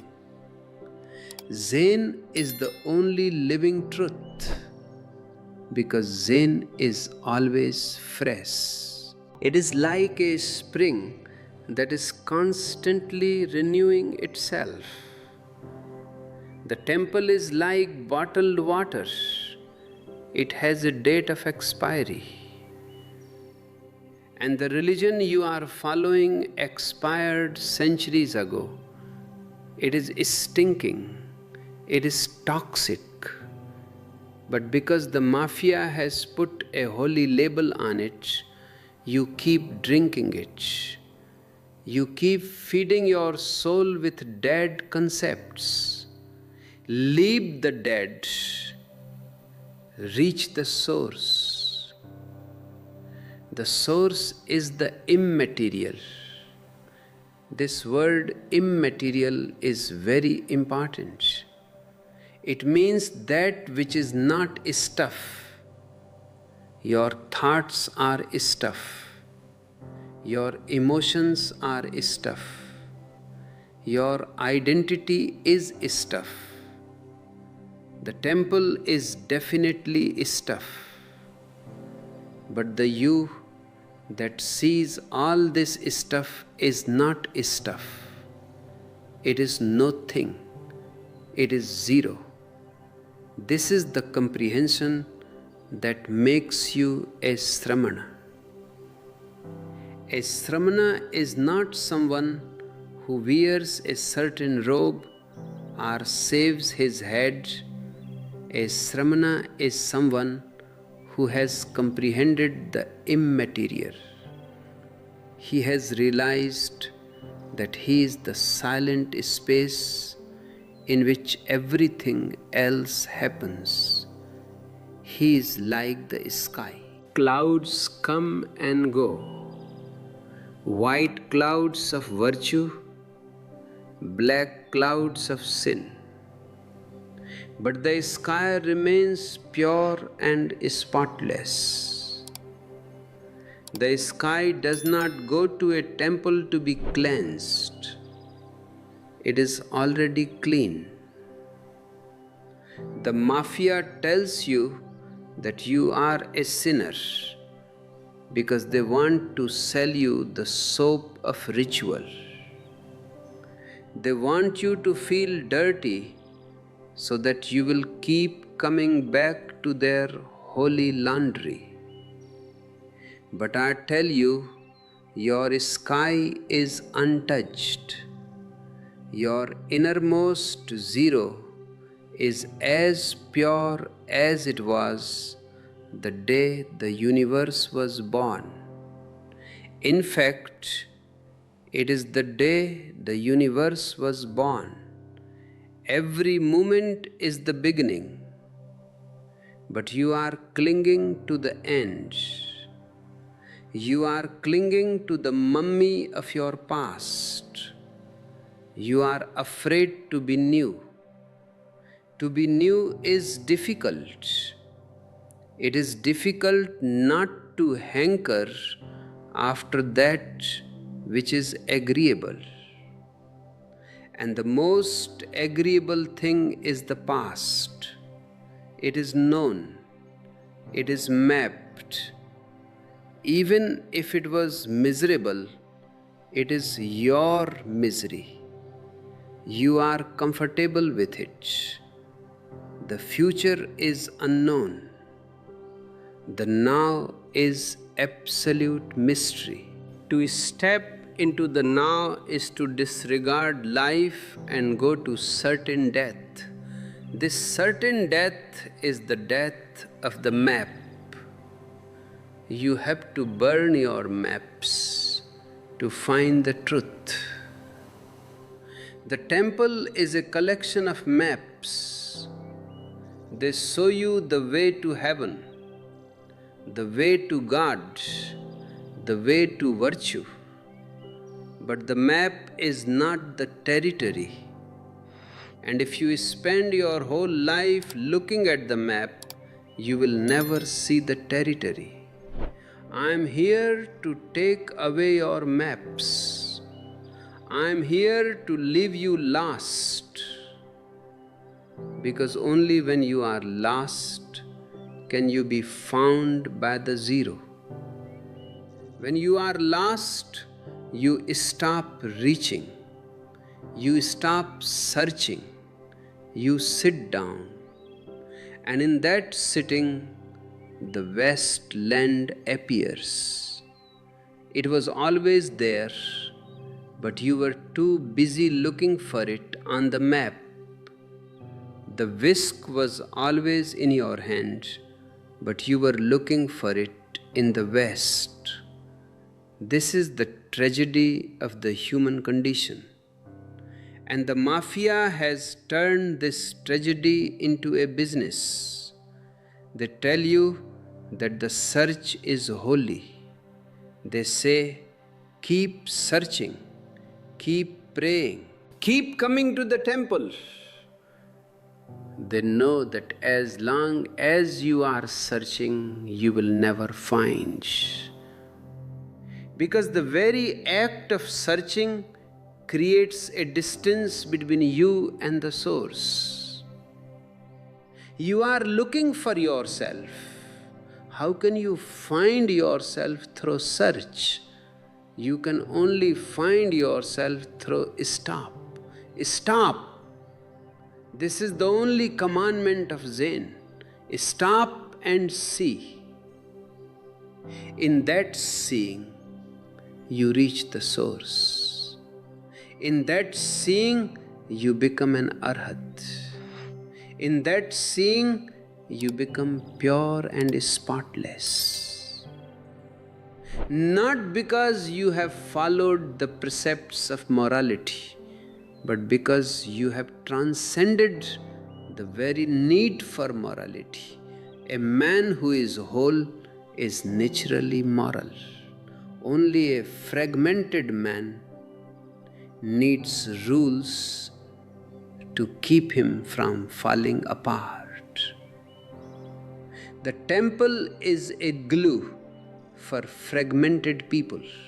It holds them together with fear and guilt. But the Sramana has no need for glue. He is solid in his zero. He is one in his aloneness. He doesn't observe the way, he is the way. He doesn't reach the source, he is the source. This is what it means to be godly without a god. It is to be religious without a religion. It is to be holy without a temple. It is the first and the last state of consciousness. And it is your birthright. But the mafia has stolen it from you. They have traded your diamond for a stone statue. They have traded your silence for a noisy ritual. Reclaim your diamond. Leave the stone behind. The innermost zero is calling you. It is the pull of the vacuum. It is the pull of the infinite. It is the pull of your own heart. Don't listen to the priest. Don't listen to the politician. Don't even listen to me. Just listen to the silence. The silence is the only living truth. The silence is Zen. The silence is yourself. In this silence, the puppeteer is revealed as a shadow. The strings are revealed as smoke, and you are revealed as the luminous emptiness that is the center of the whole existence. Stay in this revelation. Stay in this silence. The temple is a distraction. The god is an illusion. The mafia is a nightmare. Wake up. The sun is rising inside you. The source is flowing. The zero is radiating. Be the zero. Be the Zen. Be the truth. This is the most excellent way. This is the discipline of transcendence. As the radiation of your watchfulness grows, you will see that you are touching the whole universe. You are not separate. You are not alone in the sense of being isolated. You are alone in the sense of being all one. This is the experience of godliness, and it is beautiful. It is ecstatic. It is pure bliss, and it is here. It is now, in the silence, in the zero. The temple is behind you. The god is dead. Zen is alive.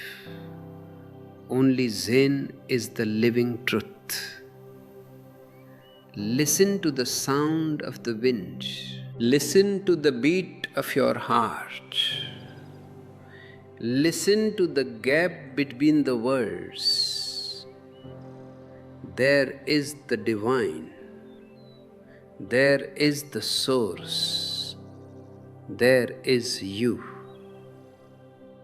God is not in the temple. God is in the zero, and you are the zero. Let this realization sink into your very marrow. Let it transform your every breath. Let it kill the puppet once and for all. The mafia has no power over a zero. The mummy has no power over a living being. The past has no power over the now. You are free. You are whole. You are godly. This is the message. This is the sutra. This is the Zen. Wake up and celebrate. The temple is gone. The truth is here. I am here. You are here. We are zero. And zero is everything. This everythingness is what we mean by the most excellent way. It is the way of transcendence. It is the way of life. It is the way of love. Leave the temple. Enter the existence. The source is waiting. The zero is pulling. The silence is singing. Can you hear it? It is the voice of the zero. It is your own voice. Home. And home is not a place you can buy a ticket to, because you have never left it. It is only a matter of opening your eyes. But you have been kept in a dark room by those who profit from your blindness, the priest and the politician, the mafia of the soul, have been standing at the door of your heart, telling you that the sun is a myth and that only their candles can give you light. I am here to blow out their candles and tear down the walls of your room. Before we walk through the final doors of this mystery, I want to invite you to join our inner circle of seekers. By clicking the join button, you become a vital part of this movement toward consciousness. Your membership helps us maintain this space of silence in a world full of noise. And if you feel a deep sense of gratitude for these words, if they have touched a part of you that has been asleep for lifetimes, you can use the Super Thanks feature to support our work directly. Every contribution is a seed planted in the soil of a new humanity. The mafia of the soul has made you believe that God is a puppeteer. This is the most profound insult to your intelligence. They have turned you into a puppet so that they can pull the strings. They tell you that every movement of your life is predestined by a puppet master in the sky. If you are poor, it is God's will. If you are suffering, it is a test. If you are enslaved, it is your karma. This God is the ultimate tool of oppression. He is the invisible chain that keeps you in the temple and out of the truth. But I tell you, God is not a person. God is not a who. It is a what. It is godliness. It is the quality of the universe being alive, intelligent, and in love. When you realize that there is no puppeteer, the puppet disappears. And when the puppet disappears, the dancer remains. You are the dancer. The universe is the dance. There is no one pulling the strings because there are no strings. There is only a vast interconnected web of energy. And you are a conscious node in that web. This realization is the death of God that Friedrich Nietzsche spoke of. But it is not a tragedy. It is the birth of the new man. The old man was a believer. The new man is a meditator. The old man was a follower. The new man is a rebel. The old man looked for God in a temple. The new man finds godliness in his own silence. If you are ready to be that new man, our ebooks are specifically curated to guide you through this metamorphosis. They are more than just words. They are the vibe of Zen caught in the net of language. You can find the links in the description below. In the first chapter of the discipline of transcendence, it is said that those who understand the mind reach the source. The mind is a bridge builder, but it is also a wall builder. It builds the temple to give you a sense of security, but that security is a prison. To reach the source, you must go beyond the mind. You must reach the innermost zero. This zero is the point of no return. Once you have touched it, you can never be a Christian again. You can never be a Hindu again. You can never be a Sikh again. You have become an Angamin, the one who does not return to the smallness of the ego. The mafia tells you that the source is outside. They point to the scriptures. They point to the rituals. They point to the statues. But the source is immaterial. How can the material point to the immaterial? It is like a finger pointing at the moon. The temple is the finger, and it is a very dirty, greedy finger. Don't look at the finger, look at the moon. The moon is your own consciousness, shining in the dark night of your unconsciousness. It is difficult for the strong and the rich to observe the way, as the Buddha said, because they are too full. Their strength is a barrier, and their riches are a burden. They are like a man trying to enter a small door while carrying a massive trunk on his head.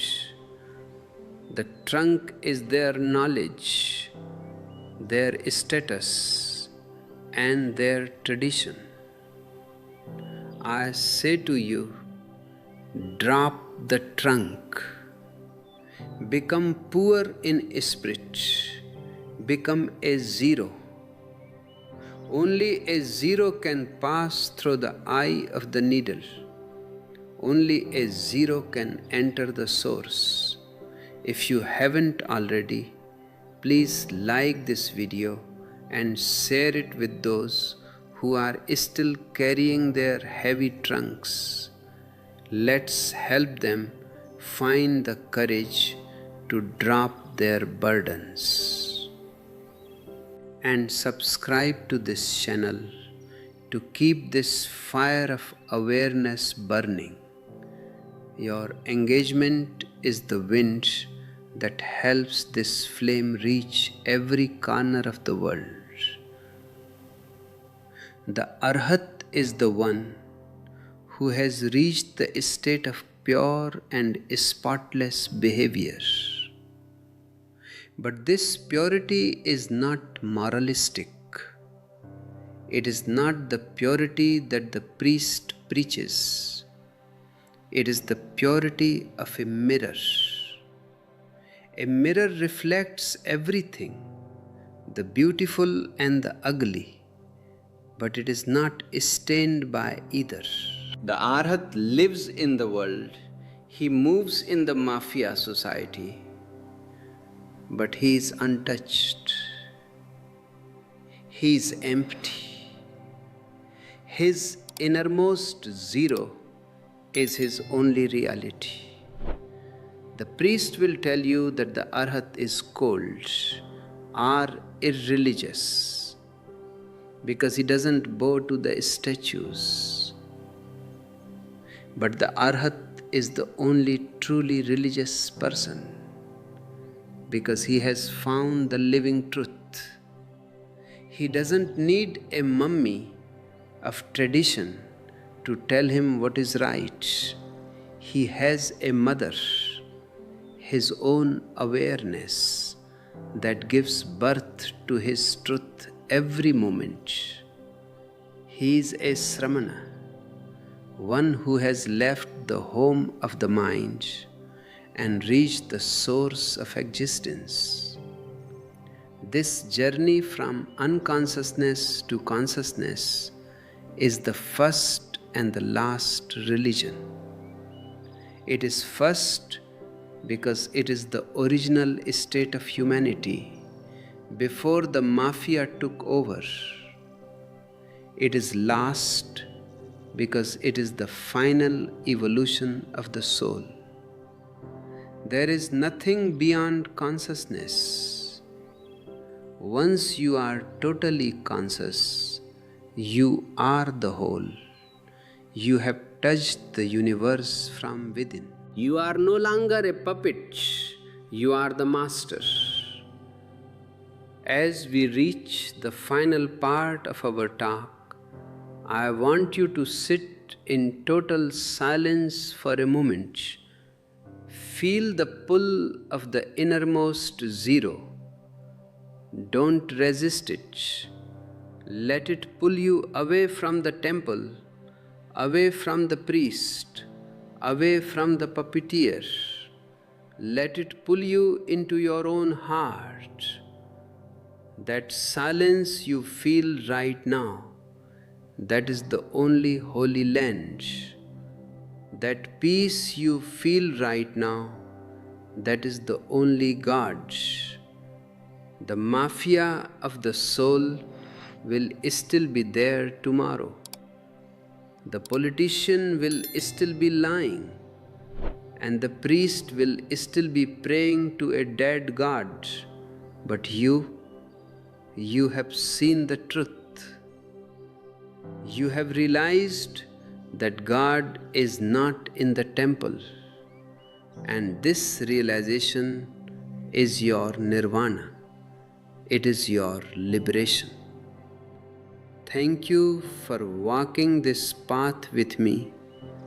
If you want to continue this journey, remember to check our ebooks and consider becoming a member by clicking the join button. Your support allows us to continue deconstructing the lies of the mafia and pointing toward the living truth. Stay in the zero. Stay in the silence. Stay in the Zen. You are the truth. You are the light. You are the divine. Goodbye for now, my fellow travelers. Let your watchfulness be your only guide. And remember, the door to the innermost zero is always open. You only have to stop reaching and start being. Love and blessings to you all. This brings us, my beloveds, to the ultimate peak of our journey. We have traveled through the dark forests of belief. We have crossed the cold, crystalline mountains of atheistic logic, and now we stand at the precipice of the infinite. This is the final part of our sharing. But remember, in the world of the spirit, there is no such thing as an end. Every end is just a new beginning, a higher octave of existence. We have established why the atheist is closer, because he has the courage to stand in the vacuum. He has the integrity to refuse the junk food of the soul provided by the priests. But now the question remains, what do you do with this vacuum? If you are an honest atheist, you are like a scientist who has cleared his lab of all wrong theories. The lab is empty. The equipment is ready. Now the experiment of meditation must begin. If you do not experiment, your atheism will eventually become a burden, a stale ism, just like the theism you rejected. I want to speak to you now about the transition from the no to the silence. This is the most delicate metamorphosis. The believer says yes out of fear. The atheist says no out of honesty. The mystic says nothing. He is the yes. But this mystic yes is not the opposite of no. It is a yes that includes everything. It is a yes to the rose and a yes to the thorn. It is a yes to life and a yes to death. In the book God is Dead, now Zen is the only living truth, I share the final realization of the seeker. When you realize that the puppeteer is dead, you are not left as a puppet without strings. You are transformed into the energy itself. You are the dance. The believer is trying to please the dancer. The atheist is denying the dancer. The mystic is the dancing. Can you feel the difference? When you are the dancing, there is no separation. There is no judge. There is only the flow. If you have followed me this far, if your heart is beating faster as you hear these words, it means you are ready to be more than just a viewer. You are ready to be a participant. I invite you to hit that like button right now, not for me, but as a commitment to your own awakening. Share this video with those you know who are stuck in the no of atheism or the yes of belief. Let them know there is a third way. And if you haven't yet, subscribe to this channel. This is our virtual Gautam the Buddha auditorium, where we gather to dismantle the old and invite the new. To those of you who feel a deep resonance with this rebellion, I invite you to click the join button on this channel. Our channel members are the pillars of this work, helping us to spread these teachings to the farthest corners of the earth. If you have been touched by these insights, your contribution through super thanks is a beautiful way to show your gratitude and ensure that this fire continues to burn for others. And for those who want the instruction manual for this internal revolution, our ebooks are available in the link below. They are the maps for the trackless wilderness we are exploring together. Now let us dive into the living truth of Zen. The story of Sekito and Seigen concludes with a profound silence. When Seigen told Sekito, "Not yet enough, speak further," he was challenging him to move beyond the intellect. Sekito's response was, "You should also speak from your side. How is it you urge only me?" This is a master stroke. Sekito is saying that the truth is a shared silence. It is not something one person gives to another. It is a vibe that exists between two empty spaces. The atheist is closer to this because he is already an empty space. He just needs to stop being defensive about it. He needs to move from the great rebellion to the great surrender. Surrender not to a God, but to the totality. Surrender to the fact that you are part of an infinite mystery that cannot be measured by logic. In Nyaya Sanket, I say that the old man was a man of faith. The modern man is a man of reason.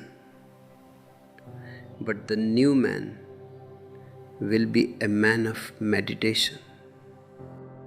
Reason is like a small candle in a dark forest. It shows you the next 2 steps, but it cannot show you the whole forest. The atheist is standing in the forest with his candle, laughing at the believer who is sitting in the dark, describing a sun he has never seen. I am telling the atheist, your candle is good. It has brought you this far, but now put the candle out.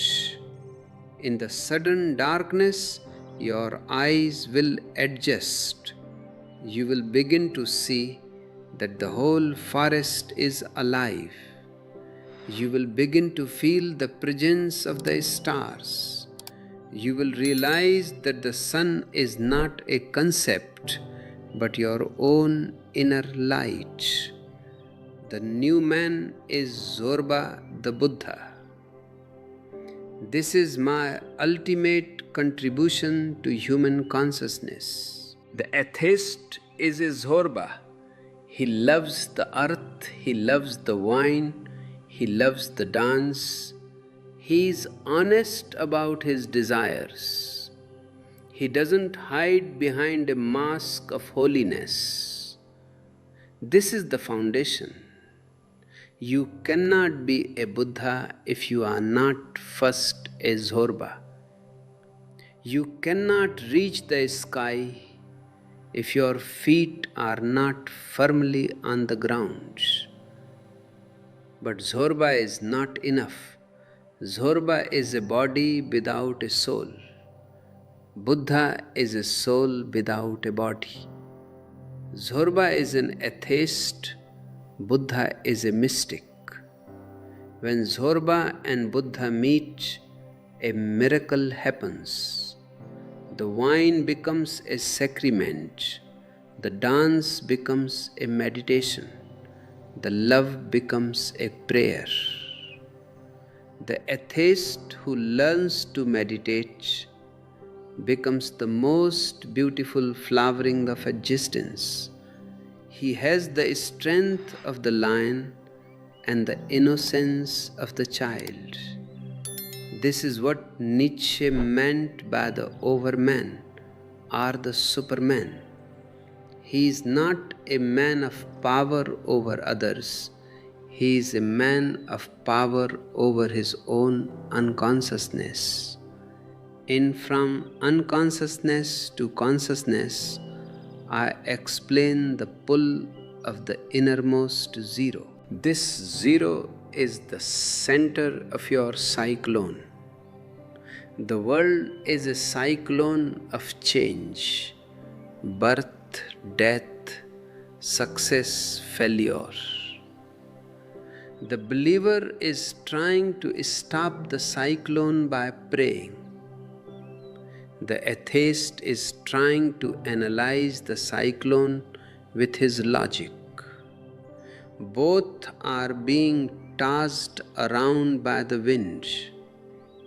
The mystic finds the center, the zero, where there is absolute stillness. From that stillness, you can watch the cyclone. You can enjoy the dance of the wind without being lost in it. This zero is what the atheist calls nothingness. But as I have told you, it is a full nothingness. It is the womb from which all stars are born. It is the Amrit, the deathless nectar. When you reach this center, you realize that you were never born and you will never die. The body was born, the body will die. The mind was born, the mind will die. But the awareness that is watching the body and the mind is eternal. This is the ultimate atheistic discovery. You don't need a God to give you immortality. You are immortality. The believer is afraid of death because he thinks he has to earn his place in heaven. The atheist is afraid of death because he thinks it is the end of his I. The mystic laughs at death because he has already seen that the I is a fiction. When the I is gone, death has no target. It is like an arrow trying to hit the sky. It passes through and finds nothing. My beloveds, we are at a crossroads in history. The old religions are dying. The old God is a corpse that is stinking up the planet. The atheists have done a great service by exposing the corpse, but now we must bury it. We must move on. We must create a new earth and a new humanity. This new humanity will be based on honest inquiry and silent meditation. Do not be satisfied with labels. If you call yourself an atheist, you have created a new prison. If you call yourself a believer, you are already in an old one. Be a seeker. Be a vibrant presence. Use your doubt to cut through the lies and use your silence to discover the truth. The world is waiting for you to wake up, not as a Christian or a Hindu or a Muslim, but as a Buddha. As we end this talk, I want you to sit in silence for a few moments. Don't think about what I have said. Don't analyze it. Just let the vibe of these words settle in your heart. Feel the touch of the invisible. This is the only truth. This is the only Zen. This is the only way to be closer to God than any believer has ever been. By denying the object God, you have finally discovered the subject God, your own consciousness. Thank you for being part of this journey. Your search, your intensity, and your honesty have made this a magical sharing. If you want to dive deeper into the methods of meditation that turn atheism into mysticism, check out our ebooks and consider joining our community as a member. Your support helps us keep this lion's roar echoing through the digital wilderness. Please comment below with your thoughts. Are you ready to move from the no to the silence? Let us discuss, let us share, let us grow together. Don't forget to like, share, and subscribe. We are a family of rebels, and every new voice makes our song stronger. Be a light unto yourself. Appo Deepo Bhava. The God you were looking for is currently looking through your eyes. Don't miss him by looking for him somewhere else. Goodbye for now, but I will see you in the silence.